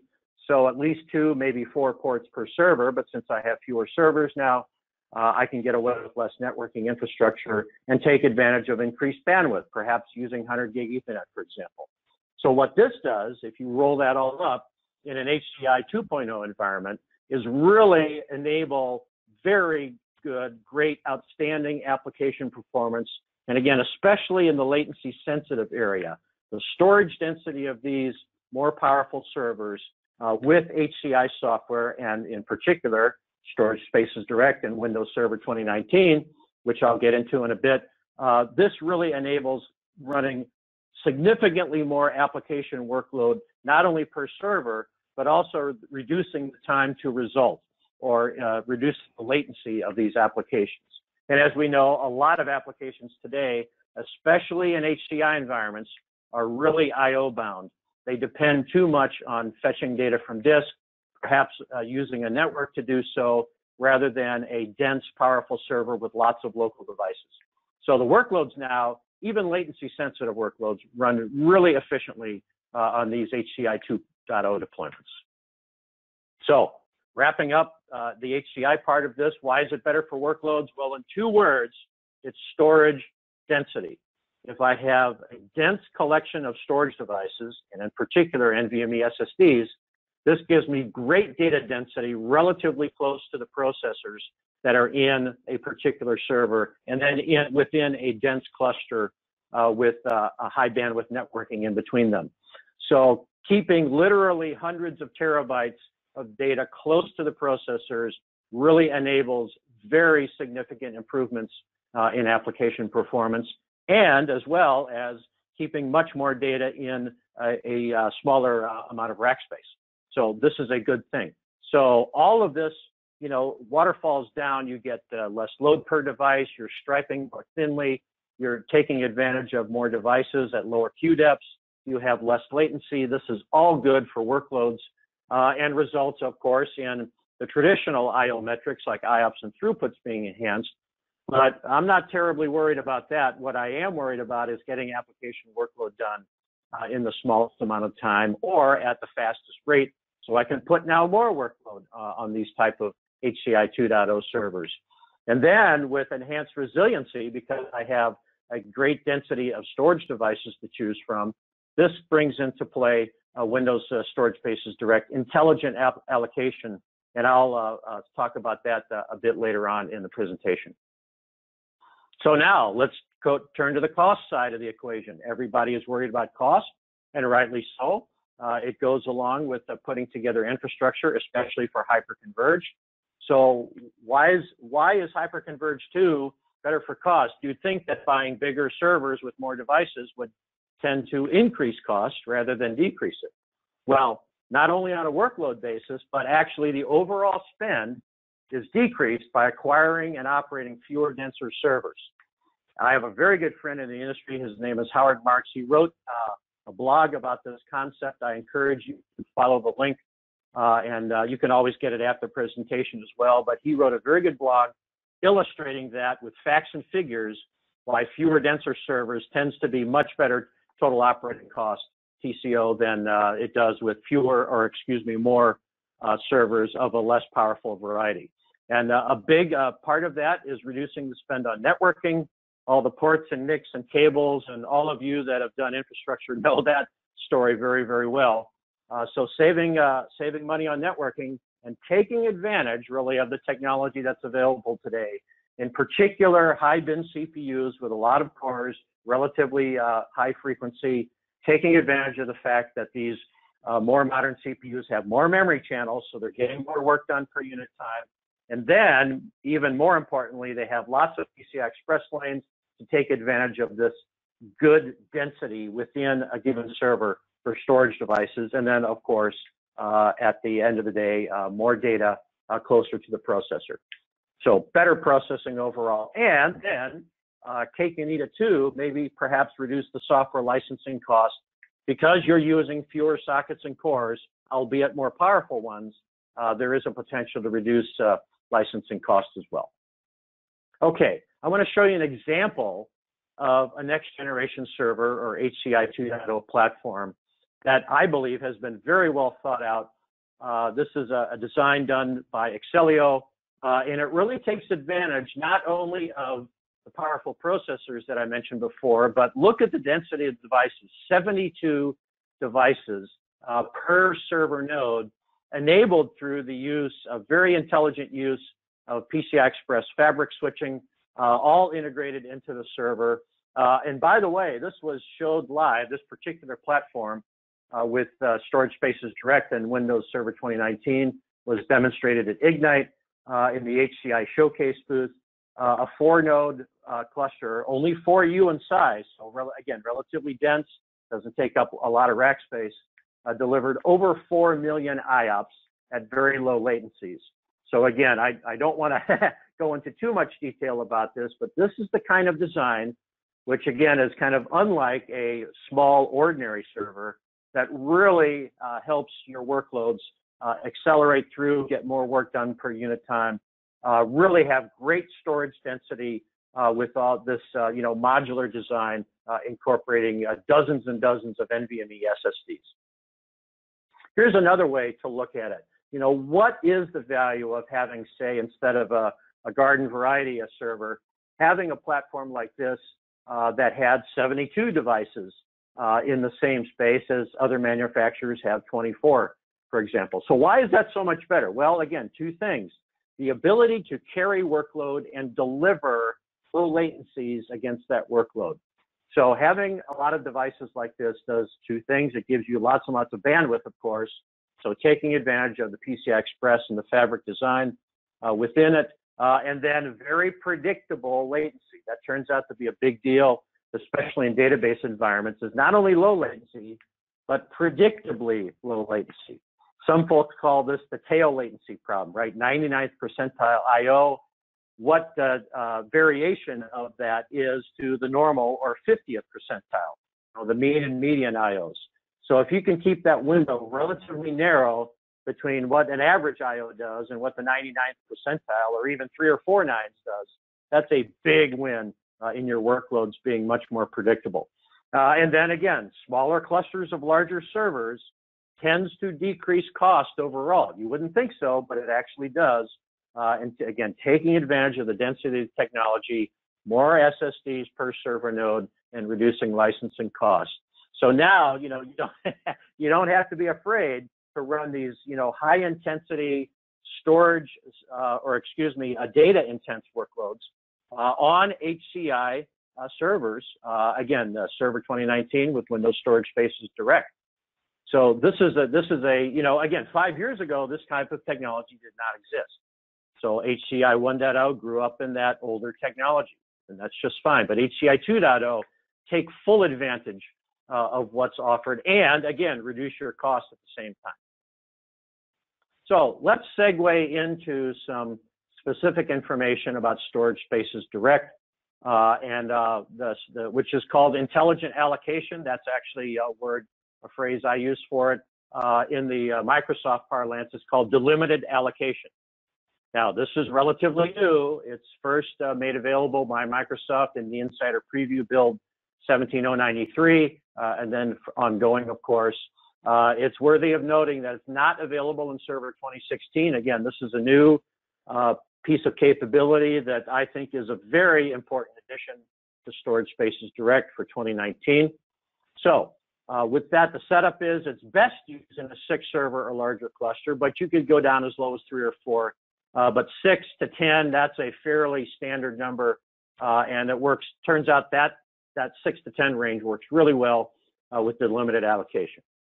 So let's talk about the normal form, if you like, or regular allocation.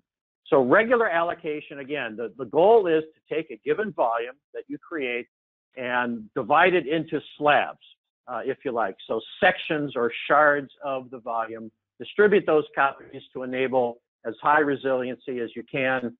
So you can see the cute little diagram over there. I split it up into 3 copies divided into slabs, and then allocate to every server.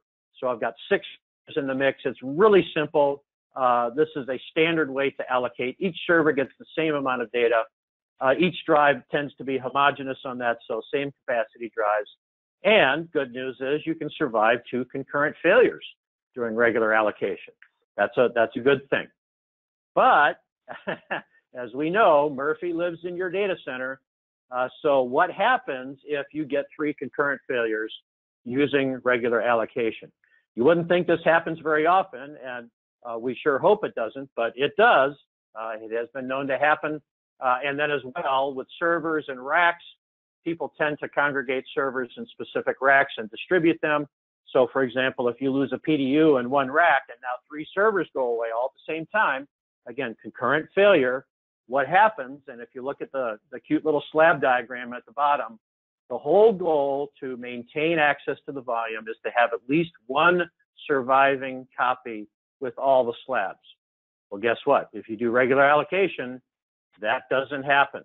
So all 3 copies of that, the 3 mirrors, none of them have all the slabs on one of the remaining 3 servers. So guess what? You're in trouble because your volume is no longer accessible, even though you did a nice, clean, simple, regular allocation. So to solve that problem, Storage Spaces Direct in 2019 has the concept of delimited allocation. Another way to say it is intelligent allocation. So instead of letting the system choose servers to spread across, you pick a subset of the servers that are recognized by Storage Spaces Direct to hold content. And you have to have, of course, for a 3-way minimum mirror, you have to have a minimum of 3. So slabs are only allocated to the servers that you specify, not all of them. So this is why it's called delimited. So instead of slabbing it over 6 servers, they're allocated over 3 servers, only the ones you specify. Now, again, this is quite straightforward to do, but it is different. You get a different result than if you did regular allocation. So now let's go back to our 3 concurrent failure scenario. What happens? So I've got, you would think now ordinarily, I've got the volume only across 3 servers instead of 6. Well, gee, isn't that going to be worse? And the answer is no.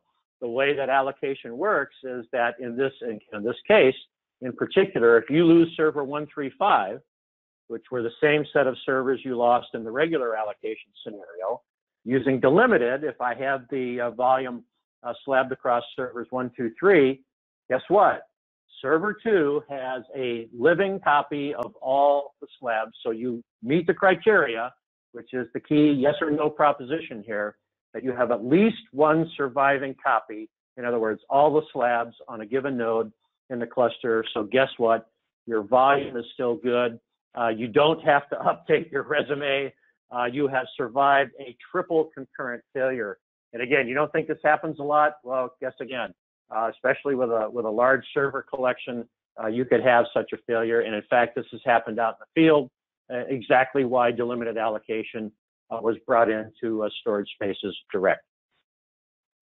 All right, so again, this sounds fairly counterintuitive that allocating only over 3 servers instead of 6. Now, I will say on the website, for Storage Spaces Direct, there is a full explanation with a table, which actually is very, very helpful, that gives you these percentages of surviving certain types of failures. And it turns out that using delimited allocation, as opposed to regular allocation, you reduce the odds of having a failure of that by 95%.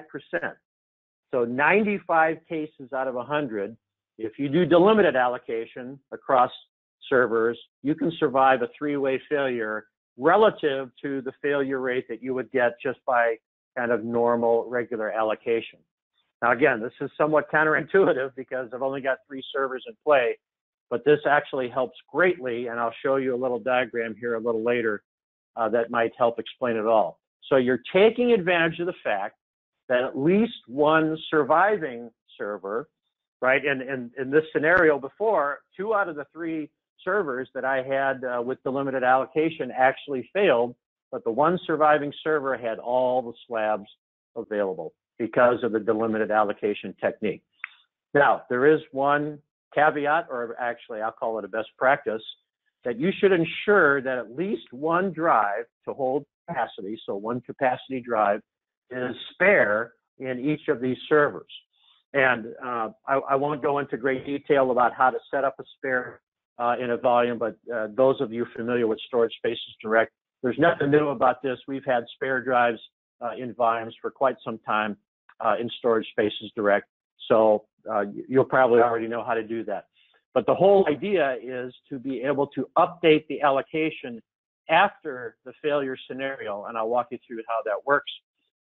So That's why it does that. So it's not magic, it's math. and quite frankly, this is why delimited allocation was added in as a feature in 2019. Again, with a particular build insider preview and above. So now let's circle back to our conversation about Hyperconverged 2.0.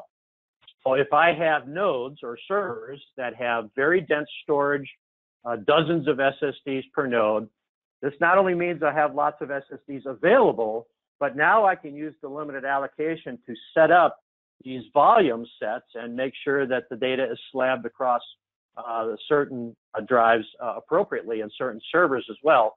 It gives me a lot more flexibility in terms of allocation, where the data resides, on what particular servers. Now I have, again, lots of drives to choose from in an HCI 2.0 server, like the one Celio that I showed you. And not only that, but much superior capacity per server. I mean, literally instances of 500 terabytes, half a petabyte per server node, which in turn reduces the stress greatly on the network. If you have to shovel I/O across the network just to get bits from node 1 to node 2, now your bottleneck typically becomes the network. And again, the whole point of running application workload efficiently is to eliminate the bottlenecks. A great way to do this is to put local devices very close to the processors, connect them with PCIe fabric, not just lanes, but fabric as well, so you can take advantage of all the lanes all at the same time. And this, again, really significantly improves application performance. And quite frankly, because you're removing the bottleneck of these applications being I/O bound in these dense configurations. So storage and I/O efficiency, those are the keys to running hyperconverged infrastructure very well when you're considering your workloads, right? And again, after all, you're buying these things for a reason. The reason is to get the workload done. So let's get it done more efficiently than we have in the past. So here's some PowerShell examples for delimited allocation. And again, a lot of this information is available on the Microsoft website, of course. It's very useful.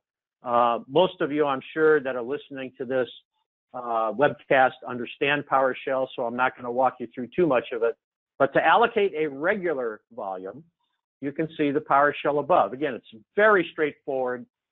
New volume with some parameters, the size, the name, and you're good. And then Storage Spaces Direct will choose the set of servers that it sees and slab the volume across those servers, again, in the example that we had before. Now, to do a delimited volume, again, the new technique, there's actually a couple of more steps, but again, they're very straightforward. The first thing you have to do is enumerate your servers, as you might imagine, because you're going to be choosing the servers on which to allocate across. So you can see, setting the servers variable by finding out what the storage scale units are out there. So this is a set of servers. That's what you get at the end of that. Then again, you're allocating a volume with straightforward new volume. Give it a name, give it a size, and then tell it what fault domains to use. And a fault domain is, again, the set of servers that you have chosen to do the delimited volume allocation across. So now, there's a very handy PS1 file that Microsoft has put together called Get Virtual Disk by Footprint by SSU. A rather long name, but it's a great script. And what you see is the result of running that. You get the name, the total footprint of it. So how much space? Remember, this is triple mirror. So 100 gig delimited allocated volume takes up 300 gig of space. You knew that. And then you can see clearly which servers that particular volume is allocated across, and then hence which servers are holding slabs for that volume. So that's the good way to check allocation. Now, how to change allocation? Let's say you did have a failure, you lost a server, which again equates to a fault domain. So I want to get rid of that server, take it out of the volume play, and then add a new one in. So the first thing you do is add the new one. So let's say you've picked a new server to bring into the volume. That's the PowerShell, how to do, add that. So you're getting the virtual disk on a particular volume, and you're adding a domain to it. And you can see with the $server sub3, that's the new server. I had it originally over servers 0, 1, and 2. Now I'm adding 3 into the volume. And then and only then you can remove the first server from the volume, which is the one that has failed. So you're telling Storage Spaces Direct, nope, take this one out of play. Don't consider it anymore for this particular volume. And then, very important step is rebalancing the storage pool. Now, this is not a change. You would do this after any failure scenario anyway, and that's the PowerShell to rebalance the pool. And again, that's a wonderful command, a very useful and necessary feature to keep your workloads running optimally. Now, I won't go through, yes, there is math, even though you were told there would be no math, there is. I won't go through this, but this is the math behind it. It's combinations. You're picking servers and volumes. How many servers have?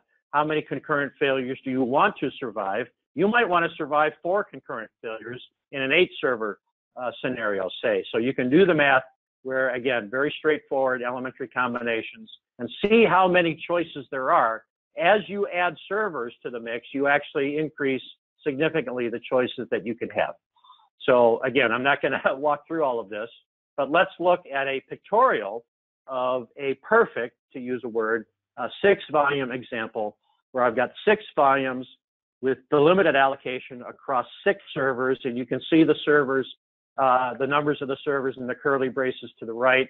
And again, this is how you, one volume at a time, this is how you build up the limited allocation and make sure that, again, this maximizes fault tolerance, this particular diagram. And you can see as you would add more servers, now you have more combinations to allocate. Maybe you're going to do 3 or 4-way mirroring.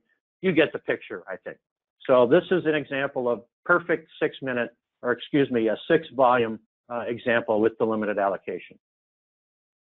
Very good. Well, that's what I have for you today. Again, thank you so much for allowing me to present on the webcast. You can see my email address there. Feel free to email me with questions. Again, my name is Rob Pegler, and I'm President of Advanced Computation and Storage.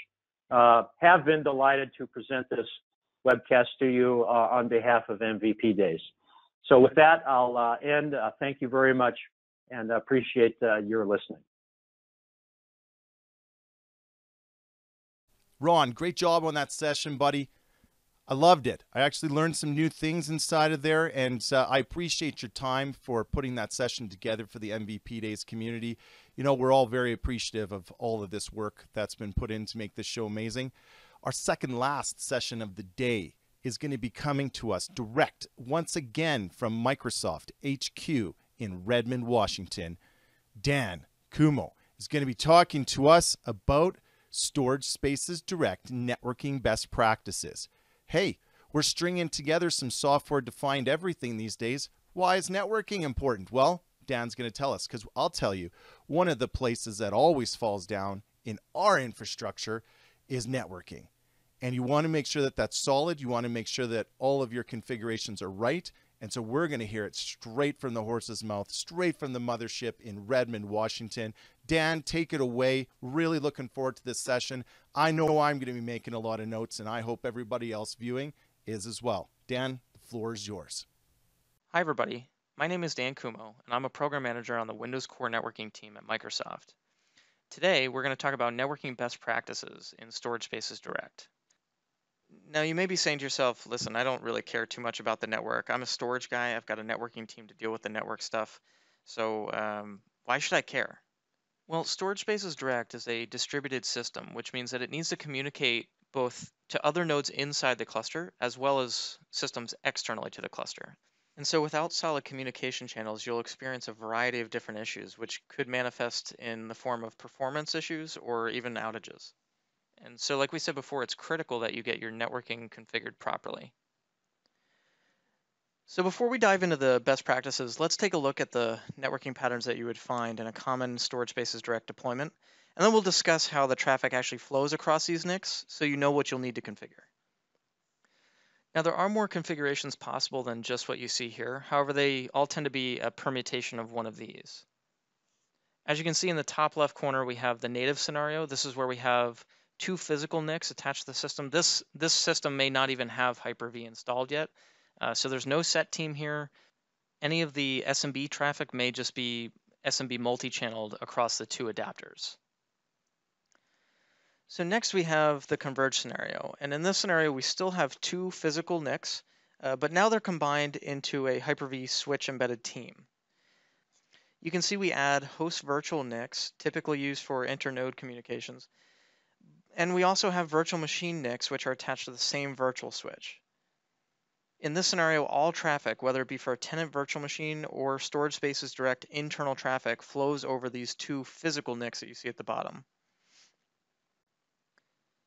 And lastly, we have a bifurcated model where we have two physical NICs dedicated to internal node-to-node communication for the storage spaces direct cluster. And we have two additional physical NICs that are attached to the Hyper-V virtual switch in a set team and provide physical network connectivity to the tenant virtual machine traffic. This model provides additional bandwidth to the tenant traffic such that it doesn't directly compete with the storage spaces direct internode communication. So which one should you choose? Well, like most things, it really kind of depends on your scenario. If you're not running Hyper-V, then you may very well be fine with the native scenario. Whereas if you're running Hyper-V and you're concerned with port count or simplified management, you might choose the converged model. Or if you're running Hyper-V and you want to specifically control the traffic that's going out certain physical NICs, then you might try the bifurcated model. So now that we understand some of the most common networking patterns in storage spaces direct, let's take a look at how these hosts actually use these NICs. And generally, you can think about the traffic in terms of its direction. So in this case, we'll start by talking about the east to west traffic. Now, this would define any traffic that goes in between storage spaces direct hosts. So this could mean your cluster heartbeats or internode comms. This could be your storage bus layer. This could be CSV traffic, storage rebuild traffic, and hopefully also your live migrations if you've configured it that way. So really any of the internode SMB traffic can run over RDMA or remote direct memory access, which, as the name implies, has the benefit of placing the data from packets directly into memory of the receiving node. This eliminates the need for the host CPU to process the traffic. If you're familiar with configuring RSS or VMQ, you're no doubt aware that the largest blocker to getting to these high network throughput speeds was the host CPU processing. And so while we'll dive into RDMA a bit more in a second, just understand that for now, traffic moving in between S2D cluster nodes will generally be using RDMA, and that any of this RDMA traffic gains the benefit of offloading the processing to the NIC, freeing up the S2D cluster nodes processors to get back to what they were intending to do, like run more virtual machines. So the last thing really I want to bring out on this slide, which is really our first best practice, and don't worry about writing all these down. I'll have a summary slide, just take some notes from. But really, one of the important things to understand here is that if you're defining priorities and traffic classes, to make sure that you define a priority and bandwidth reservation for the cluster heartbeats. And again, we'll dive more into what that really means in future slides. Next, we have north to south traffic, and this describes any traffic that is coming into or leaving the storage spaces direct cluster. You can see on the diagram we have one of the S2D host nodes, and communication following the arrows would be leaving the cluster and heading out to other workstations, another Azure Stack stamp, Azure itself, or maybe a site-to-site VPN, other S2D clusters, your customers that are sitting out in their data center or their enterprise workstations. Really, as long as the traffic is not moving in between cluster nodes, this would be considered north to south traffic. The important part about this is that the north to south traffic really could be any protocol. The predominant network transport will not be RDMA. It might be, for example, if you're running client RDMA from Windows 10 workstations, but the majority of this traffic will be tenant traffic, and that traffic type is really up to the tenant applications that are running inside the virtual machines. So now let's talk about remote direct memory access, which again will be the east to west SMB traffic in between S2D cluster nodes. So first, what is RDMA and really how does it differ? Well, RDMA allows you to transfer data from an application like SMB to pre-allocated memory of another system.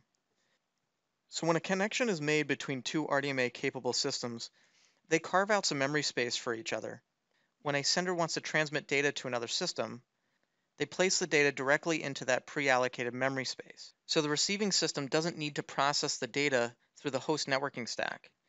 The result here is really a low latency, high throughput transport that offloads the host CPU processing on the receive side. And as we mentioned earlier, this allows the receiving host to get back to what they were intended to do, like running virtual machines. Now, currently, the only traffic that can leverage RDMA on Windows is SMB. And so if you have an RDMA-enabled system, you can use disk speed or VM fleet or anything that really exercises SMB to test RDMA. And the last key point for this slide is that there are two predominant RDMA transports on Windows. There's iWarp and Rocky. Now, iWarp is the Storage Spaces Direct recommended transport. And this is primarily because iWarp is what we call lossless out of the box. Now, we'll define lossless in more detail on the next slide. But really, which flavor of RDMA you're going to use comes down to which vendor you've chosen. And so we have a table here on the right that shows which vendor supports which flavor of RDMA. So in the old days, storage area networks were just that. They were networks designed specifically for storage traffic. You'd have separate adapters, separate switches. This required additional cabling. And this environment would be completely over-provisioned, which is to say that you'd make sure that the switches on the physical network were capable of handling a whole lot more traffic than the hosts on the SAN were ever going to send. But now we're in this hyper-converged world, and we have Hyper-V Compute, Storage Spaces Direct, and software-defined networking all running over the same ports on the network. The only thing is, this network isn't over-provisioned, and so now you have congestion. And congestion causes packet drops. Now, if you look to the illustration on the far right, iWarp runs on top of TCP, and TCP has built-in mechanisms to handle congestion scenarios. So if a packet's dropped, TCP just resends the packet. But RDMA over Converged Ethernet doesn't have the benefit of TCP. It rides on top of UDP.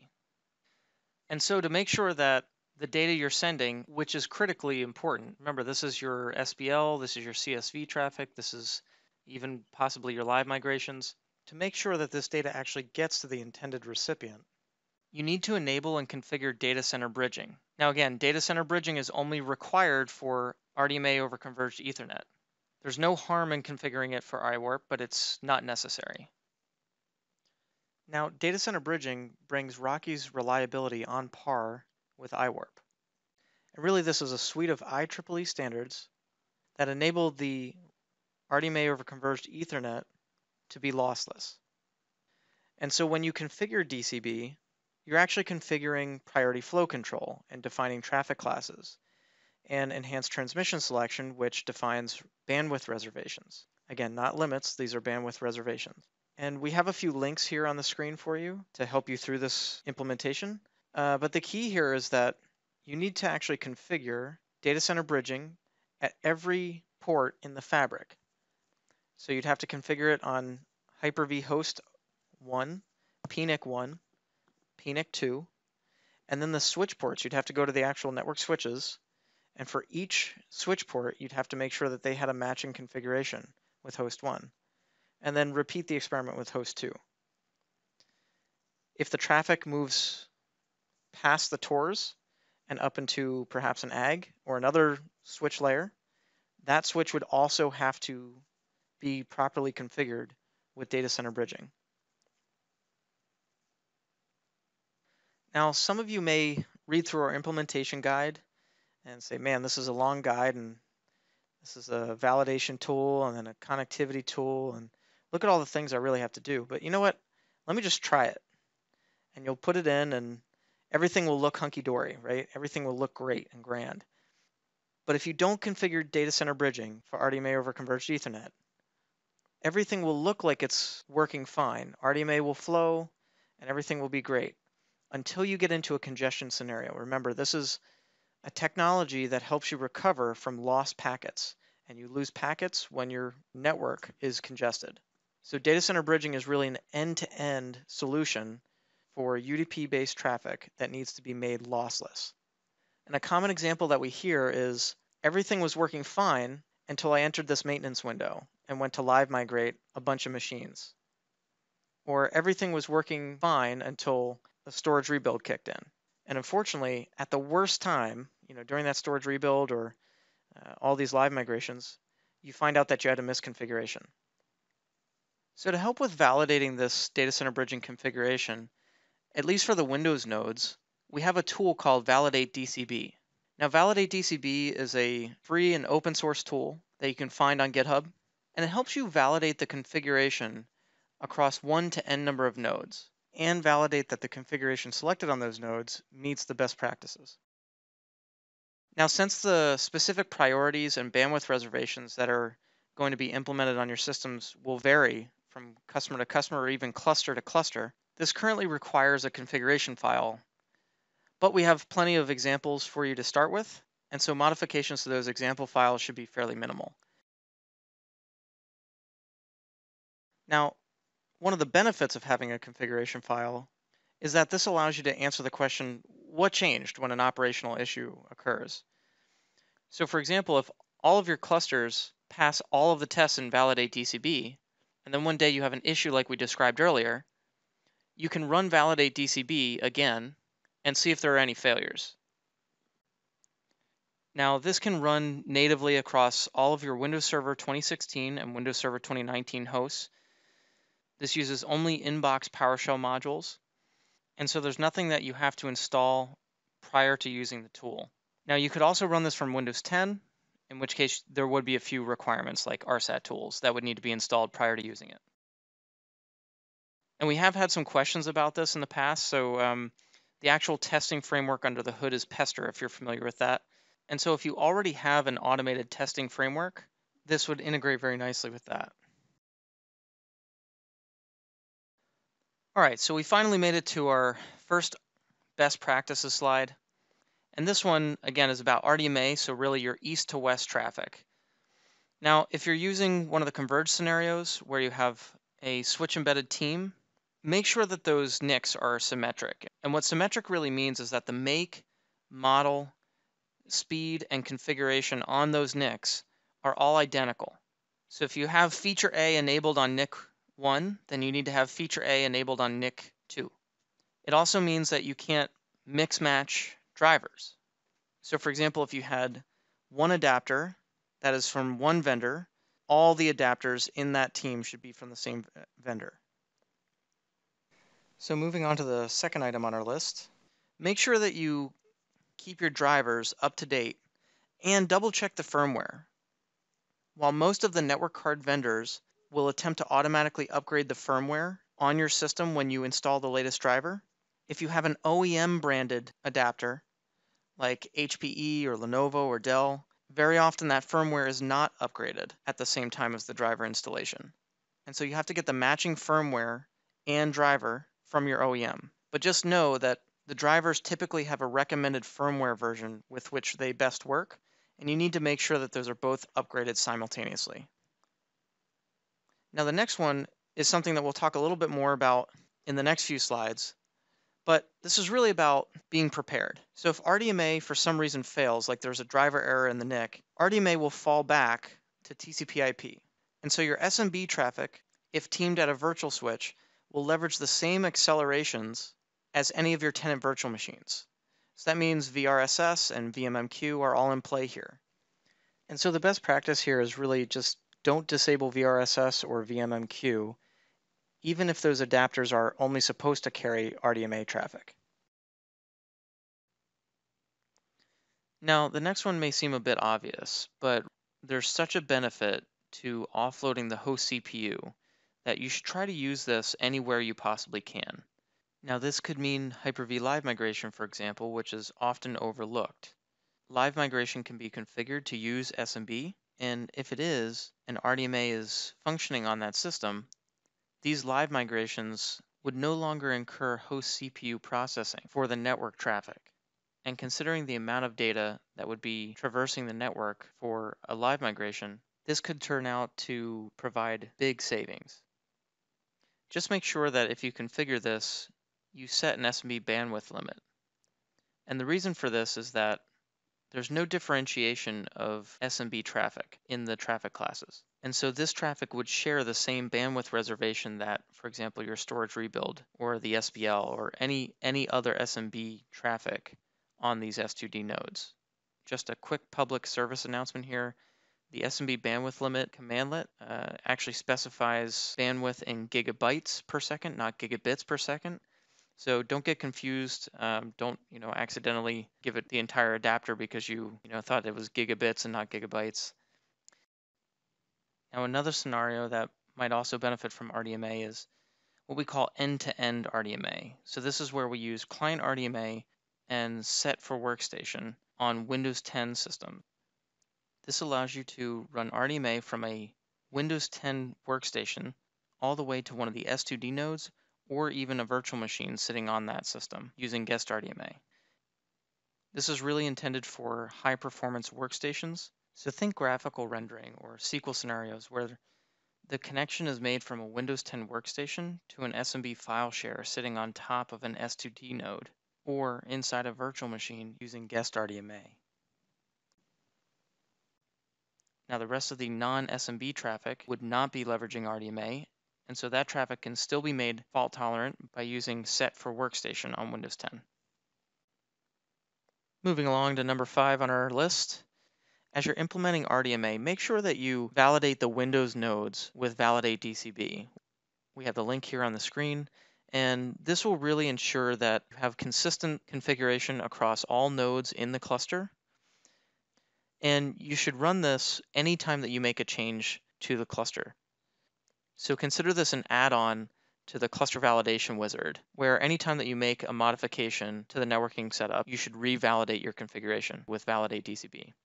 Now keep in mind that this only applies to systems with data center bridging. That could be Rocky or iWarp RDMA systems. However, as we mentioned before, it's not required for iWarp.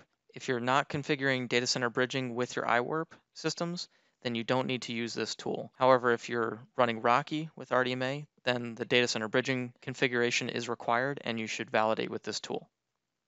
So with this next best practice, we're going to move away from the S2D nodes onto the network fabric. And really, the goal here is about making sure that the physical network can handle all of the traffic that you're going to send through it. So for example, if you have 8 S2D nodes, each with 2 25 gigabit NICs connected to the same switch, that switch would have to process 400 gigabits per second if the NICs fully saturated the network.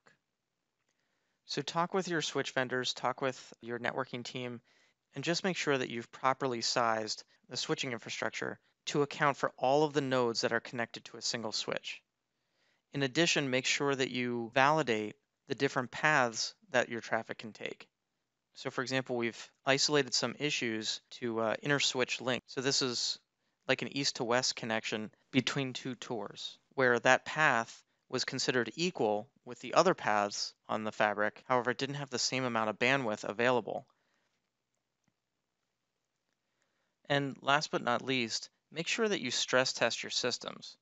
Quite frequently what we hear is that everything was just working fine until all of a sudden we put some real workload on the systems.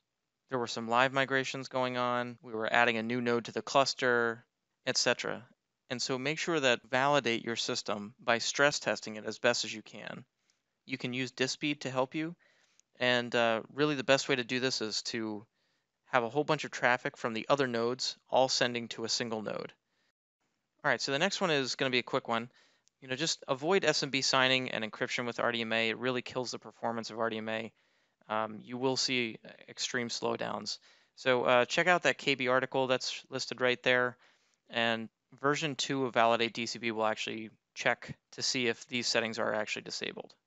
All right, so simplicity equals reliability. Now there's an old technology adage that parts most likely to break down are those that move or those that get hot. Well, in this case, you have to change the configuration, right? You have to move the configuration with Rocky. And so with that in mind, while iWarp and Rocky can both work just fine on Windows, the challenge really with Rocky is getting the configuration right across all the different network ports.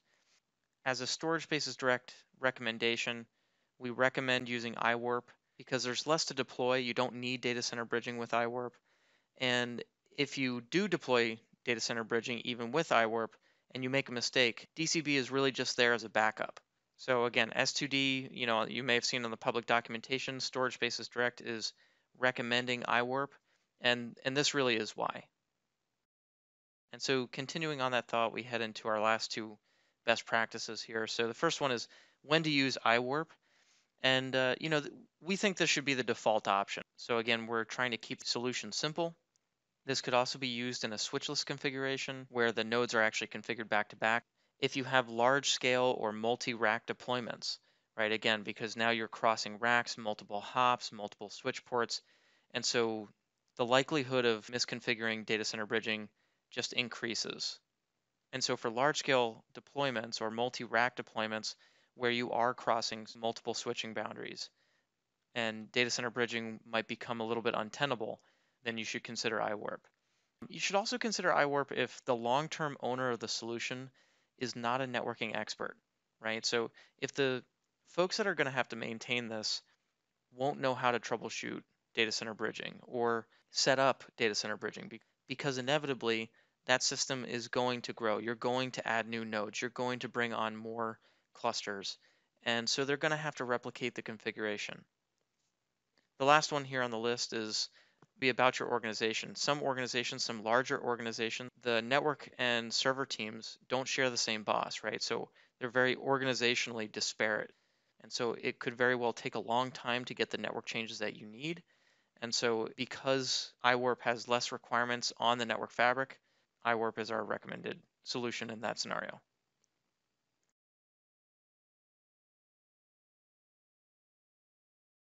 And now finally on to our last best practice here. When would you use Rocky? We've covered when we should use iWarp, but when would you use Rocky? Well, you would use Rocky first and foremost in existing environments that are already successful, right? So if you're already using Rocky and everything is going fine, by all means, continue on your way. You might also use Rocky in switchless configurations. This is equally possible in iWarp, as we mentioned on the previous slide. So either can really be used in these switchless configurations. If you're on a small scale or single rack installation where the storage network is not going to be overloaded, right? If you've over provisioned the network, then you could likely have success with Rocky. And finally, if you're the great and powerful Oz, if you own the network as well as the servers, then again, it's completely on you. It's up to you to make the configuration. And if you're comfortable with doing that, by all means. All right, so here's a summary slide for RDMA, the best practices here, numbers 1 through 10. Take your print screen, send it off to Instagram, whatever you got to do. All right, so we're finally done with RDMA, and we're going to move on to the synthetic accelerations. And again, this is your north to south traffic, what we talked about earlier. Anything that's leaving the S2D cluster, going out to your Azure Stack systems, your workstations, your other servers, etc. So really any data that actually passes through the Hyper-V virtual switch. RDMA does not. RDMA does not go through the virtual switch, but any VM NIC whose traffic actually goes through the virtual switch. This could be a host virtual NIC or VM NICs. Now in this case, your host CPU must process the network transmissions. And so the goal of synthetic accelerations typically are to spread traffic across multiple CPU cores. Those are the predominant accelerations that you hear about. So one of the more commonly known accelerations is VMQ. And in Windows Server 2016, we enhanced VMQ to allow multiple VMQs to be assigned to the same virtual NIC. However, in Server 2016, there was still a downside. Once these queues were statically assigned to a specific processor, they could not be moved to a new processor. If you look at the picture at the top right-hand side of the screen, you'll see a whole bunch of bars. The height of the bar indicates the CPU core that any specific queue is assigned to. So for example, the first two queues on the left, which are represented by the red and green bar, are assigned to the same processor. As you can see, there are two queues assigned to each CPU, but the key from this picture is that in Windows Server 2016, with static queue assignment, these queues could not be reassigned to other CPUs.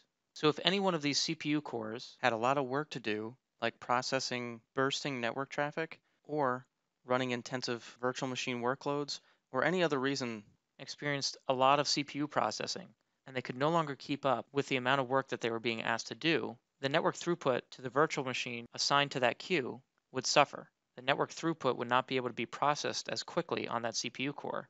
It would have to wait, and so the throughput to that virtual machine would drop. So in Windows Server 2019, we enabled dynamic VMMQ, which allows us to auto-tune the assignment of receive queues to processors. So for example, if a virtual NIC is sitting on a processor that has a lot of other chatty virtual machines, we can move that queue to a different processor. This allows us to maximize the virtual NIC throughput, as well as maintain a consistent level of throughput for virtual NICs. That's what you're seeing on screen now. Here you have the queues assigned to virtual machine 01. And if you compare it to the first picture, they've all been kind of jumbled around. And that's because they were competing with other workloads on the same cores. And so the dynamic queue scheduling algorithm determines that there's a better place for this queue so that it can process more traffic. So now we're just going to quickly wrap up with a few more best practices. Many of these I did not talk about in the talk, but they're best practices and recommendations nonetheless. So first and foremost, don't team your NICs with LBFO and then attach a virtual switch to it. Set or switch embedded teaming is our preferred teaming mechanism. Set allows you to converge your NICs and run RDMA off the same devices. Make sure you use symmetric NICs. So again, make, model, speed, and configuration. And we always recommend creating the vSwitch with the IOV enabled true option. And this allows the virtual switch to assign virtual functions to VM NICs. Now, even if you don't think you need it right now, you may want to run guest RDMA in the future. And so this option would be required. Unfortunately, there's no way to update a virtual switch after it's been created with this option. And so you'd have to actually tear the virtual switch down and recreate it. And so we just say enable it by default. There's really no downside to enabling it. Next, keep your drivers up to date, along with the corresponding firmware for hardware offloads, like VMMQ. This is for similar reasons as with RDMA, but the driver vendors regularly release new updates and fixes, and so it's just best to keep those up to date.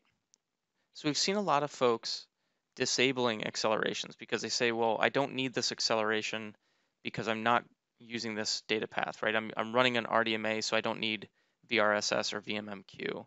Just leave them alone. Generally speaking, we would say that the best practice is to leave the defaults. If, for example, RDMA falls back, you would be using these accelerations. So it's always just best to kind of leave them alone because it becomes challenging to re-enable them if you find that you need them. And finally, try to leverage dynamic VMMQ. Now this requires a Windows Server 2019 premium adapter. And so we recognize that not everybody's going to have those. You'll also have to update your drivers. Ultimately, this will enable better performance on the host, as well as enabling more consistent throughput to the virtual machine. And we've reached the end. Please feel free to reach out to me if you have any questions, and good luck with Storage Spaces Direct. Dan, you are the man. That was super cool, man. Awesome. Great job. Learned a lot about some new techniques for, working through our Storage Spaces Direct networking stack and software-defined networking with Microsoft. Really appreciate our speakers from Microsoft supporting an event like this. The community really appreciates it, and thank you very much for coming out. Now, to wrap up the day, the very last presentation of the day, a very special, secret, bonus session just for you. Now, Microsoft employee Thomas Rayner and myself are going to go through building your labs with PowerShell, including hydrating a Storage Spaces Direct farm using nothing but my big demo script from PowerShell. Hey, guys, I hope that you love it. I hope that you enjoyed the day, and we're going to get you out again real soon. Thanks again for coming out, and enjoy this last session. Thanks.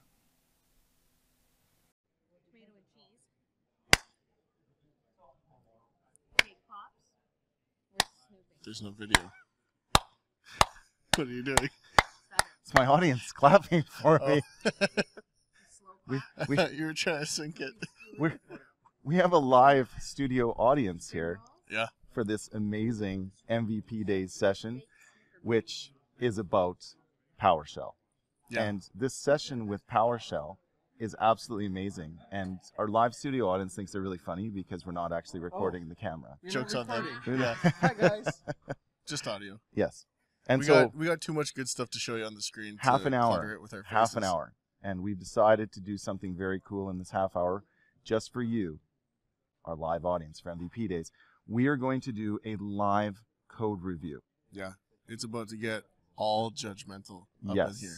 Yes, because Thomas has actually personally trained me 12% of what I know about PowerShell. From the ground up to 12%. That's right. I taught him 12% of what he knows. So everything that he criticizes that's in as part of my code, at some point in time, he taught me how to do that. So technically, he's actually criticizing himself. Should we introduce ourselves? I think we maybe should. Okay. I am Dave Kawula, the author of a couple books, which you can find here at davekawula.com. Oh, and if you didn't know, I made a website all about myself, just in case you wanted to learn more. That's pretty fancy. About Looks me. like you didn't fix the link for the books, though. Yes, I did. Why is it AzureWebsites.net? No, I'm still working on the blog, okay? But as you can see, Tom and I have done a lot of work inside of here. We're actually the proud main authors inside of a series of books called Master PowerShell Tricks. Yeah, I think I've contributed at least 10 chapters to each of those 4 books. Yes, and we actually have over, I think there's over 30,000 copies of those books out right now. That's pretty good. Now the cool part is, for all of you that are watching right now, if you want to learn a little bit more about PowerShell moving through this session, I bet they're expensive. Then what you can do is actually click on one of these. After going through my website, davekawula.com, you can actually take yourself into LeanPub, and you can get the books for the illustriously low price of $19.95. And if you buy right now today, we'll throw in the second book. Another? Yes. Are they about PowerShell tricks? They're all about PowerShell tricks, and look what happens. If you take and you click on that slider bar and go all the way to the left, I'm giving them away to you. No. For free. For free? Everyone in the world right now can get themselves a copy of our latest book, Master PowerShell Tricks, Volume 3, which is filled with more tricks than Volumes 1 and 2. The critically acclaimed series. Yes. Forward by? Absolutely amazing. Forward by the one and only Jeff Woolsey. And to be clear, these are not volumes that necessarily build on each other. Like, they're not just revisions. No. They're more tricks. It's like how an encyclopedia might have different volumes. Yeah. But, yeah. So that's pretty awesome. That's a good way to start things off. Now, let's get into why we are really here, Tom. We are here to go through a script that you and I have been working on for probably the better part of 18 months. And when I say we've been working on, I mean I've been working on. And I've been criticizing. Yes, because when I spend 6 months trying to code something in PowerShell and you fix it in 60 seconds or less, I find it moderately annoying. I thought that would have been good for your self-esteem. It's good for my self-esteem. It's very good for your self-esteem, and we've got a lot of work inside of it. And we've actually made some big advancements. Yeah, I inside gotta of Big say, Demo. it's come a long way. Oh my God, and is in that 18, Thomas Rayner? Oh, there we go. See, Yeah, live fans. just fans. walking by. Yeah, this is Authentic experience. If people don't know, we're actually at Microsoft head office right now. Yep, we're in building 92. All right, so let's take a look here. And so this right here, what we're looking at, Tom, is our big demo script. If you want to get yourself a copy of what we're looking at here today, you can actually get it off of my GitHub repo. It's just github.com/dkawula, and you can grab it right here. This is the link. You can grab it. Code. All types of good code. 2,500 plus lines of handwritten code, all authentic and genuine. Nothing, maybe almost nothing, borrowed off the internet. Hardly anything copy and pasted or stolen from Ben Armstrong. Exactly. Thank you, Ben. So, what are some of the things that we can now do with Big Demo? I'd like to introduce some of my latest things that I've been building into here. Yeah, show off. So, a couple of the things that we've done is we've actually built some routing function inside of the lab build. And if you don't know what Big Demo does, it actually stands up a virtual environment for you in Hyper-V, including building the gold images for you right from scratch. The only thing you need to get started is copies of your media. That's it. And it'll build those gold images from scratch, build the VMs, and now start installing some of the tooling for it. So what was the original purpose of this, and how did you adapt it? So the original purpose of this was, it was actually authored by one of my good friends at Microsoft, Ben Armstrong. They go through what are called daily builds of the platforms and the operating system, Tom. So they'll get almost like weekly or daily releases. So let's say a new version of Windows Server would come out to them almost weekly. They would have to go through all their regression tests over and over again, and have to go recode all of that in PowerShell over and over again. Was a real pain. So they came up with, or he came up with the construct of what was Big Demo, and where he first showed us the skeleton of what we'll call Big Demo here. Version beta 01. Yes. He did a session that was called Dude, Hold My Beer While I Build Your Data Center. And he built really domain controller. He built nested hosts and much more. But the point I'm going for here is the real magic and value of this script is that they use it for spinning up instant labs for their daily builds. But I bet you need to spin up test labs, and it's such a pain to, I need to build a domain controller and this and that, and I need to build an app server, and then I need to deploy my app just so I can test it on an ephemeral environment. Well, this takes a whole lot of the pain out of it, doesn't it? Absolutely. So let's dig in. Let's dig into what we got here. Where would you like to start, Might as well start at the beginning. Mr. Code Reviewer? Like up here? Sure. Okay. So we can see that, Tom, I've given you credit inside the script. You have. Credit where credit is due. And you're kind of teaching me the best ways of building the initial opening to a script, which I don't even know what that's called. So there's a little bit of mixing and matching going on here. There's comment-based help, which is used in the get-help commandlet. Okay. And when you do get help, if this is structured in a specific way, it'll categorize that help and help you parse it. For instance, on line 20, the synopsis creates a big demo lab. Line 22 is going to show you the description of the script. And as you go through, so you can go get-help-examples, and it'll show you, well, Dave needs to put a meaningful example in there. But it'll show you the examples, it'll show you how for all the parameters and things like that. So the stuff that's at the very, very top isn't going to be part of the comment-based help, but it'll be part of what you're looking at to read the script. So how would I launch that then? Would I just go like get help and then the name of the script, and then it would pull up the associated help file at the beginning? Yeah, exactly. You'd go get help and then the path to the script. This is just, it's not even saved in the ISE, so we can't show you that right now unless you want to save it on his computer. But that's exactly right. You just save it and then and that's actually pretty cool for me, being kind of new to PowerShell and just kind of learning as I go. I actually didn't know that was why that was in there. I thought it was just a way that everybody built PowerShell scripts, so I just started copying and pasting it. And that's why it's structured this way, with the period and then the what's the name of it? The label for what the part's going to be. Cool. All right, so now where would you like to go next, my good friend? Well, why don't we just kind of chronologically go? Let's hit the big points, because I don't think we're going to have time to go through the whole thing. All right, so there's a parameters section inside of here. This is pretty standard stuff for whenever you would take and you'd build out a script where you'd want to take and call out some, I guess, variables that you wanted to pipe in for the rest of the usage inside the script, right? So you got a little bit of parameter validation going on to make sure that people don't feed you bad data. You've got a lot of default values set. Looks pretty good. Yeah. This should look good. A plain text password, but I'm pretty sure you need to have it that way for your purposes in the script. Yes, absolutely. And this should look good because you wrote that. Yep. Okay, so we got some parameters. So when we run big demo, it's going to prompt us for a bunch of values that we put in. Now, the functions is where the magic really happens, all right? Because some of these actually did come out of Ben Armstrong's initial version, beta 0001 of this, and they really help us out a lot as we go to execute the code. I can see this is the bulk of the script. It goes from line 112 to line 2106. Yes, and I've done a lot of work inside of there, adding some new functions inside. Just about 2,000 lines of functions. Yes. And so this one right here is actually one of my favorite functions that I use in almost all of my scripts now. And it's called wait-ps direct. And what this script is, or what this function is designed to do, Tom, is when I'm rebooting a virtual machine, as I'm trying to pass in code instructions and build things, it'll actually wait until it establishes a session with PowerShell Direct, which basically is a meaningful way of telling me that the system is online and I can continue working on it. If you can address it, and you can do pretty much whatever you want to it.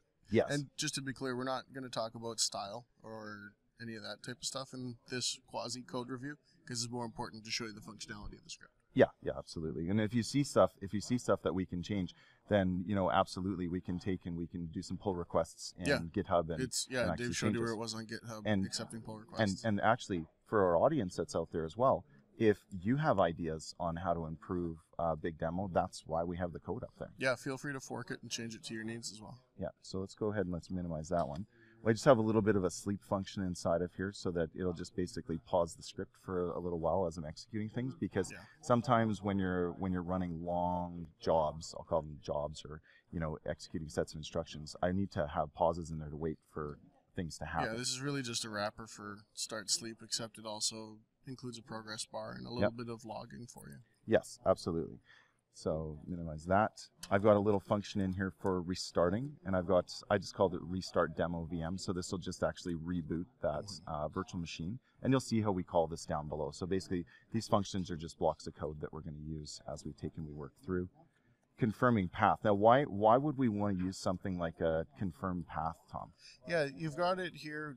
Like there is a test path built into PowerShell, and it looks like we're calling it. Exactly. What we're doing here is, because this activity happens so often, we wrote just a little wrapper for it that if it doesn't exist, then we're going to make it. Yeah. And we used the alias for make directory instead of new item, just because that was what we stole from Ben, I think. Yeah.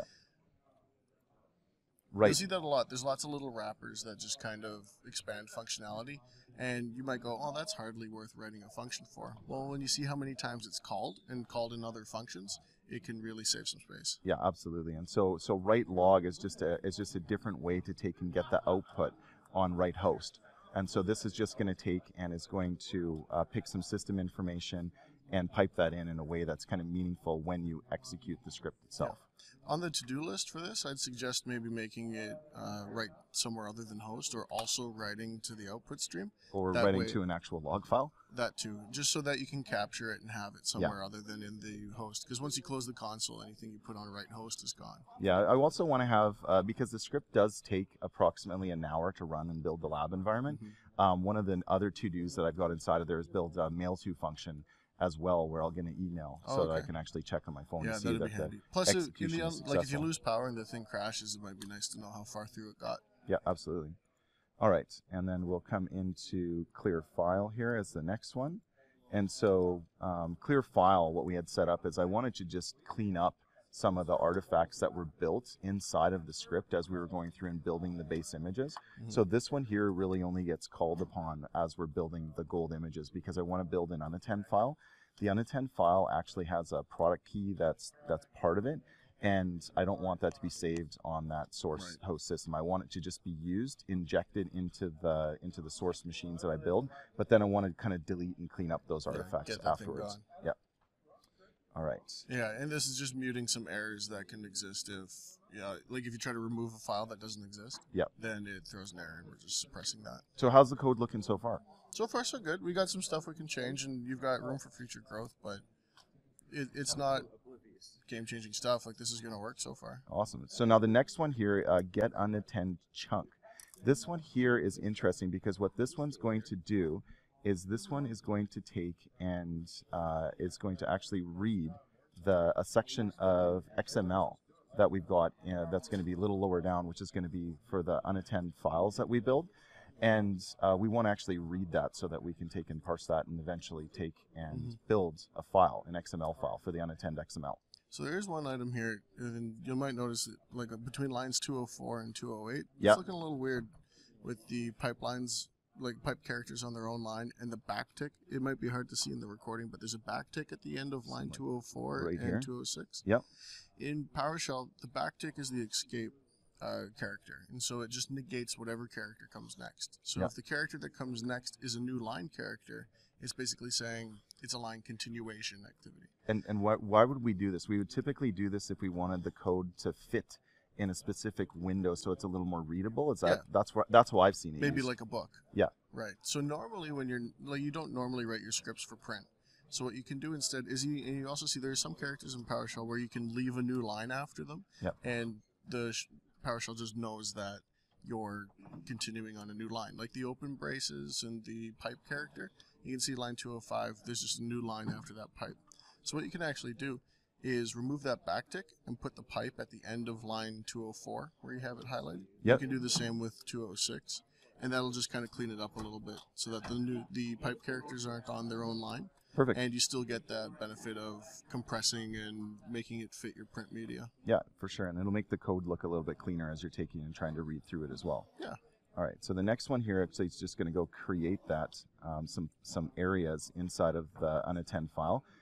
And it looks like I have finally found the Easter eggs that you've been putting inside of my scripts for the last 18 months. There's probably like thousands of demo environments that are built now. That are all Azure C-Class trial organization. Yes. Registered to me.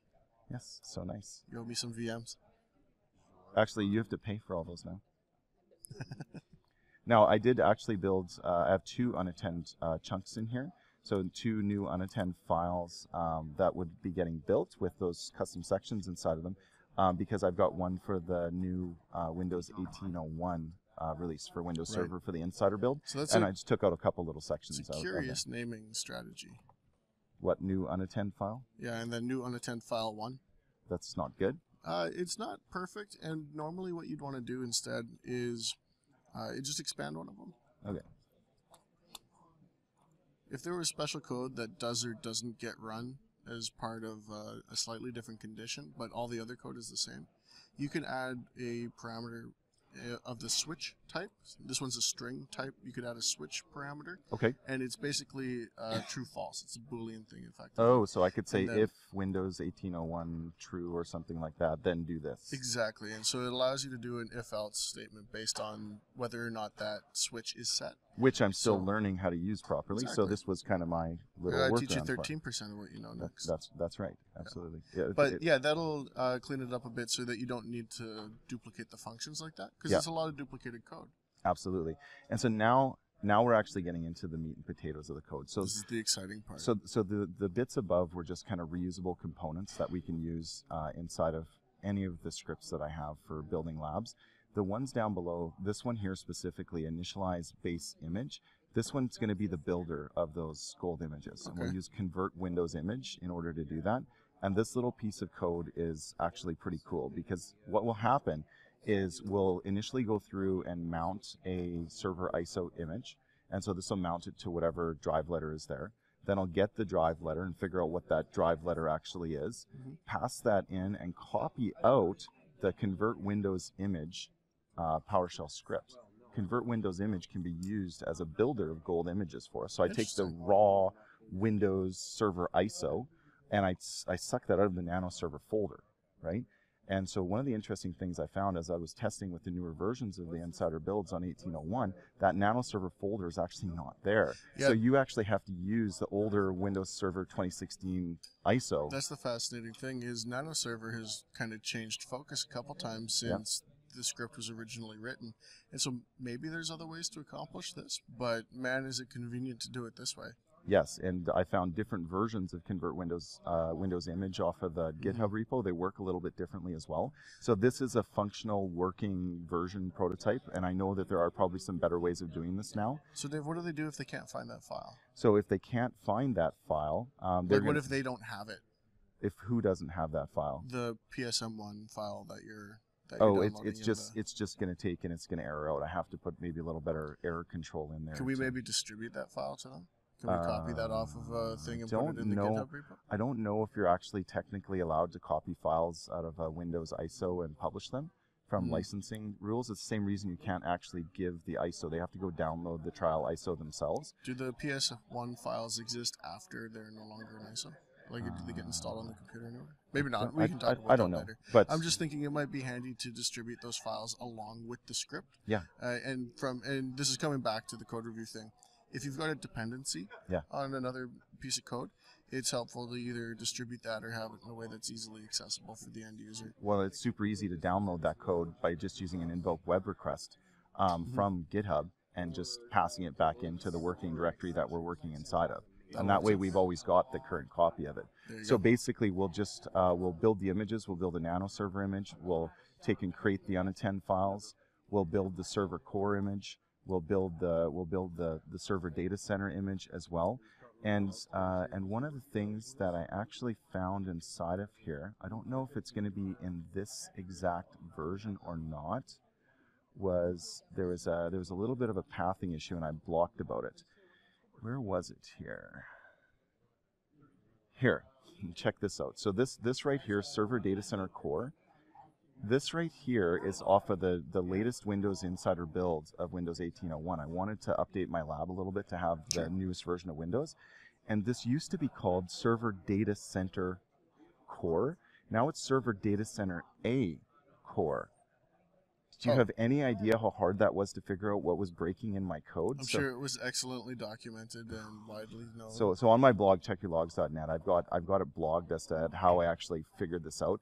I had to mount through DISM and check to see what the names of the file were, and that probably took me about 2 weeks to figure out that that's what the exact issue was. Not very accessible to a new user. Because what happens when you run convert Windows image, it doesn't pass an error message that's indicative that you're actually pulling the wrong. It just says wrong file name. Basically gives you a thumbs up or a thumbs down emoji. It's telling you file name doesn't exist. But like I said, that one there is like your little Easter egg gold nugget that if you want to actually do this with the later versions of Windows, they changed the name of the actual edition to Server Data Center A, the letter A, core. So is there like a B core or a C core, or is there other distros, or is there a Server Data Center A non-core?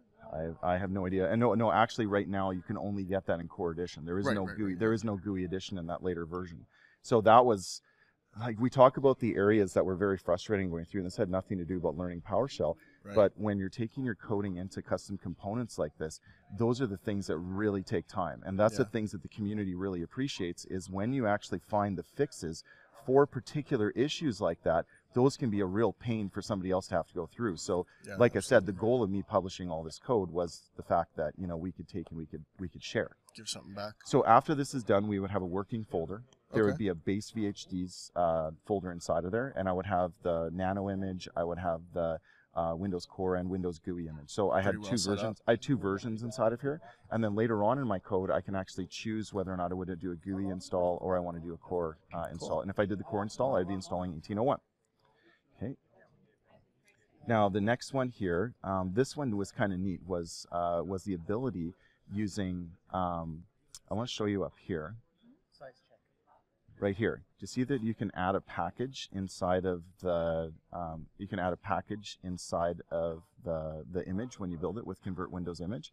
This is something that Microsoft added in, that you can actually add in specific KB articles, MSUs, updates, so when it builds the gold image, they're serviced. You just patch over them so you don't have to wait for it to do it after you spin the thing up. Yes, and I wanted to automate this process as well, so I wrote this custom function here, which is download base Windows image updates, and this one here basically is going to take and just collapse too inside it. Expand. And I'm basically just using an invoke web request to actually go fetch the updates and place it into the working folder before I build the image. Then when I run Convert Windows Image on my Windows Server 2016 Gold template, it's now serviced. Saves you a lot of bandwidth too. Absolutely. Absolutely. So now when these things come online, they actually come on either partially or fully serviced. I didn't fully service them because I was doing a bunch of WSUS work at the same time. And I wanted to take and I wanted to make sure that I could see something in WSUS that would have to be requested. But I could fully service that's pretty important when you're spinning up labs if you want to try it on the latest software. Well, but we don't have an environment on the latest software. Well, you can have one pretty damn quick now. Absolutely. And you're going to find as part of my code, the one thing that I've been doing a lot more of is going and reaching out to the web as live constructs inside of my code to go fetch those artifacts. Like we were talking about Convert Windows Image, maybe have that online as well. I want that there because now I have a way to go get this live. Because I'm assuming from Microsoft, you don't have to maintain your own repository. You just need the list of what you want. Absolutely. Now the next 1, 2, 3, 4 sections here, this is going to assume that now we've the next 4 functions here are going to assume that we've got the base construct set up. So we needed a couple things in order to run the script. Number one, you needed to have downloaded your Windows Server ISOs. Okay, so you got to go grab those from Microsoft. You need to download the big demo script and save it inside of that working folder, then execute it. After that's done and you execute it and it builds the gold VHDX files, now we can actually go start doing something deeper down in the script when we call these functions. And so the first one is invoke demo prep VM. And that one there is going to take and is going to actually build a differencing disk that's going to take and be the construct for that new virtual machine, stand up a new Hyper-V virtual machine. Deciding between a full and a core. Yeah, I think there is an option in there for full or core, right? So where do we see that? That's the FL, so that's yes, online. Yes, exactly. Yeah. So if you choose the option full server, which I do have down below, it'll actually choose this parent Windows Server base image. If I choose the not full server, then it's going to choose the core. And then you can just choose. You can just keep creating VMs, and all you got to do is specify that switcher. The actual execution area in my script, like you saw, there's like 90% of the code is in these core functions, and the actual execution values are probably 200-300 lines of code down below. That's kind of the neat thing is we've declared all of the functions, or we're still declaring all of the functions. Yeah. The script hasn't actually done anything yet. No, this is us just prepping and getting ready to call these functions down below. And so if we take a look at what we do inside of here, there was a couple issues I had when I was building this, like the guest service interface wasn't ticked off in the VM. And what happens is PowerShell Direct doesn't actually work properly until you take and you do that. And so when we take and we build this, you can change values inside of here if you wanted to. Let's say you're doing this on a laptop and you wanted these to build with maybe 1 gig of RAM instead of 4 gigs of RAM. Sure. You could simply change this value. This is your base VMs that would be getting built. Then after you take and after you basically build the VMs, that's kind of the builder of the VMs. Then what we would do is we would actually take and we would do something with them. Go build the guest now. Yeah, because now what we want to do is we want to do something like setting the IP address. So I'm going to set the IP address if it's going to be DHCP because I have a parameter in here where I can define the IP address number inside of here. And so inside of my lab, I can define what the subnet's going to be for the lab, like a 172.16.100.x, and I can say that this is going to be statically assigned. Where that would be important, like for a domain controller, I need a static IP. And so this is all over the PowerShell Direct yes, channel, isn't it? Because absolutely. Obviously, you're setting up the network. You can't do it over PowerShell remoting. Yeah, and so if we take a look at the difference between PowerShell Direct and just regular PowerShell into the VM remoting, we basically run an invoke command and we say -VM name instead of -computer name. And that automatically goes over the PS Direct bus, doesn't it? It does. It goes over the VM service bus. Right. Absolutely. And so that's how you actually run PowerShell Direct commands. This entire script 100% is predicated on using PowerShell Direct in order to execute commands and instructions inside of the VMs that we're building. Because without that, it doesn't really work at all, does it? Well, we tried to do it before, but the typical problems you'd have in building these environments was DNS wasn't ready, name resolution wasn't ready, firewalls were on. There was all these issues all in the actually OS config. in actually attaching to the VM and running those instructions inside the VM, and that's what PowerShell Direct has saved us. Because now I don't care if the firewalls are on. I can actually go start changing network connectivity and stuff inside the VM by going over the VM service bus. Because before that, you'd have to, like, I don't know, sysprep an image that you already configured and make your own ISO or something. Yes. And that's not nearly as fast as downloading the new ISO and deploying it. Yeah. And so that's what create demo VM does. It's going to take and it's going to do that. Then it's going to take and make a couple other changes inside of here, like configuring the WSMAN settings, trusted host settings, so that we can actually get remoting working properly on these VMs. And yeah, because that's how you want your normal admins to administer them. Yep. You want your Hyper-V, you want your host owners to be able to use the VM bus if they have to. Exactly. And you want your regular ownership and app owners and sysadmins to use the PowerShell remoting as they normally would. So now the next one, do you notice how this was building a VM for just, these would be basically my domain controller or just a general purpose VM. Sure. I'd also built in some functions inside of here to build out Storage Spaces Direct VMs and get them ready to build a lab for Storage Spaces Direct. But I wanted to that was kind of your original use case. That was, and I wanted to customize this a little bit by taking and adding a few additional network adapters in here. So we just add a few extra network adapters. I add a few extra scratch hard drives in here so we can spin up Storage Spaces Direct. And right now I only do it with a couple hard drives because I didn't want to make it really finite resources. I'll use the word kludgy inside of my folder structure because I just didn't want to bombard this with too much stuff. So what you can do if you wanted to extend this is you could easily have like 8 data drives or 12 or whatever on multiple different buses. And then down below, you'll also notice how now inside of this portion of code and this function, I'm installing failover clustering. I'm joining this machine to the domain. I'm installing the Hyper-V role. And these are the kind of things that you can do inside of these functions. Now, once again, look at what I'm doing. Invoke command -VM name. That's coming over PowerShell Direct to do all of that. But you'll also notice we had a function earlier called wait on PS Direct. So right after you start the VM. Yes, so this is going to actually wait with local credentials. So the local administrator account, which we defined earlier as well, which we defined down below, is going to take and is going to basically wait for this thing to finish setting itself up, getting ready, turning on. Then I'm going to execute my commands against it. Right, because if you just start the VM and start executing commands, they're all going to fail because PS Direct's not available. And then I do a couple other little things down below here, Tom, where I'm just going to rename the Ethernet adapters to LAN on motherboard or risers, something similar to what you'd see in production, right? Yeah, you're just setting up the guests. That's right. And I was actually playing around a little bit to see if I could get ESXi added into the lab. That one's not quite ready yet, so we won't show that function yet. So now the good ones. So these ones here are all brand new. You've actually never seen these pieces of code. The code above, you'd actually helped me with the code review on that stuff earlier. So that's why we haven't really talked. Your original work now. Yeah. For the most part. Or copied from Stack Overflow. Yeah, I've had to figure out a lot of these pieces. So the first one here was installing WSUS. So what I wanted to do was, I was working a lot with Storage Spaces Direct, and I was wanting to install Virtual Machine Manager.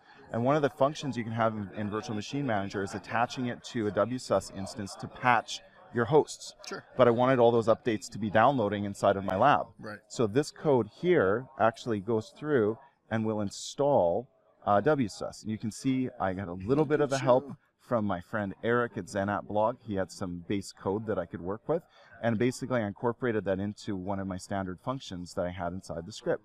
So I take, and if I run install-WSUS, I can actually target this against any machine that's in the lab. So let's say that I'm wanting to put this on the VMM server itself. Sure. I could basically just say install WSUS. I have two parameters in here, VM name and guest OS name. So I would just go -VMM01, and then if the guest OS name was VMM01, I could target it, and then it'll execute this code over the VM bus and PowerShell Direct. Fancy. And actually go and deploy this. So the first thing I want to do inside of here is I want to add a drive for the WSUS drive. And I want to label it as WSUS drive, and then I use a little bit of trickery here. So this piece here is cool, and I want to get your perspective on this. When I have multiple drives attached to the box as I'm adding them, I can't distinguish which one is which because there could be a little bit of randomness as to which drive letters and drive numbers. So I label the drive WSUS when I take and I format it. Then what I can do down below is I can actually take and I can call, sorry, Emil's scroll button's not working here, great. Then I can actually call on this WSUS drive letter down below by just getting into a WMI class, Win32 volume, where volume label is like WSUS. Then I can go grab the WSUS drive and drive letter, and I can pass that down below further in the script. Yeah. That was actually a little tricky to figure out that part of it. Working with the disk objects in PowerShell can be a challenge for sure. There is some get PS drive information you can try to sort out, but it's effectively the same as what you're doing. Okay. You're getting the Win32 volumes here, which is not unlike getting the drives and being able to look through the disks that are mounted on your system. Get PS drive will also show you the logical drives, like your environment variables and your functions and all that stuff. But there's nothing wrong with doing it this way. The super critical nitpicky stuff is you probably want to use get sim instance instead of get WMI object. Okay. But that's a small point. And I can't remember whether or not you can filter by the WSUS name in the get WMI object itself. Okay. But this is definitely more readable than filtering it in the get WMI object. And so there's nothing wrong with that. Okay, so now the next thing that I did inside of here is I installed the Windows Update services. I created the Windows Update post-install content structure, so I actually automated all of this. So basically, what ends up happening is this will actually start downloading the updates as soon as this machine comes online and WSUS is installed. So if I went for coffee or I went for dinner, I come back a couple hours later, this WSUS instance is actually already pre-primed inside of the lab, having downloaded all of the updates that I had selected. That's pretty handy. And so these are all just native PowerShell providers. There's a PS drive that you can attach for WSUS that we can use for this. I understand we're going to go a little bit overtime with this, Might but be a double session. But that's okay. We we can adjust a little bit, so I can set the products inside of here, and all of this is 100% working. This is code that I've actually I've tested out, and it's actually pretty cool because these are the new things that I've been working on after you kind of showed me the basic construct of building the VMs. Right. Now I'm working on all of the things I would have to click through. If I had to document all of this stuff step by step, which I did, it was like 20 pages of step-by-step stuff that I had to go through and document. And for me, I want to automate that. Well, exactly. That allows you to go spend time with the family, go work on something else that's more interesting, go do anything other than clicking checkboxes. Yeah. Clicking checkboxes is the most stereotypical, mundane thing that nobody wants to spend their time doing. Just scrolling through a list, check this one, uncheck this one, check, uncheck, uncheck. And if you can reduce that to 3 lines of code that you don't even have to look at, isn't that a better scenario to be in? And it's consistent. Well, and how much time does it save you? Like, I know it took you time to figure out how to do it, but if it takes you 20 minutes to do it, half an hour to do it, and I know every single time. And I know our viewers are going to be wondering, like, just that one little function right there to figure out the moving parts in here of getting everything set up for this WSUS instance. That was probably a week's worth of work. Pretty good amount of work. Yeah. Well, it takes time to figure this stuff out, and that's the challenge with PowerShell. You're not just going to snap your fingers and go find a commandlet that's just going to do everything you need to do. You have to. There's a lot of other moving parts that are under the covers, but once figured out, this works in Windows Server 2012. Yep. This works in Windows Server 2016. This works forever. in 1801. That base function that you've now built is going to be good for many more things. Well, and you can think of it like an investment. Like, you put it in the week now, but you never have to put it in again. Yeah. You might have to tweak little things as Windows Server 2019 comes out or whatever, but it's not going to be nearly as substantial as the effort you put in the first time. For sure, for sure. So what we're going to do is these other sections in here are pretty cool. We'll take a look at these quickly. We might skim over a few more of these here, just so that we can show everyone just how the actual final part of the script executes. 2 more that I worked on here, which you haven't seen. This one here is a really small little block of code. I'm building my lab in Azure. And so I build a nested Hyper-V host on a DS3 16 class machine, 64 gigs of RAM, and I can run nested Hyper-V on it. Now, in order to get the Hyper-V virtual switch to get outbound to the internet, I have to turn on NetNat on an external switch. Because Azure won't let you. That is correct. So this little piece of code is actually very neat. It'll actually go search to see if the internal NAT switch is actually found. If not, it'll go create one. And if it's found, it'll just skip it.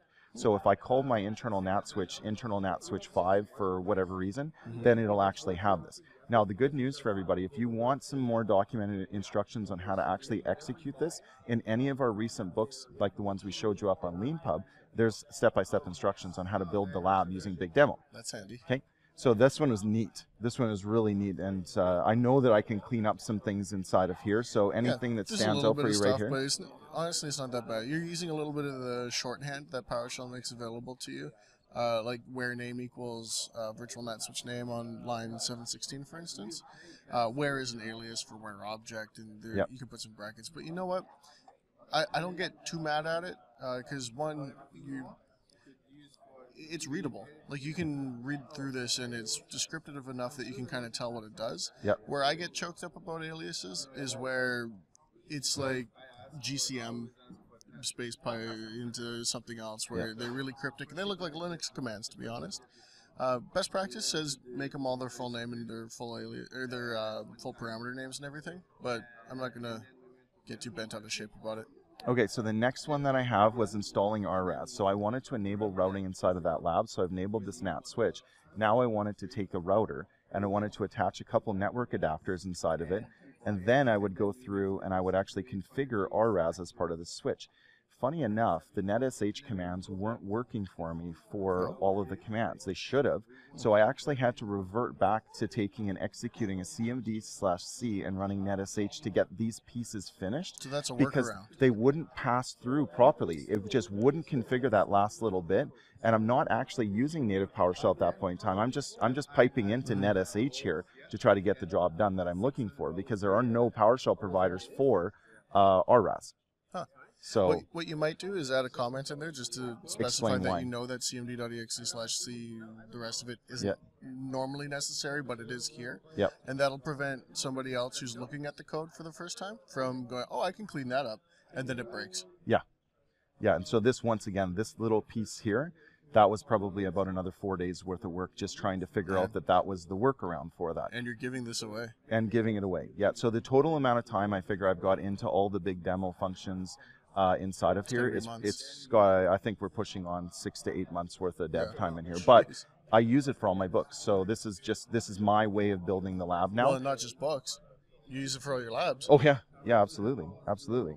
So now the next one is I wanted to figure out how to take and how to install SQL, and installing SQL for different System Center products. So there's a different way you have to install SQL for DPM. Like, for example, you have to have the .NET Framework 3.5 installed before you install SQL for the Data Protection Manager server, whereas for all the other products, it doesn't matter. So they're separate installs. Of course. So basically, let's just go take a look at one here where we would basically build an unattend file. So this is just a little bit of code just so that I can go create an unattend file and put all my switches inside of there. And I've started to do this more than just going and downloading an unattend file because I can customize it on the fly. Yes, I understand it increases the size of my code block because I've just got a bunch of raw text in here, but it's also all self-contained inside of that function. Yeah, it makes it easier to redistribute. Yeah. So I just basically go create the unattend file. And then I've got some functions in here that I figured out for example, how to create a SQL server. So this code starts to look familiar because I just copy and pasted it from above. I go and I edit the virtual machine here, and I'm going to create a new virtual hard disk for the SQL data drive. I call it SQL. I call that down below with the same functions that I showed you before.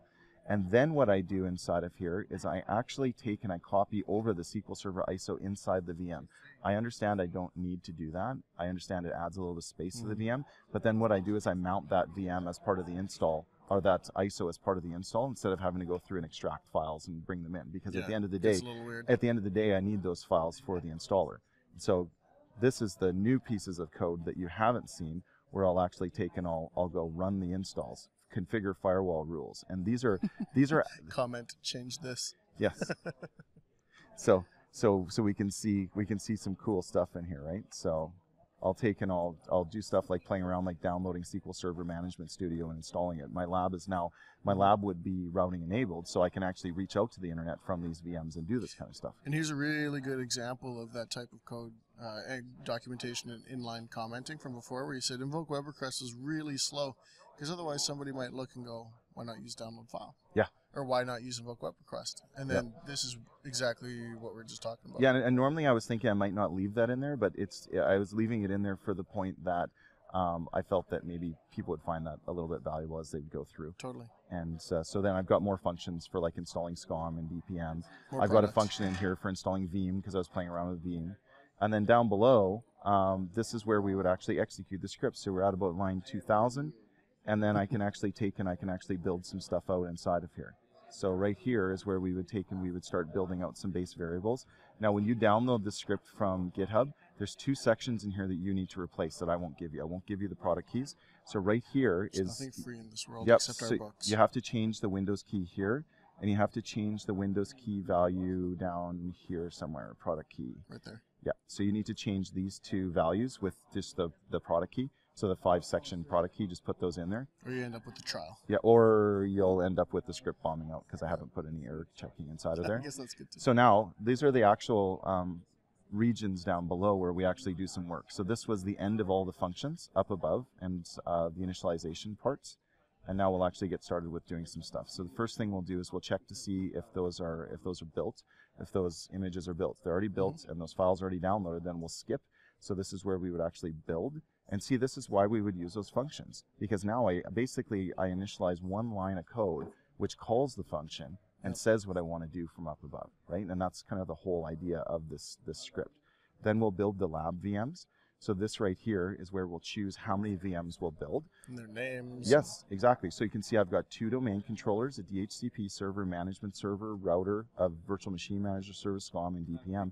And these are all going to be built with full server. If I don't put full server on there, Those would be built with Core, and they would be built with 1801. The new goodness. So let's just think about this for a sec. I want to change my lab from Windows Server 2016 RTM to Windows Server 1801 Core Edition. Sounds like you're removing a couple switches and then done. Delete that, and now all of a sudden your domain controller is running on 1801 Core. Pretty slick. Very slick. Right? Especially because this is the part that you're going to want to screw with the most. This is where you're going to make your changes to customize for your lab. The stuff up above is going to work. I spun up a full server lab. Cool. Now what would happen if I spun up a core lab? What would happen if I spun one up? I don't need SCOM in this one. Yes, exactly. Or the section up above where we were defining the ISOs. What would happen if we just changed that ISO to the latest build? And wouldn't you rather just kind of play with like 7 or 8 lines of code instead of 2,000 lines of code? Absolutely. Now, the next one here, Tom, is going to be the actual build once those machines are built. So now I've got a Hyper-V server. I've got the VMs are online. Everything's ready to go. We're ready to do something inside of here. So the first thing we're going to do is we're going to actually build out the domain controller. So this is kind of those were all the preps. Gotcha. Yep. Now we're configuring the servers. That's right. So now we've kind of got some cool stuff that we're doing inside of here. Now the one thing that I did have to change and hard code in here is I want to change this later on, and maybe you can give me a hand with this, is that I've hard coded the default gateway to 172.16.100.254 because that was the IP address that I'm going to use for the router to get out. Oh, and you'd rather have that. And I would rather have that automated up above, and I just haven't had a chance to do that. So the only subnet that'll work in the lab right now is 172.16.100, and that was never really the way that the script was designed to work. Yeah. So it's easy enough to change that out and fix that. So I set the default gateway because I want this domain controller to be able to get out to the internet because it's going to serve DNS for the rest of the lab. Right. And so now, if you take a look here, we can see that I'm installing Active Directory. So I'm installing the Active Directory role, and then we're going to actually go through and configure Active Directory down below. So install an ADDS Forest, your domain name, the domain name you've chosen. The cool part about this is it doesn't matter what type of server you run that on. Now you have the code to actually go build AD with PowerShell. Right. Yeah. You just stand up a vanilla server and then deploy a few lines. Absolutely. And so if we take a look, if you want to learn about how to build a DHCP server, here's how to build a DHCP server. Here's how to take and set a scope inside of there that'll service the lab. So first I build the domain controller, then I'm going to take and build a DHCP server. Then I'm going to take and I'm going to configure the users in the lab. And so this is where I'd configure all the service accounts for This is when you really start setting up the environment. Yep. So these are all the service accounts that would be built for the lab and what groups they're members of. I've cheated a little bit for a lot of lab. I've just added stuff into domain admins. It's not really best practice, but it's my lab. You've made it kind of specialized for what you want. Yep. And this is the test environment that you want to come up every time. Yep. And yeah, in the future, maybe it'll be a little bit different, a little more modular, but right now it's this. And so now the next one we're going to do is how about configuring Active Directory certificate services? Everybody's favorite. So configuring enterprise root CA. That's it. That's all the code that you need to actually build out your certificate infrastructure. A lot of people find that a lot of painful. Yes, and absolutely. Now here you go. So now you can take and have certificate templates, and you have a certificate authority that's built out, and this is just going to take and this is going to run on whatever server you have taken and you have defined. So now we'll build the router in the lab. So this is where the router is going to actually get stood up and built. Okay. So the router will get stood up and built. And now we'll take and we'll build out the management server. And so this one here was going to build out the management server with VMs. So it's going to build a VM called Management 01. It's going to attach to that. It's going to install some RSAT tools inside of there. And then you see how I can just call inside of there install-vim, which was the function up above. Yeah, so and toggle once I've primed this, if I wanted to install SQL on that box, I could just add in install-SQL, and it'll install SQL inside of that VM. And that's the way you can install Vim on whichever of these servers you really want it to. Yep. So now let's take a look at installing SCVMM 1801, the latest release of System Center Virtual Machine Manager. So I take and I add a few little roles, I adjust the RAM, give it 8 gigs of RAM. And then in here, you can see how I can actually just run install VMM, install SQL, install WSUS, and that's all I'm doing inside of here with those functions above, because now universally I can choose now what components I want to go on what server based on those functions. Exactly. And I think the logic in there is very good because it makes it very portable and very modular. Exactly. That's the whole point, is you can copy and paste those functions out into all kinds of different scripts, and just execute them in one line. Because look right here. Do you see how I have like install SQL? So I want to put SQL on there first, and then I went ahead and I built out SCOM afterwards, and then I built out DPM, and then I said I'm going to try installing VMM later because I was having a problem that SQL Server was taking a little bit too long to install, and it wasn't coming online, so I needed a little bit more time to sit there and bake in the oven. And so what I did is I just came down here, and that was my code base right there to install VMM later. So I just call the VM, I call the guest OS name, and then I install VMM here down below. Then I add a second domain controller, DCO2, at the end of the lab build. So we just define the name, give it an IP address, and that's it. So you can see the code blocks down below are very simple, very eloquent way of taking and building this out. And then at the end, I want to build a bunch of nested storage spaces direct nodes. Right. So now I can go through and take that same logic and build out a failover cluster and actually start doing some things inside of the lab. And this is how you deploy a whole crap load of stuff in a real big hurry. Yes. Now, the best part about this, and I understand we've gone a little bit over time in the session, but make it a double session. But the functions that are built for install SQL, the functions that are built for going through and doing this, what I've learned right now, and we've had this conversation that how long have I really been writing my own PowerShell scripts for? Let's say 12 months, 18 months. Let's say starting with it 18 months, like really dabbling and doing this stuff. These portions of code inside of here can actually be broken down as standalone components. Yep. And so I want to just show everybody that real quick here as the final part of this session, Tom, is that inside of my GitHub repo,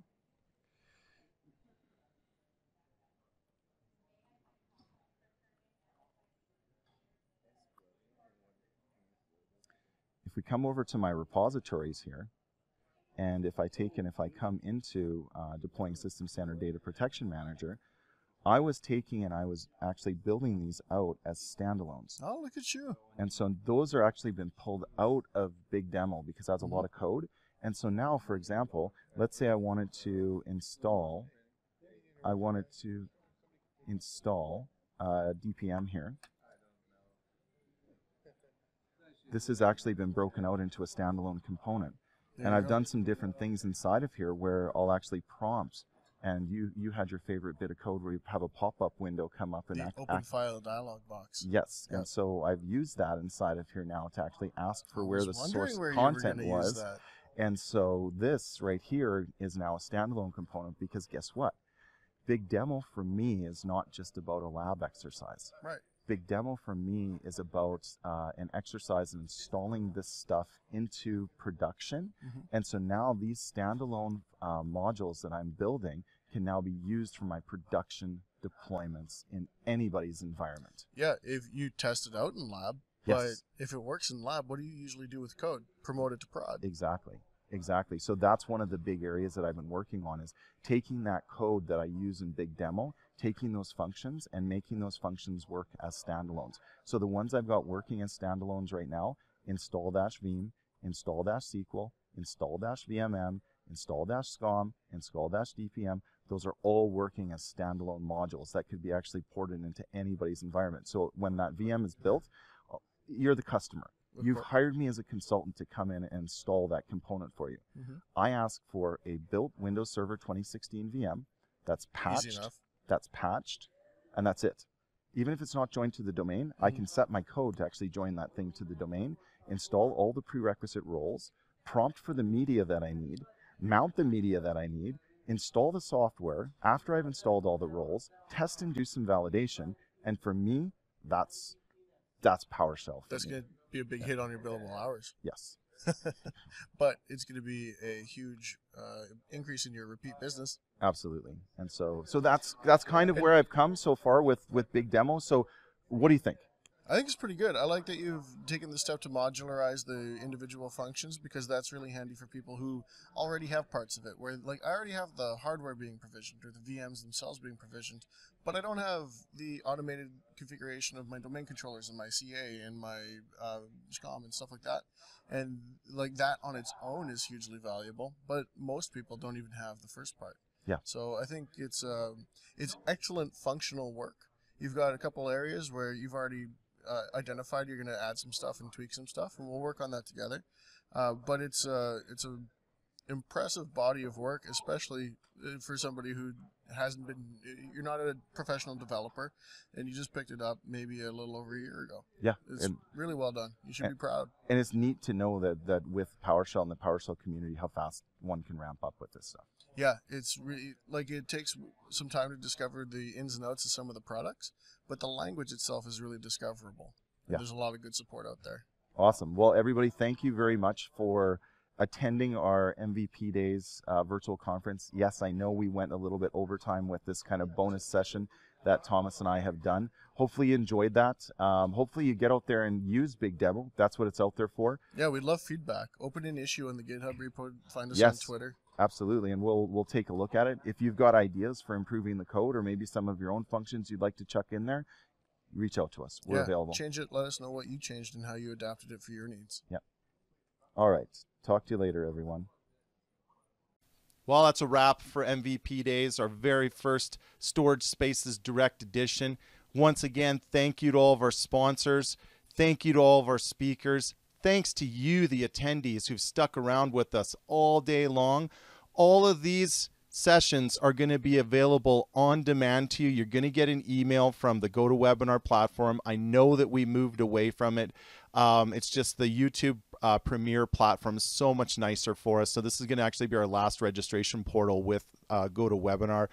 Guys, girls, folks that are out there, thank you so much on behalf of the entire Storage Spaces Direct community, Microsoft MVP community, IT community in general, enthusiasts. Hey, we appreciate everything that you do. Hope that you come out and see us again next time.